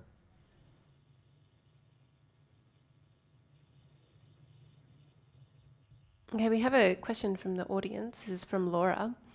And Nikki, again, this is a question for you. She's wondering about how widespread craftivism is and if you think it's well represented in our collecting institutions in Australia. That's a great question. I think that, like many popular cultural pursuits, it isn't represented at all well in our collecting organisations. And I guess, you know, as somebody who came to the museum sector not that long ago from a long background teaching cultural studies, I constantly find myself surprised at, I guess, the fact that we don't, as a sector, I don't think we do popular culture as well as we might, by and large. And it's a massive community. It's a massive international community. And this project really gave us a way to make connections internationally with people who, you know, to learn about, for example, what were some of the things that people were going through in the Punjab with regard to COVID. I would never have had those conversations if it hadn't been through this project. And I guess, you know, one of the things that really interests me about trying to find something like craftivism is that it helps you to build a bridge between where people are at and what our remit is, which is to support civic participation. You know, that talking about civic participation in much more formal ways, like things like voting, you know, there's a lot of people that are really not interested in that. But I think if you can get to people via the things that interest them, and I think music is another example, then, you know, you actually can do that work of having those kinds of conversations, but through the sorts of pursuits that people are interested in. So to me, it's really, really important to try to find things like craftivism. And I sort of stumbled upon it accidentally through some amazing work that the Museum of Australian Democracy have been doing. Oh, that's great. We have a really important question that Libby's going to ask now. Yes, for Stephanie. We've talked a little bit about this earlier in the day, but the events that you're talking about, especially so traumatic, not just for the entire country, but I think globally, the shockwaves around those attacks were profound. Working on that project over, I imagine, you know, it was quite a period of time, must have had a really profound effect on staff. So how did you engage with that kind of trauma within, you know, your Te Papa and the library, and how did you kind of support each other through that? It's a good question. We did a mixture of things. I think I said in the presentation that we all acted as we could and as we felt compelled to in the first hours and weekend afterwards. There was a vigil, many of us attended, many of us went to the mosque and laid our own tributes, many of us documented the landscape. I'm not sure if I said, but 400 images. We collected about 400 images in our internal media library of what had happened in the landscape. So that was that sort of physical reaction of doing something, of recording. That was one way we coped. And then we talked to each other constantly throughout the organisation and later with the Alexander Turnbull Library. And we found the people that were most willing to talk and think about what was the best and most appropriate way to document something that was nationally significant and, as you say, internationally significant. But of course, we didn't want to intervene in what was happening in Christchurch. That was completely inappropriate. There were other urgent needs, of course, and the heritage sector really was the furthest thing on most people's minds down there. And I know that Canterbury Museum had its own journey that they took. I guess it was about just, we also had a big Zoom call with Orlando Museum, who had experienced the horrifying Pulse nightclub massacre, and with Manchester, they'd experienced an appalling bombing attack. So we talked to those staff members from those institutions about how they had coped. And that really helped us. It really helped us think about the journey that maybe we could take. And it was really good to sort of reflect on how other museums around the world had coped in the past. And I mean, there's no one answer to how to respond or how to collect. But we just carefully followed a path that we all felt comfortable with. Fantastic, thank you.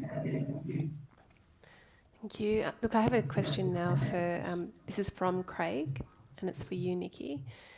And he's wondering, do you think that the impact of COVID-19 on Stitch and Resist has changed, altered, evolved how you and your colleagues think about community engagement practices generally? Mm-hmm. Yes, thank you for that question. Yes, absolutely. I think the thing that it allowed us to really do, I think, community engagement work in a way that we would have always ideally liked to have done it, but never previously were able to, because, you know, ordinarily we're doing many things with very strict deadlines. I think the fact that COVID threw everything into question provided a sort of a flexibility that we wouldn't ordinarily have. The project was supposed to run for 12 months. It ended up, it's now at about 16 months. I think if we had done it in 12 months, we wouldn't have developed the sorts of relationships that we did, but also if we hadn't had to go online. And you know, we had to do things like think about how we spoke with our facilitators about how they would keep their communities engaged. So some of them took their workshops online, some of them communicated through, like I said, through post and buddy systems. We shared materials through post, you know, we posted out photos of works that were coming in.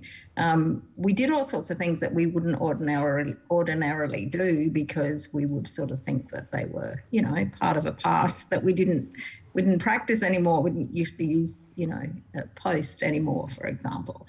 But a lot of the feedback that we got was that people really looked forward to, you know, their buddies calling to let them know how the project was going, to help them upload their work. So a lot of people, we worked with a lot of older people who were not very comfortable with online engagement, who didn't know how to upload their work or even take photographs of their work on telephones, let alone upload it. So, you know, having to work around those kinds of issues, I think taught us a lot about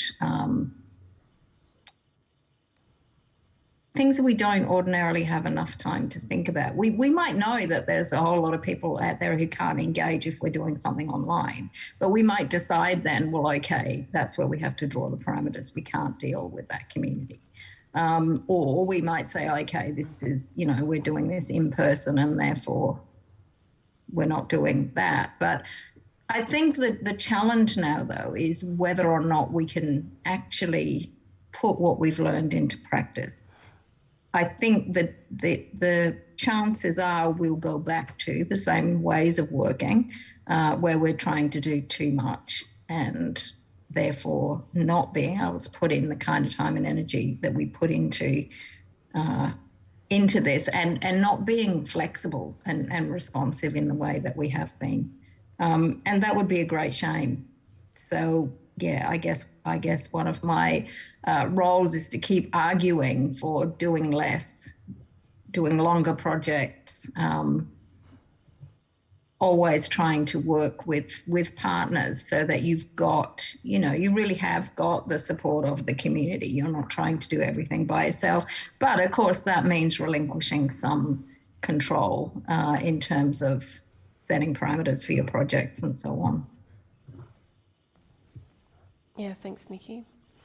Okay, we have a question now from Emily, who's going to come up to the microphone. So my question's for Stephanie. You sort of mentioned that when you have to be selective when collecting around traumatic events, it can kind of create a hierarchy of grief. So I was wondering how you would go about avoiding creating this hierarchy when you do have to be more selective about acquisitions.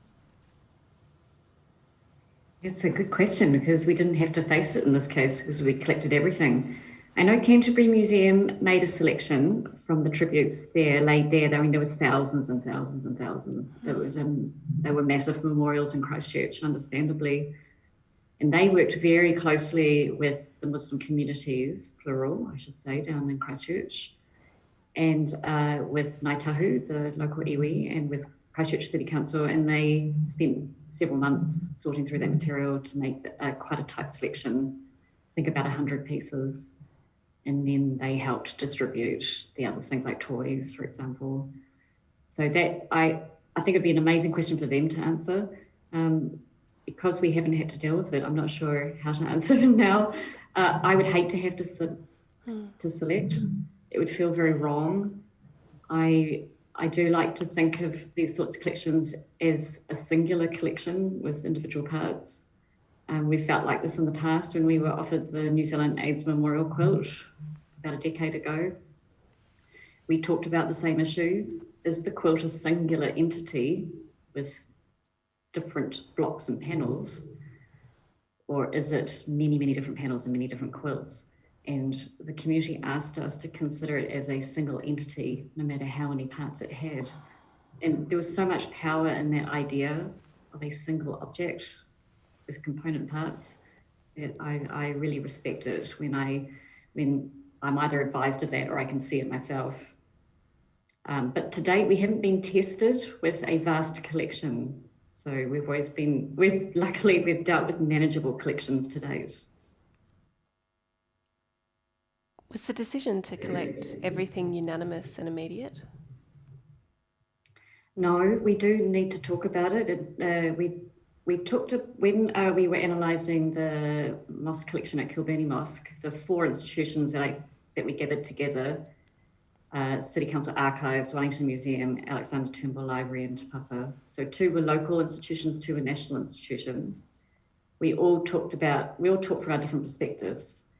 And it was very clear to Turnbull in particular that it was a community archive, singular. They saw that straight away. And we all came from our different perspectives to talk about how we saw it, and now from our different institutional perspectives. And it was very interesting. But luckily, the Turnbull had the capacity to actually follow through on actually acquiring the material and being able to care for it and store it. Because, I mean, you might see it as a single collection, but maybe nobody can actually store it. Nobody can actually take it on. So we were very lucky that it all worked out. Okay, we have a question now from Joyce Van. Who's going to come up to the microphone? So this is a question for Nikki. So with generally textiles and sewing that are sort of traditionally seen as a feminine subject, did you see a particularly sort of gendered response from the communities you engaged with? And if you did, how did also that affect how the project was interpreted and understood? That's a really great question. Yes is the answer. I think about, probably about 90, well, if you look at them in terms of stitching, probably about 98% of the pieces that were uploaded to our online gallery were stitched by women. One of the things that happened, and I said a little bit about this earlier, was that through these regular meetings we had with our partner organisation facilitators, we began to talk about the fact that some people in some of the groups wanted to be involved but didn't want to stitch. And I remember that the meeting where that first came up, and then other facilitators said, yeah, we've had that experience too. And through that conversation and the opening up then of participation to people who participate in other kinds of ways by, coming up with phrasing or developing patterns or designs, more people became involved and more men became involved. So that was interesting. I do think that how the project has been understood in terms of, its significance is oftentimes gendered. And perhaps I won't say any more than that about that. But yeah, I think that there are people who don't see it as significant as they might have seen a project that did all the same things but around a different, like, you know, if it was playing football, for example.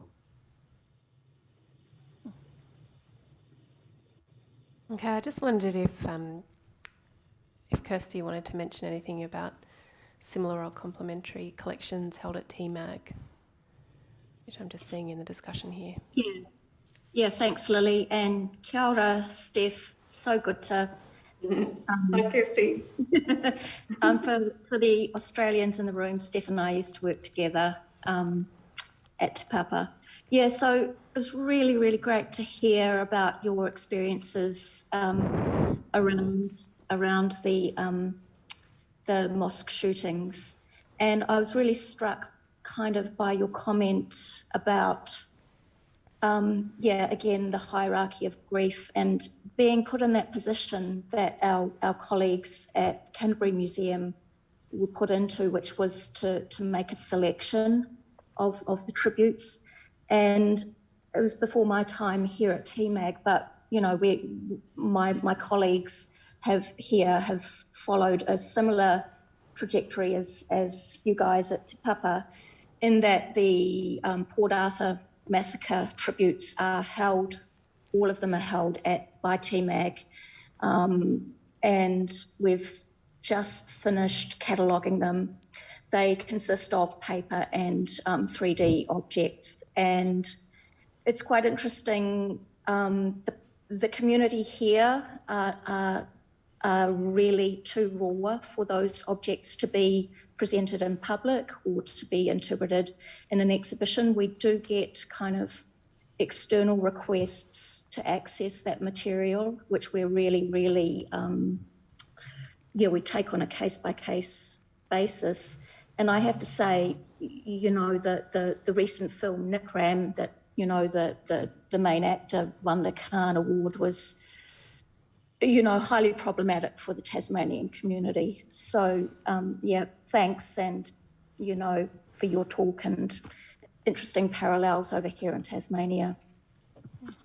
Thanks, Kirsty. Thanks for Kirsty for telling me about that. I forgot to say that Canterbury Museum over the summer actually had an exhibition called Mosque, which they worked with. They worked with the communities down there very closely. And most of the exhibition was about mosque architecture around the world and the idea of the mosque as a piece of architecture here in New Zealand. But they also devoted a small corner to the two terror attacks and actually had some of the tributes out on display. It was done very synthetically. It was very small. But one of my colleagues said, oh, it just wasn't enough. They could have had more, which was, you know, that's a museum perspective. But it'd be really interesting to know what the general public thought. Yeah. It would have been done with the blessing of the local Muslim communities. Canterbury Museum wouldn't have showed them without a blessing. Yeah. I mean, we wouldn't hear it, and at TMAG we wouldn't do anything without community buy-in. You know, if we were to display that material or to even think about it. Yeah. All right. Well, thank you so much, Nikki, and thank you so much, Stephanie, for talking on such important and complex case studies today. I think we all learned a lot from it and really appreciated how open you were with sharing your knowledge and experiences of this. So thank you so much for that. I'm going to end this session now, and we're going to have another 15-minute break, and then at 3:15 we'll meet again for our fourth and final session on climate change.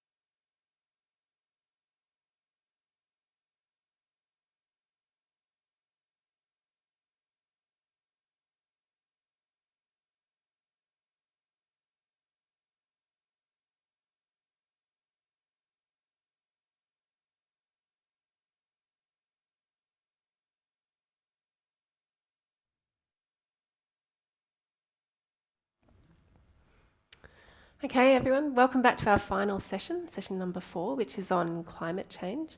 We have 3 speakers in this final session, and they're all going to be presenting really fascinating case studies on different areas of collecting that they're working on relating to climate change.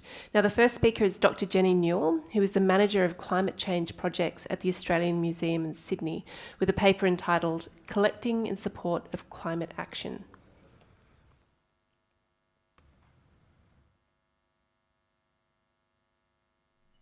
Hi, I'm Jenny Newell and I'm the Manager of Climate Change Projects at the Australian Museum. I'm wanting to talk to you today about collecting in support of climate action, and I acknowledge that I'm coming to you from Darugland. I send my respects to elders past and present and acknowledge the deep stewardship of this country, of which we're all beneficiaries and which I hope the museum's work can help to advance. We have a clear remit, I think, as museum professionals to step up to support climate action. We have a duty of care to our communities and our environment, and given that we have cultural and natural history collections held in trust, we really do need to ensure we're helping to care for the people and nature around us now and into the future. In the middle of the crisis that threatens our capacity to thrive and survive, cultural institutions, which are of course for reflecting on and understanding and valuing the world, surely need to acknowledge the urgency of bringing our collections, our research and our outreach to the effort of caring for communities and caring for country. Whether we're a small local history museum, a transport museum or a large state institution, everyone and everything we care about is impacted by climate change already and increasingly. I think the things we can do with our collections and our collecting practices are to think about the ways that we can help people to recognise the scale of the challenge around us and the importance of increasing stewardship of nature, reducing emissions and increasing drawdown. We're really helping people to see the ways that we're all part of nature and we need to care for nature if we want nature to care for us. The signatories to the Paris Agreement committed to public education and engagement, as well as committing to reducing emissions. We have a position of trust within most parts of the community, and we really have, therefore, a responsibility for leadership in communicating on climate change. The Australian Museum has a new mission, which is to ignite wonder, inspire debate, and drive change. It's a great mission, and our vision is to be a leading voice for the richness of life, the earth and culture in Australia and the Pacific.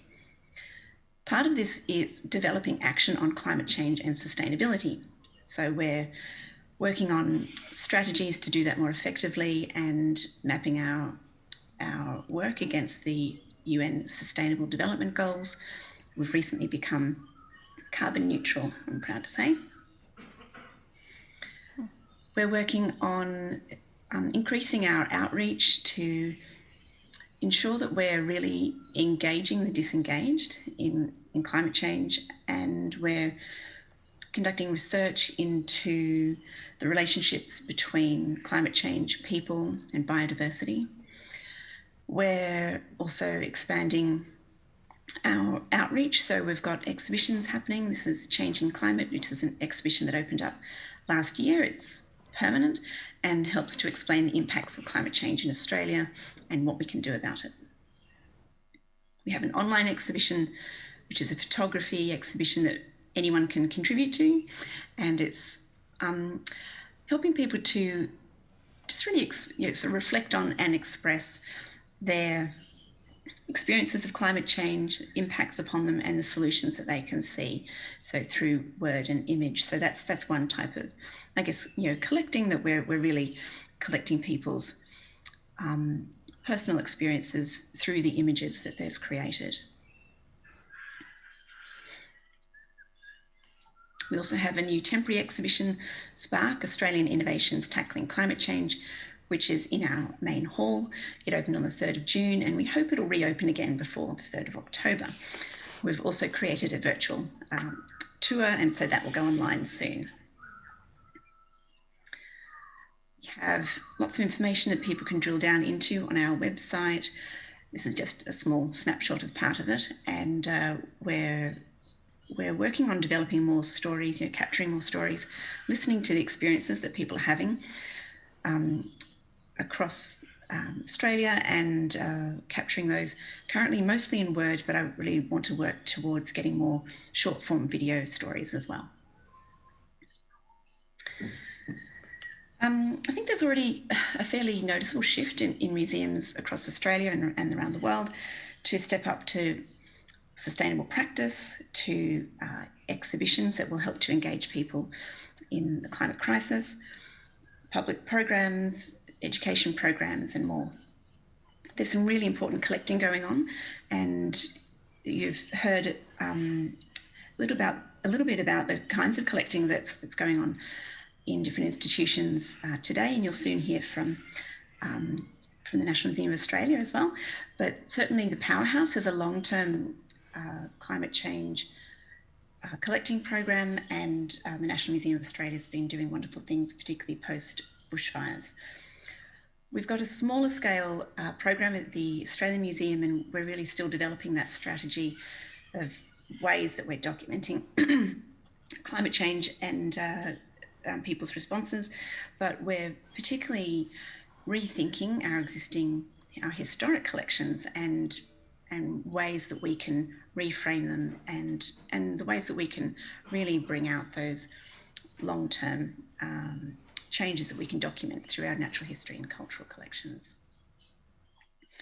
If we're thinking about ways of inspiring action using our collections and the stories we tell, I think it's important for us to be thinking about the types of audiences we're trying to connect to. 4 out of 5 people in Australia are concerned about climate change, but tend to not really know what to do about it.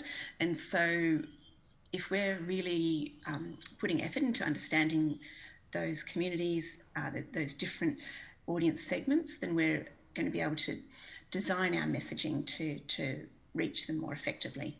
There's quite a lot of research being done at the moment, and do get in touch with me if you want to find out more, but it's the sorts of work being done by Rebecca Huntley with her Climate Compass and others is already important, as well as lots of work being done internationally. So connecting to people who are alarmed and concerned is certainly easier than trying to connect to those who are cautious and disengaged and not really sure about climate change, how serious it is, and whether it's something that they should be really worried about or doing anything about. Is it something that just greenies are into? So understanding the ways that we can connect to those audiences more effectively, it's really going to enable us to be more powerful with and more targeted with our outreach. So really thinking about the messages and messengers who are going to feel relevant to those different types of audiences is really important. Thinking about personal stories, of course, and ideally local stories, grounded in particular places. Thinking about positive stories, focusing on solutions, as if we all know how much more appealing and how much more you want to hear those kinds of stories and how much you'll stay with them rather than turning away. It's important to highlight the multiple benefits of taking action on all those different fronts, where you can help your health, the health of your community and your environment, as well as your finances, by pursuing a lot of these solutions, whether it's renewable energy or replanting or picking up First Nations care of country in really important ways. We can, as museums, we can show really clear, easy pathways for taking action through our exhibitions and through our other outreach. And we can help people to see that they don't need to act alone. In fact, it's much more effective if you join in with others and really help to advance collective action. I thought I might just flag up some of the different types of objects which I see as being really effective and having different values that can be brought to play when you're trying to convey the kinds of pathways that people might want to be taking to deal with climate change. So there's personal objects which really highlight the individual relationships that someone has to climate change, and objects like this wind turbine that Charlie Prell chose for us when we asked him to think about what represents climate change to him. When we were talking to him about his wind farm and sheep farm. So he says he's a farmer who farms sheep and energy. So he's supported with a regular income now, despite the drought, because of these wind farms and with these wind turbines, and he can support himself and others in his community as well. We talked to Dr. Kim Liu when we were putting together the Changing Climate exhibition about her relationship to climate change, and she said the object that summed it up most effectively is this paediatric stethoscope that she gave to us, which it's through this stethoscope that she witnesses the impacts of burning fossil fuels on the hearts and lungs of her most vulnerable patients. There are also objects that embody collective experience and those broader scale impacts of climate change and solutions to climate change. So there's cultural objects, of course. There's things like this bag, which this beautiful bag from Tonga made of seeds and shells that Lady Ophelia Kepa, who's of the Tongan royal family, saw when she visited the Australian Museum's collection, and she was able to tell us, she was sad, and she was able to tell us that that no longer are people able to use those locust seeds. They're really hard to find now because of climate change, and this historic piece really highlights the ways that our environments and our cultural practices are changing. We can tell very powerful stories using objects that are donated to us, talking about the kinds of action that people are taking, the importance of us providing platforms for voices of those who are taking frontline action is, I think, really important. This is a canoe that was involved in the Newcastle coal ship blockade in 2014 and was donated to the museum by 350.org. We can tell those longitudinal stories that are really crucial to understand the changes to biodiversity and changing relationships that people have with the environment over time.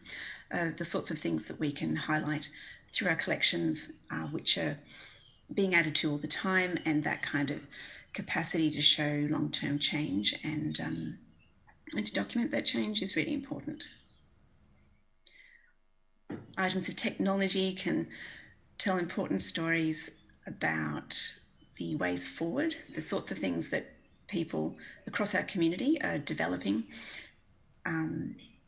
It's just really, the sorts of insights you get from talking to people in these research and development teams is really wonderful, and it's a fantastic thing to be able to share these stories. So having this kind of new technology, new solar technology that's going to bring solar power more cheaply and effectively to people across Australia is really important, because we can show people that these things are here and now, they're happening now. There's a lot of things that they can get behind themselves, that they can support, and there's a bit of a gap in the way that these kinds of developments are being reported. So we don't often hear about things like the benefits of microalgae for us replacing petrochemicals. So in so many ways, for energy, for biodegradable plastics, for environmentally friendly fertilizers, all sorts of things that algae can do for us, and we don't often hear about that.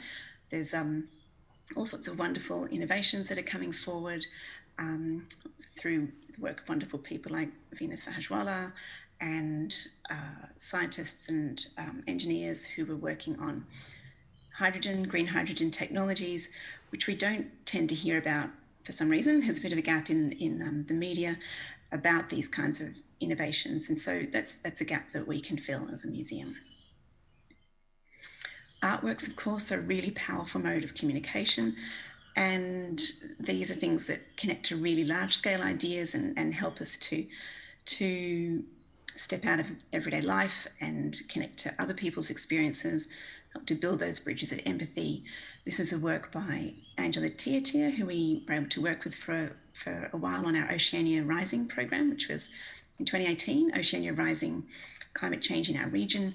We were providing platforms for people in the Pacific and Pacific communities here in Australia to connect to broader Australian communities on issues of high emitting nations like ours having an impact on nations that emit almost nothing.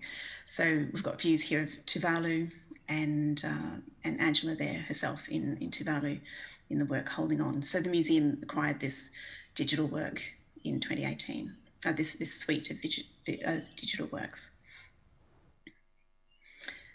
It's not only professional artists who can provide very telling and powerful works. This is an example by a student who is a member of the JUDITH Climate Action Group in the Marshall Islands. The important stories we can tell through all these collections are, I think, very crucially about the different ways we can step up to stewardship, the ways we can care for country and care for each other. And of course, as museums, we're great at telling stories that are engaging and which make the most of the creative content that people around us, such as Fire Sticks Alliance and others, small groups, individuals, all the things that are being created now, we really need to think about. We need to think about ways that we could be capturing that, collecting those expressions, making sure that we're documenting what's going on now and thinking about the ways that we collect now having an impact on the future. So I think as more of these stories are told, more will emerge. Collections we've made in the past and those that we continue to make now can be deployed powerfully to build bridges of knowledge and bridges of empathy, helping our audiences to understand the challenges of the climate crisis and give them sufficient weight.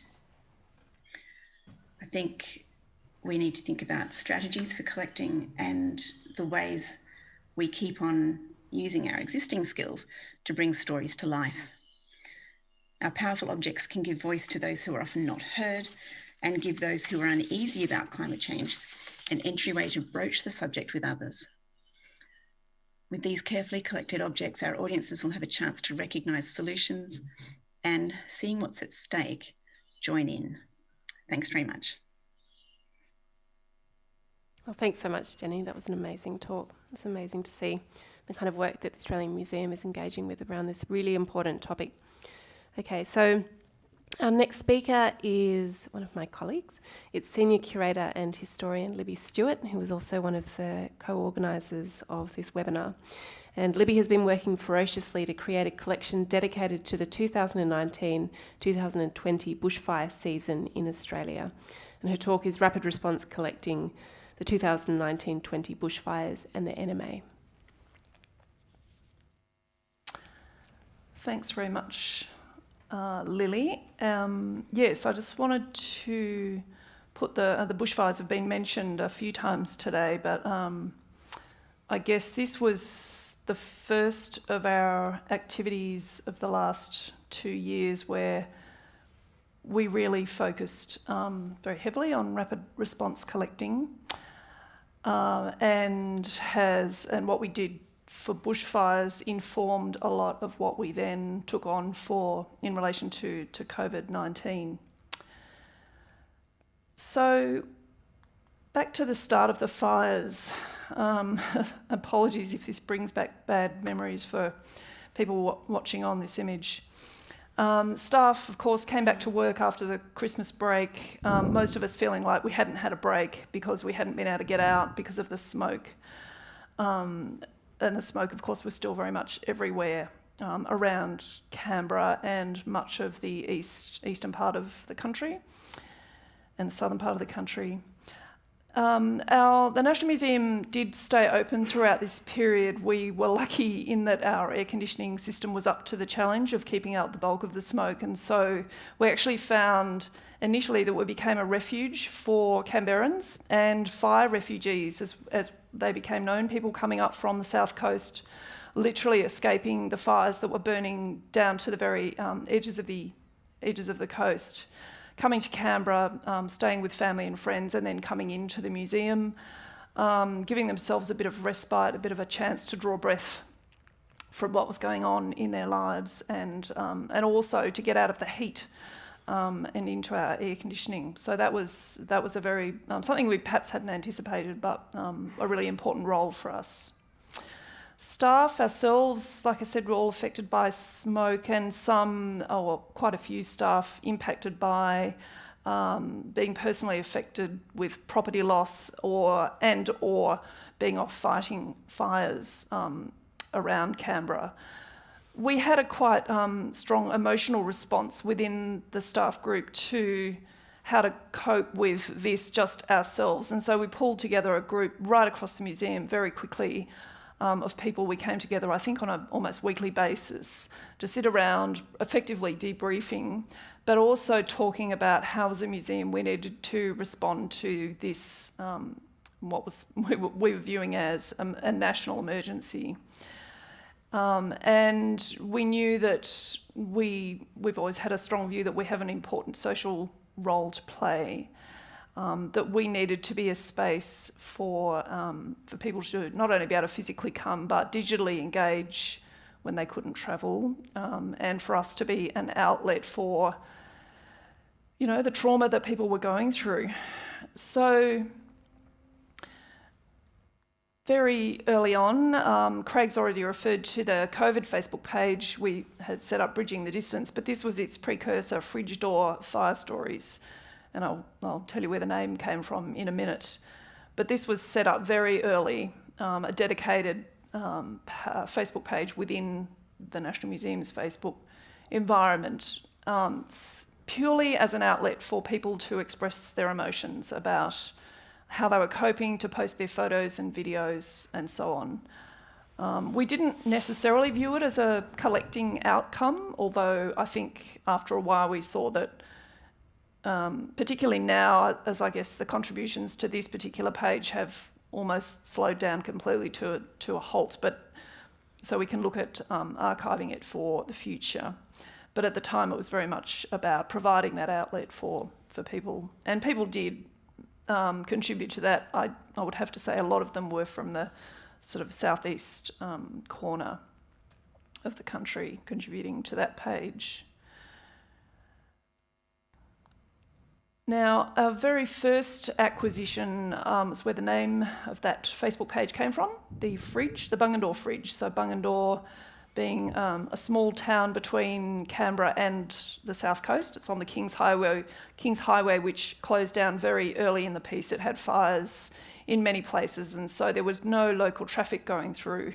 Bungendore became a place where fireys were heading down to the coast or to the fire areas, and this fridge was put out on the roadside by a local couple who wanted to provide support in the form of initially icy poles for fireys, because there were all sorts of emergency vehicles passing through, and then was gradually added to with various drinks and snacks by locals came out and kept the supplies going, as well as people travelling from Canberra. So this was remarked upon. As you can see, it had the flag flying. It was quite distinctive. And like many of the offers that came to us relating to the fires, it was members of the community reaching out through social media saying that, in this case, that the NMA should collect this fridge. And so that's what we ended up doing, and it became a remarkable public program where the fridge was loaded up onto the back of a ute, and a convoy of over 30 emergency services vehicles, fire trucks and so on, travelled from Bungendore to Canberra to deliver the fridge, and it was a chance for the community to say thank you to all those people. So it was a remarkable first acquisition, and one that we're very pleased to bring in to our collection. What it indicated to us, of course, was, like many museums responding to these emergencies, we needed to get some frameworks around our collecting, and so we very quickly established what we call a priority collecting project document, and this is a practice that the museum's gone or had for a long time around our collecting when we're collecting on particular subject areas.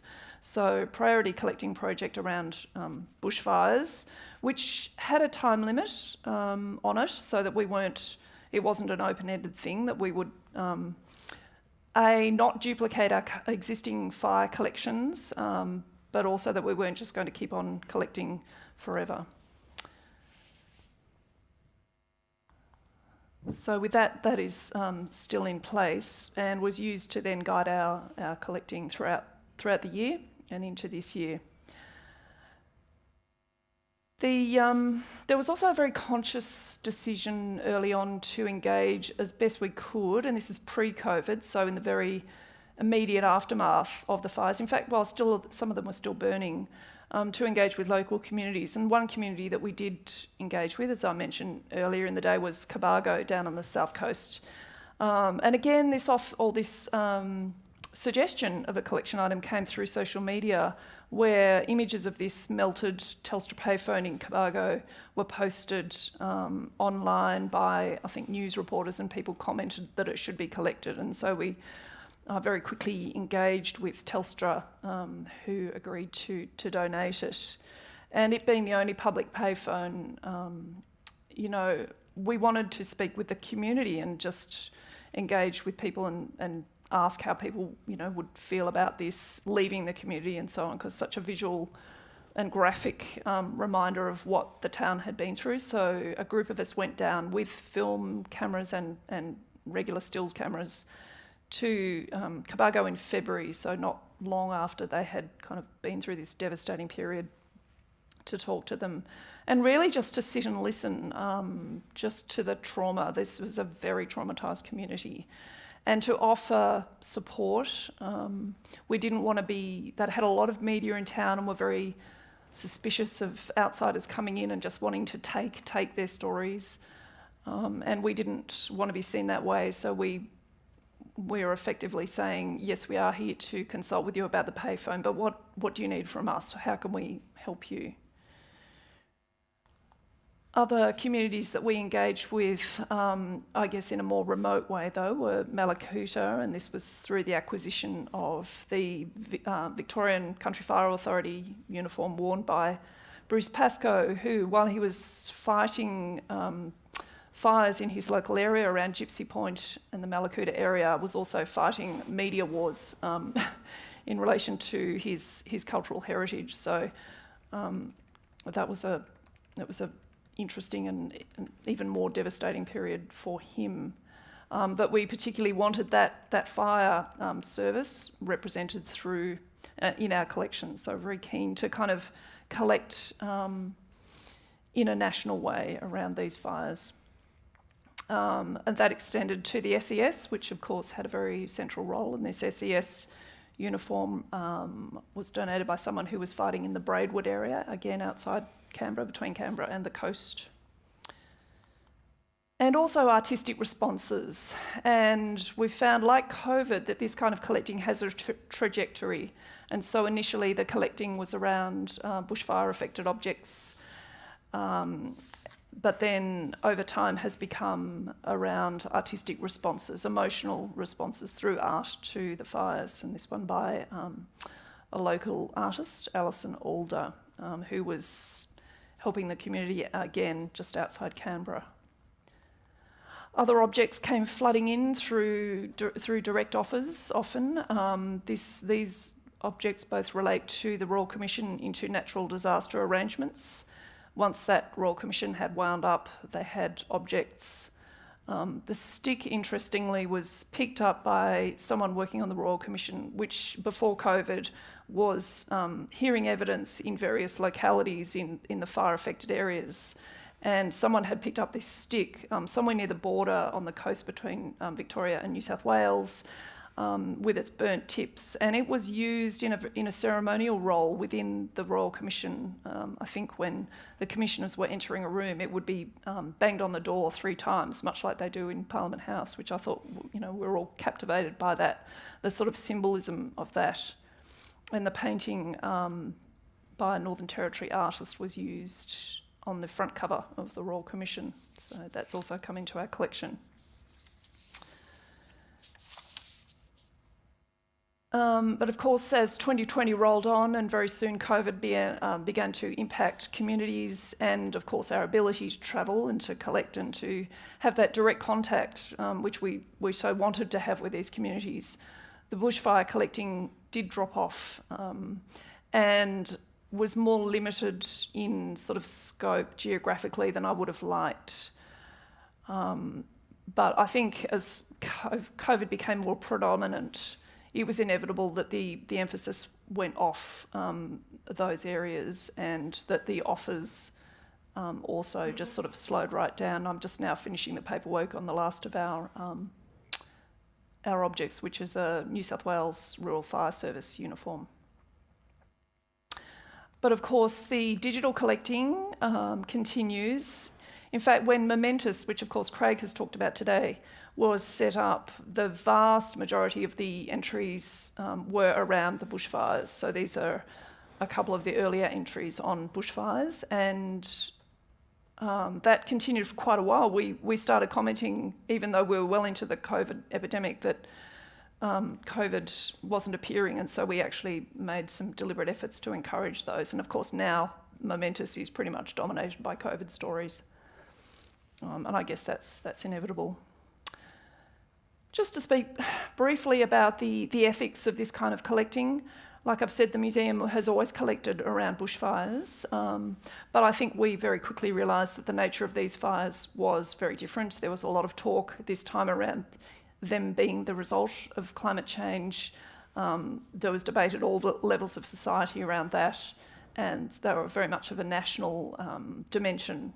And so, you know, we were very conscious, like I've said, that we wanted to engage with communities and not seem to be taking, that we wanted to be guided by communities about how they wanted these fires, I guess, portrayed in the museum or collected in the museum.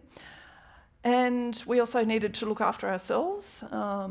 There was, you know, vicarious trauma through things like visiting Cobargo so soon after the fires and witnessing those stories that the people of Cobargo shared with us very generously. We've kept the relationship going with Cobargo. There's a remarkable family down there, the Ailiff family, and Ronnie Ailiff, one of the daughter of a man who's been involved with the Rural Fire Service down there for a very long time and owned one of the properties that was burnt in the main street. She's a remarkable woman. We've brought her on as a research associate. She's doing a PhD in Canberra relating to the fires in Cobargo and to artistic, she's an artist herself, to artistic responses, and has managed to get significant state and federal funding for what will be the Cobargo Fire Resilience Centre. And so through the research associateship, we will then keep the relationship with her strong so that we can offer what support we can, and also we can learn and observe this community, which will be dealing with the trauma from these fires for a very long time. So that's just an image there of us in the immediate aftermath of those fires, speaking with a local museum, woman who ran the local museum, Bev Holland, another remarkable person. And also going to Tumbarumba and engaging with groups like Blaze Aid, again, listening to property owners and people, in this case backpackers and retirees mostly, who go into properties and help with the recovery efforts there. So just listening to those stories and bearing witness, I guess, such an important thing that we've all commented on today. I think what the process has of dealing with the fires and then COVID has shown is that there is a need for focusing for us here at the museum more closely on the policies and framework about how we do this kind of responsive collecting, and also to make ourselves more agile and our processes more flexible. And that's something we're still working at, and it's been really great to hear people's commentary around this today. But I think I will leave it there. Thank you. Thank you so much, Libby. That was fascinating. I work very closely with Libby, but I was actually even then just surprised by the range of objects. Some of them I think I needed reminding of. So our final speaker today is Jude HICKSON. He was a curator at the Queensland Museum, and has also she's also a very dear former colleague of many of ours at the National Museum. And she's going to be giving a talk entitled Confronting Coal, Politics, People and the Stop Adani Movement.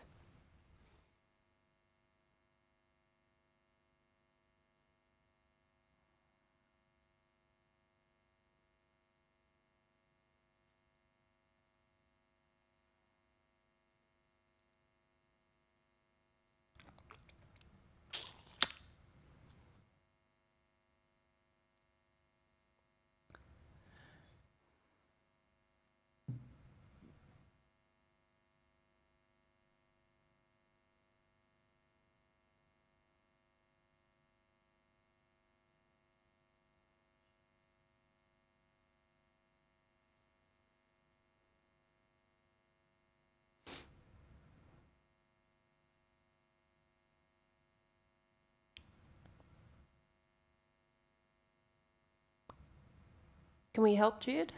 Is there anything that we can do at this end? We can see the PowerPoint. It's coming up beautifully on the screen, although we can't hear you yet.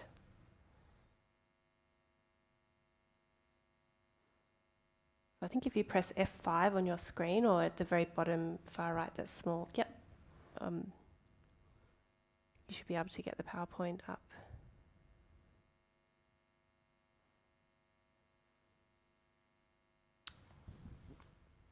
And just make sure that your computer is unmuted as well.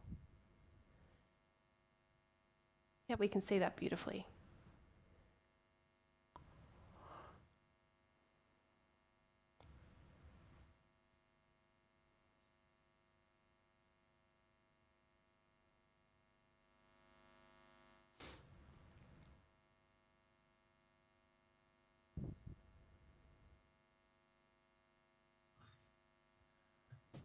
Hi, can you hear me now? Yes, we can hear you perfectly. Hi. I'm very sorry about that. No, and you okay.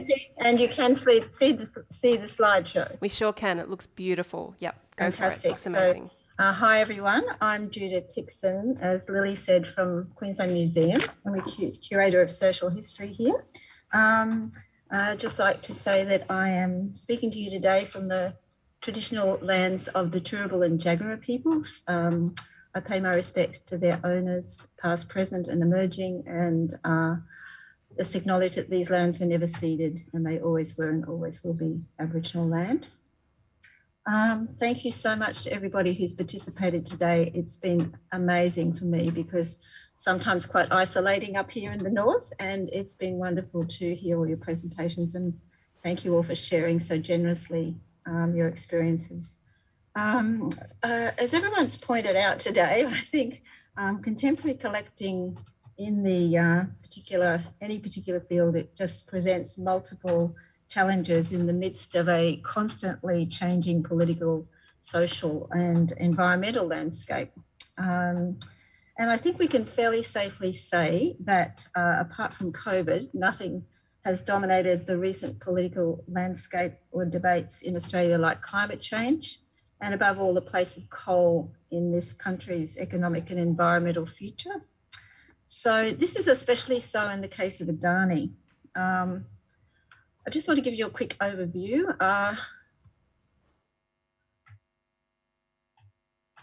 Of the next slide. So Queensland has had a really deep history and connection with mining from the 1800s. This is a map, an old mining map of all the mining areas in Queensland, and Queensland Museum holds the Richard Daintree, much of the Richard Daintree collection, where basically Richard Daintree mapped the geological deposits of Queensland. And so we do have that collection, and it's a really strong point to begin from when we're telling the story of mining in Queensland. And but in case of the Adani mine, I don't know if you see in central Queensland, the Galilee Basin is in the central Queensland where the Carmichael mine is. And for those of you who may not be aware of the controversy, and I'm sure everyone has heard of it, this proposed mine and rail project for Queensland's Galilee Basin, which is approximately an area of 247,000 square kilometres, would be amongst the largest coal projects in the world. It will destroy the traditional lands and sacred sites of the Indigenous Wangan and Jangalingu peoples, as well as unique and important species such as the endangered black-throated finch, the yucca skink, an ornamental snake, and the squatter pigeon. And it will destroy ecosystems as well. And the 60 million tonnes of coal that the mine is projected to produce every year would immeasurably exacerbate climate change, ocean warming, and acidification. As well, there's an associated rail infrastructure and expansion of the coal export terminal at Abbott Point Port, and it's adjacent to the World Heritage Great Barrier Reef area. Shipping coal through the reef's water from both the Carmichael mine and other proposed mines will increase the risk of shipping oils from both the mine and would further damage the reef's already fragile and endangered ecosystems. And on the other hand, supporters of the mine point out that over a quarter of Clermont's population and up to 40% of the wider Isaac Regional Council area are employed in what is the largest coal mining region in Queensland. And there are currently 24 operational mines in that area at the moment.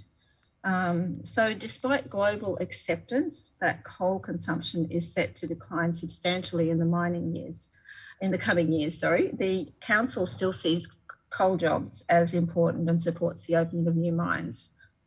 3 very large projects have been very recently assessed and approved, and that means there's potential for another 100 years of coal mining in the region. For people in the community, there's fear and worry about their futures and anger that their voices aren't being heard. But since the 2019 election, there has been growing recognition that things are inevitably changing. And that's accompanied by a sense of helplessness and uncertainty about what a transition away from coal will look like for them. So in the case of collecting Adani, the first thing to consider that we notice is the number and scale of people who are involved, have a vested interest or oppose the mine. Politicians, former politicians, bankers, environmental and business leaders, UNESCO's World Heritage Committee, and a high percentage of Australia's, and in particular Queensland's population. Just last Monday, the World Heritage Committee issued a warning that despite opposition from the Australian government, it's about to proceed to classify the Great Barrier Reef as an endangered site.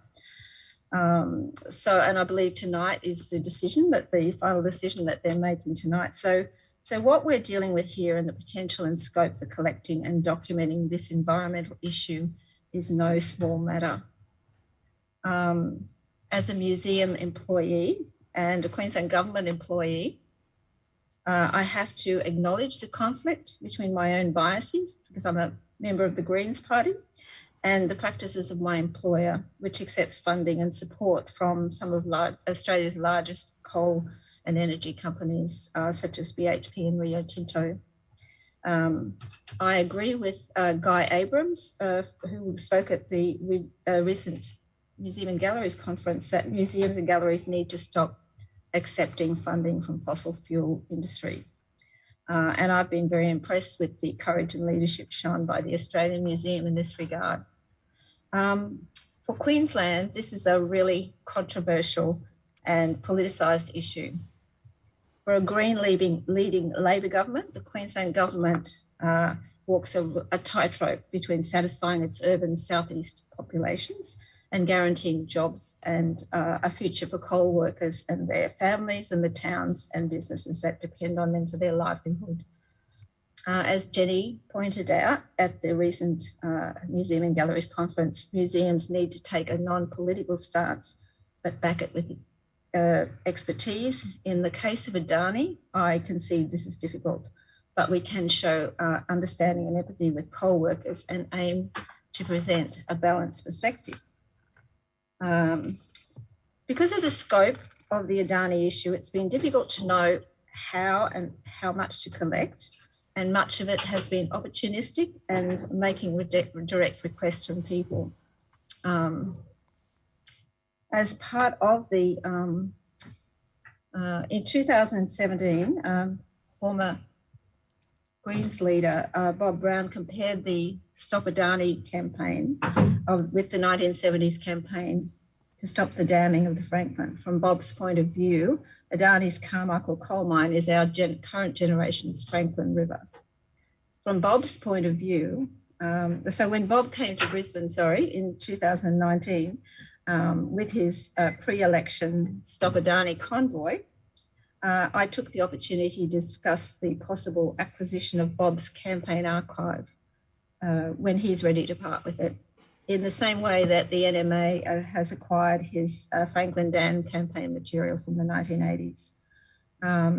We acquired the car magnet, which is on the bottom right hand of the screen, from one of the convoy participants after the election.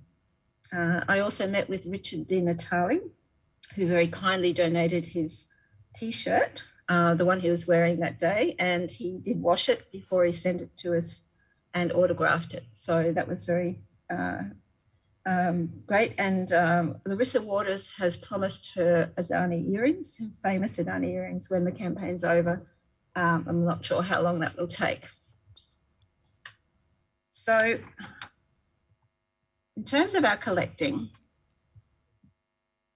one of the aims that we need to do is to start representing as well that the Stop Adani, the Start Adani, the opposition, the points of view of the other people who are involved. So we are beginning to plan to go to Clermont and to speak to people on the ground there. That's we have collected one Start Adani small poster at the moment, and that's the beginning of our collection in that regard. These are some of the objects that we have acquired. They're mostly posters and stickers, but they are all from particular areas and particular points of view. In 2020, early 2020, the Queensland Museum was the site of an Extinction Rebellion protest, where we had a die-in in the museum. You may have heard of it. I think this replicated the die-in that was staged at the British Museum as well. I wasn't able to be here that weekend, so one of our other staff members photographed and documented the event for me, which was wonderful. So this was, it was a very peaceful protest, and everyone was in good spirits, and we had no problems at all. This is a photograph of the die-in in our Lost Creatures gallery, as you can see. The other thing that I've been doing quite a bit is attending different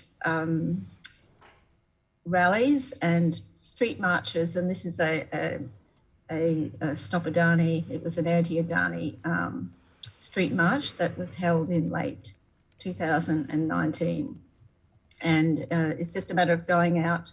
We're not far from the site here, and a lot of the street marches and demonstrations happen quite close to us, so it's not too difficult to go out and just photograph and speak to people. And we're able to sort of been able to make contacts with a lot of people through that, with different organisations. So at that particular street march, these people that you see on the screen had super glued their hands to the super glued their hands to the road, and which was forcing the police to the police have a great difficulty in removing them when that happens. It takes quite a long time to do that. So it's a strategy that they use quite a bit. And the earrings that you see on the left are a small pair of earrings that someone has made, and they wear them in their ears, and they have little super glue tubes so that they can quickly take the super glue out and glue themselves. And so we've acquired those, which are quite fun, but also it's great to have the documented protest photos with them and the stories of the people who use them. As I said, a lot of our collecting is opportunistic. This was a young woman, Zoe, who staged basically a surprise visit at a luncheon that Scott Morrison was attending here. The photograph was in the paper, and we contacted the young woman, Zoe, and she was very happy to donate her Stop Adani flag to us, and we have the photograph as well. And this is following on. I don't think it's been very hard to separate the issue of coal from climate change, but we acquired after the bushfires. I'm sure some of you will have heard of the bushfire vandalism campaign, and we were able to purchase a set of posters, and many of those do relate to coal burning and coal as well as the bushfires. So they sort of cross over into climate change, bushfires and coal for us. So it's quite it's a very diverse collection, and it will be used widely. We've already used one of the posters in our weddings exhibition last year. These are just some of the small objects that we've acquired. The set of keys is used for when people have, people lock themselves onto different places, into fences and onto vehicles and things. And this is a set of spare keys that somebody wore around their neck so that they could remove themselves from the locking, from the locking device that they'd locked themselves onto. The necklace was made by the granddaughter of the donor, and it was a very special necklace. She lives in New Zealand, and she sent it to her grandmother so that she would always be protected and looked after. So it's got two beautiful stories connected to it. And this is a locking device which we haven't been fortunate to get hold of, but we're still working on it. It's currently in police custody, and we have been in contact with the police, and hopefully when it's released from custody one day, we will be able to acquire it. We have acquired other objects from police that were confiscated by police during the G7 conference protests here in Brisbane. So we're hopeful that this locking on device will come into our collections one day. Jude, I'm really sorry to interrupt. I'm just conscious of the time and that we'll need some discussion time. Sorry, Lily, I'm nearly finished. So these are just, I'll quickly go through these. These are just photographic documentation of some of the protests. We collected all the posters at the the school climate march. These are another collective action where we've acquired some shoes from the collection. Our next projects, this is with the Wangan and Jangalungu peoples to collect their material from, and that will involve going up to the Galilee Basin camp, which I'm hoping to do in the next few months. And of course, this is another collection that we would love to collect. It's the miners in Teslas. I don't know if anyone's aware of that campaign, but this is a young ex-miner, Daniel Bleakley, who has become a climate activist, and he has been making YouTube videos, taking miners in Teslas, and there you can see him with our own Bob Catter. And so apparently Bob was very impressed with his drive in the Tesla, and they're quite fun videos, and they're a really fun way that he is doing how he feels that he can connect with miners and bring sort of technologies that really aren't available in central Queensland at the moment to their attention. So that's what I'm collecting, and I'd be really interested to hear what people have to say. I've got so much to learn from you all, and certainly in terms of strategic planning, it's definitely, it's really been an opportunistic ongoing, and I can see into the foreseeable future we'll be collecting for quite a while, because this is not an issue that's going to be resolved in the next short while, I don't think. So thank you for listening, and I look forward to hearing your comments. Thanks. Well, thanks so much, Jude, and also Jenny and Libby for those excellent talks on really complex subject matters.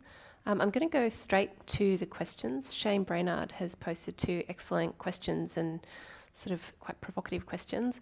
He said, and I might open this up to actually every single person from the whole webinar. Speakers have focused on the benefit of museum collecting, and he's put in caps, collecting, during and immediately after community trauma and for activism. But does the engagement collecting model ultimately distort collections? So would someone like to tackle that one? Does the engagement collecting model ultimately distort collections?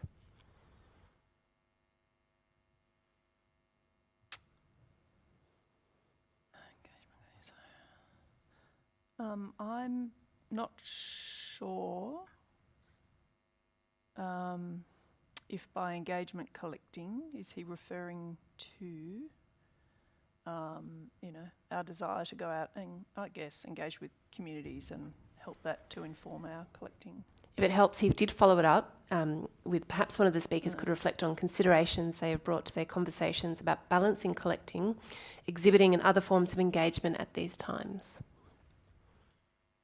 I think as far as the project that Kirsty and I did in Tasmania, that particular question of biasing a collection was foremost in our minds, and it was, as an archivist, and I think Craig mentioned this before with the different roles of museums versus archives and libraries, it felt quite uncomfortable. Proactive collecting is not necessarily something that we do because of that risk of biasing, of just choosing a few things and not telling the whole story. Although I think we're getting a bit more mature in our analysis to say that really that's what we've been doing all along. We've been sort of pretending for the last however many years that we haven't had that bias, but we actually do. So it's more of an open, and we're at least discussing it and trying to talk to our community and saying, how can we help you? How can we address this in a better way? Whereas in the past we were like, oh, of course we're covering everything, but we really weren't. I think also something else to think about is that question assumes that the way museums have been collecting is somehow the natural or normal way, and that without proactive collecting, you're then just privileging a particular kind of person or story or experience that's already reflected in our museums. And so proactive collecting is trying to break that down rather than compromise an existing model of collecting and existing collections, if that makes sense. Does anyone else want to respond to Shane's comment, question? I just think that if we're transparent and say, look, these came into the collection as part of a proactive rapid response project, and that they're all connected through that documentation, then people will understand that context and will be able to read into whatever perceived bias there might be, or that intense concentration, for example. So I think it like Jen says, if we're transparent about the collecting process and procedures, then, I mean, it doesn't absolve us at all, but at least it makes it clear in the future for people who come to look at our collections. And I think the opposite is true too, in that, usually we sit back and passively acquire material that is offered to us, and the audiences who make those offers historically, at least in our museum, have been of a particular privilege. So by proactively seeking the stories that we knew would fill gaps, I feel we're bringing a greater diversity to the collection and a multitude of voices. But at the same time, I think we have to be really honest with ourselves about, that sometimes we're in difficult positions, like we are acquiring objects like Dan Andrews' mask, that could be seen, we are acquiring objects from our funders, from the state government that funds us, it could look like we're pandering, but we are mature practitioners, and we are creating enough space when we acquire an object for multiple perspectives to kind of be inscribed on a single item.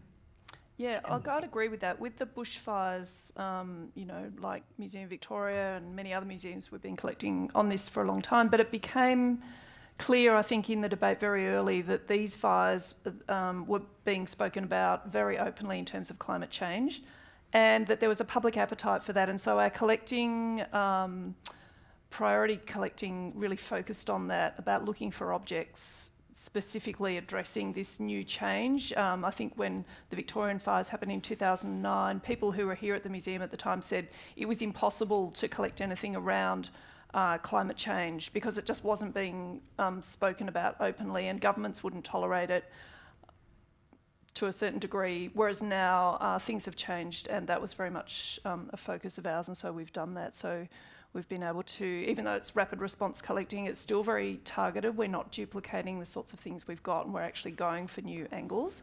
I just want to make a comment too on this kind of activism collecting, and it's something we talk about here a lot, and I did a lot in my previous job at the Museum of Australian Democracy, which is that it's very easy to collect protest ephemera because there's a lot of it.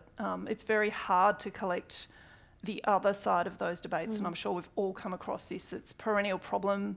At MOAD, we were always being accused of a left bias, and we're always under federal government scrutiny because of that, or Conservative government scrutinies because of that. But our response has always been, well, where is the material? And we will collect it because we want balanced collections as much as possible. So I'm just probably saying something that everyone here is familiar with. That's great. Judith? Yeah, so I see that we're collecting. The other thing that I think I see is that we're collecting for the future. We're not collecting for necessarily to exhibit the material. This is something when looking back through the Queensland Museum collections for other protest material over the time, because of the political climate up here over the years. Political protests weren't, people didn't collect those types of areas. We've got very little from the Bjelke-Petersen era, particularly, and the land rights protests that occurred during that time and things. So I think in terms of the collecting that I'm trying to do now is just really, as I said, opportunistic, trying to collect as much. We're collecting climate change, but we're also collecting COVID material. We're collecting Black Lives Matter material, all in the same way. And I guess in the future, people can go through that material, and if it's useful or people want to research it, but it's there. And yes, it's very difficult to be balanced. It's not difficult, but it's really you have to be really consciously aware of your biases and to try and present another point of view.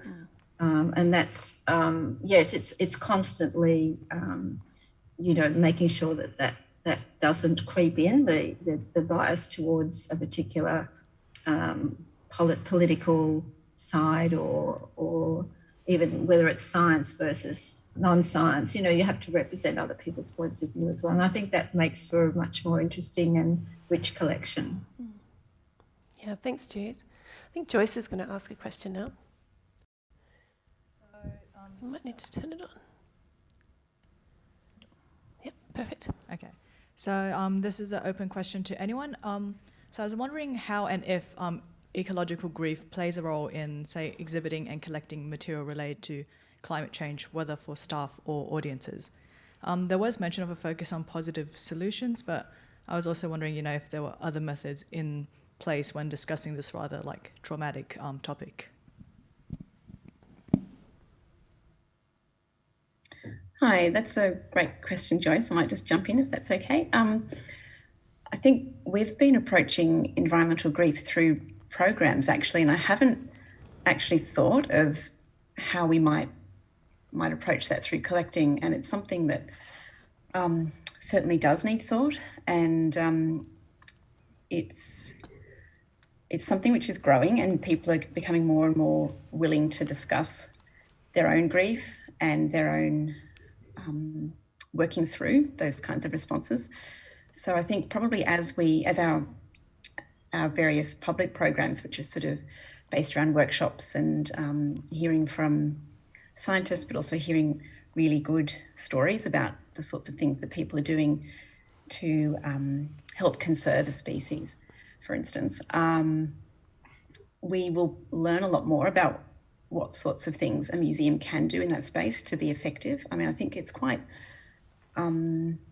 it's a difficult space for a museum to enter to some extent. I think it's really, I mean, dealing with grief is as you know, we've all been talking about today, it's something which is sensitive and delicate, and that we need to just approach with, of course, a lot of care. So, yeah, I think it's an ongoing project from our point of view, but it'll be interesting to hear what others have to say about that.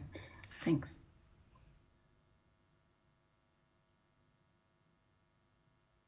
Well, I'll move then to a question from one of our audience members, Jay Cook. And she says this is a question for everyone. Considering works such as Angela Tiatia's Tuvalu, could you please expand on how museums see the role of creative works exploring the impacts and experiences of climate change within an exhibition setting?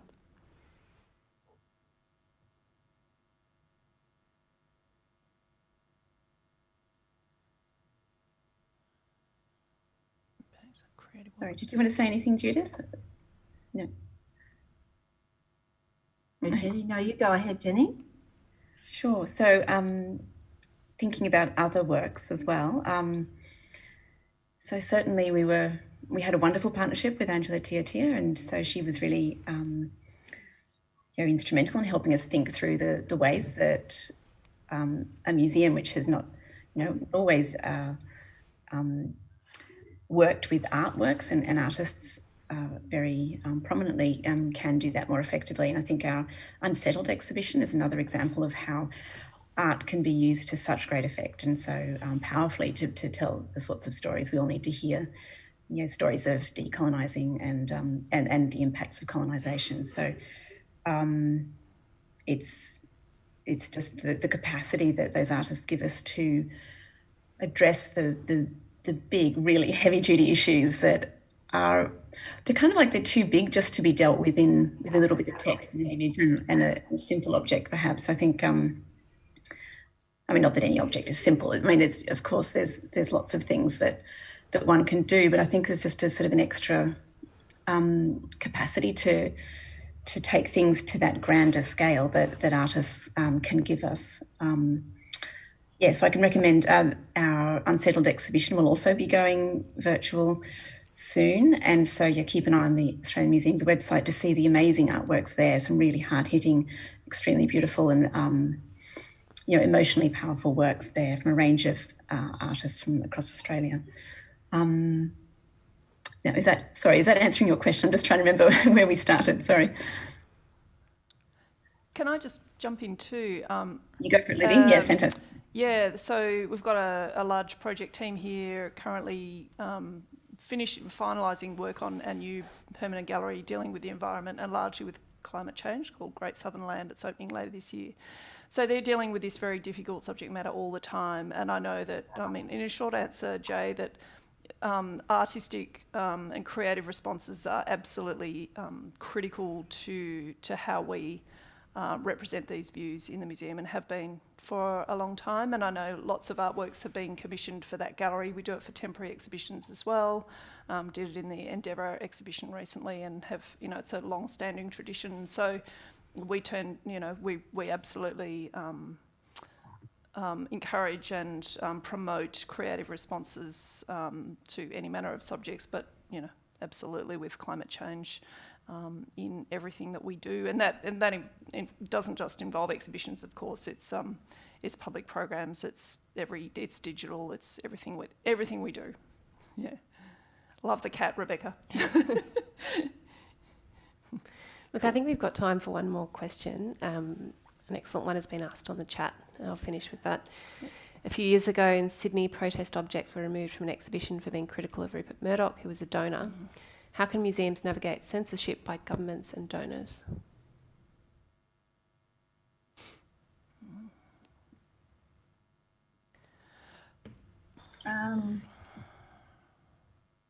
Yes, that's a really good question. We haven't had any problems so far up here. Not that we have a lot of protest material, but we do have some sensitive material. But I think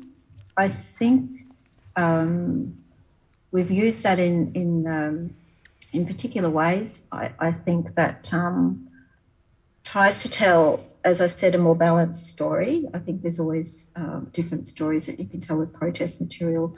I don't know exactly what the material was that was referred to in terms of Rupert Murdoch, but I would imagine that would be dependent on who was actually wanting to do the removing and how powerful they were in there. I've not. Has anyone else had any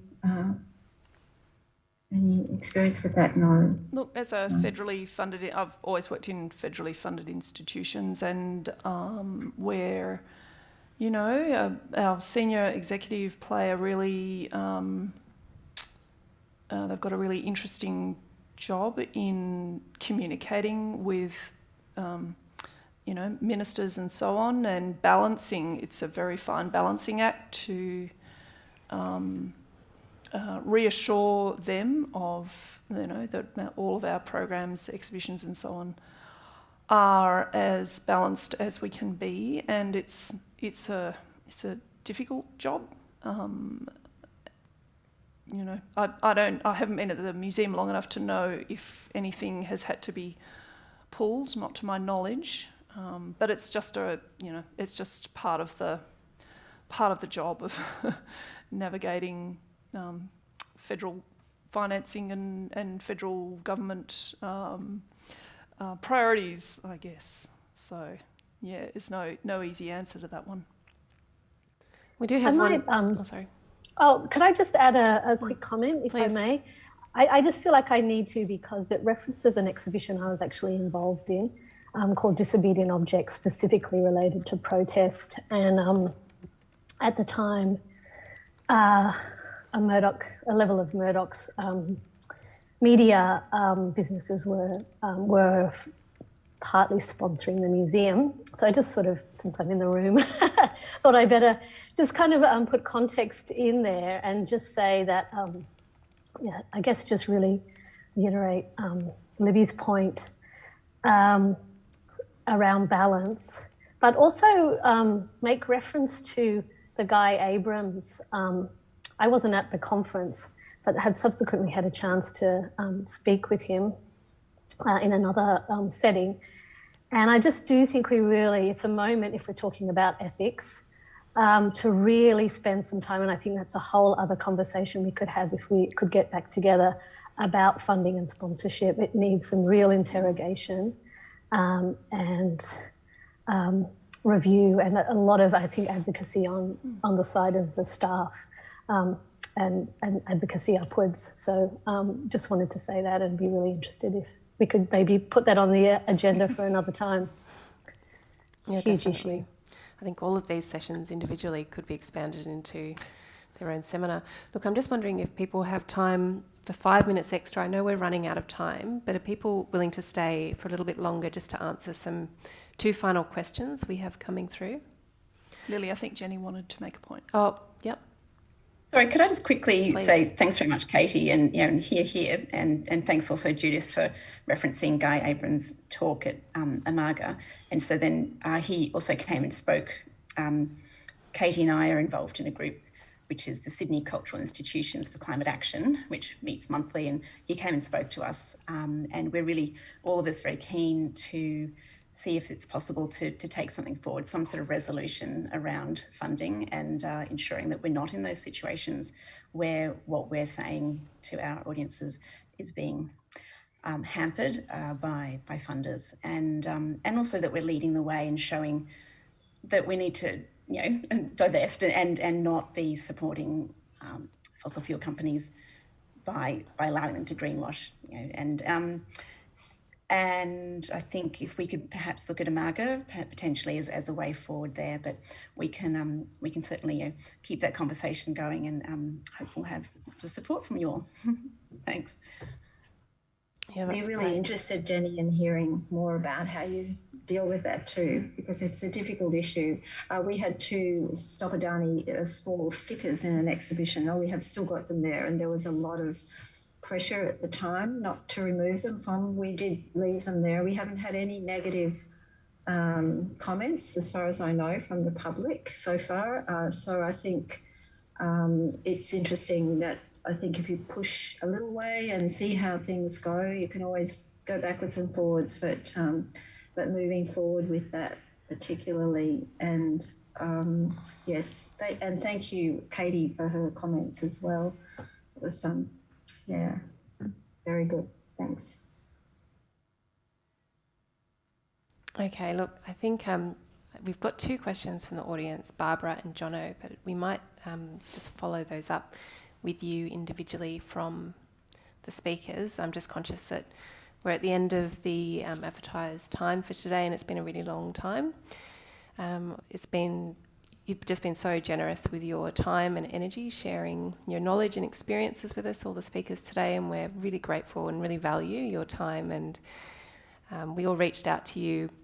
Often, actually, incidentally, the way that people were selected often for this was we reached out to organisations and institutions through their Collecting COVID email, which they often had advertised on their website in case they were working on some kind of rapid response project. And it's the people who responded so quickly and enthusiastically, who were often moderating those inboxes, that was how we made our selection for a lot of the speakers from today, which has ended up being a really interesting spectrum of people speaking and discussing. And yeah, like I said, we're very grateful for your time and energy today. I think so much has come out of it today. I think above all, museums' civic and ethical obligations to be documenting our lived experiences, or perhaps listening to lived experiences, but also the need to create spaces for, and I'm going to be paraphrasing NIKKI here, authentic participation. And there's been a lot of discussion on Zoom about what happens next.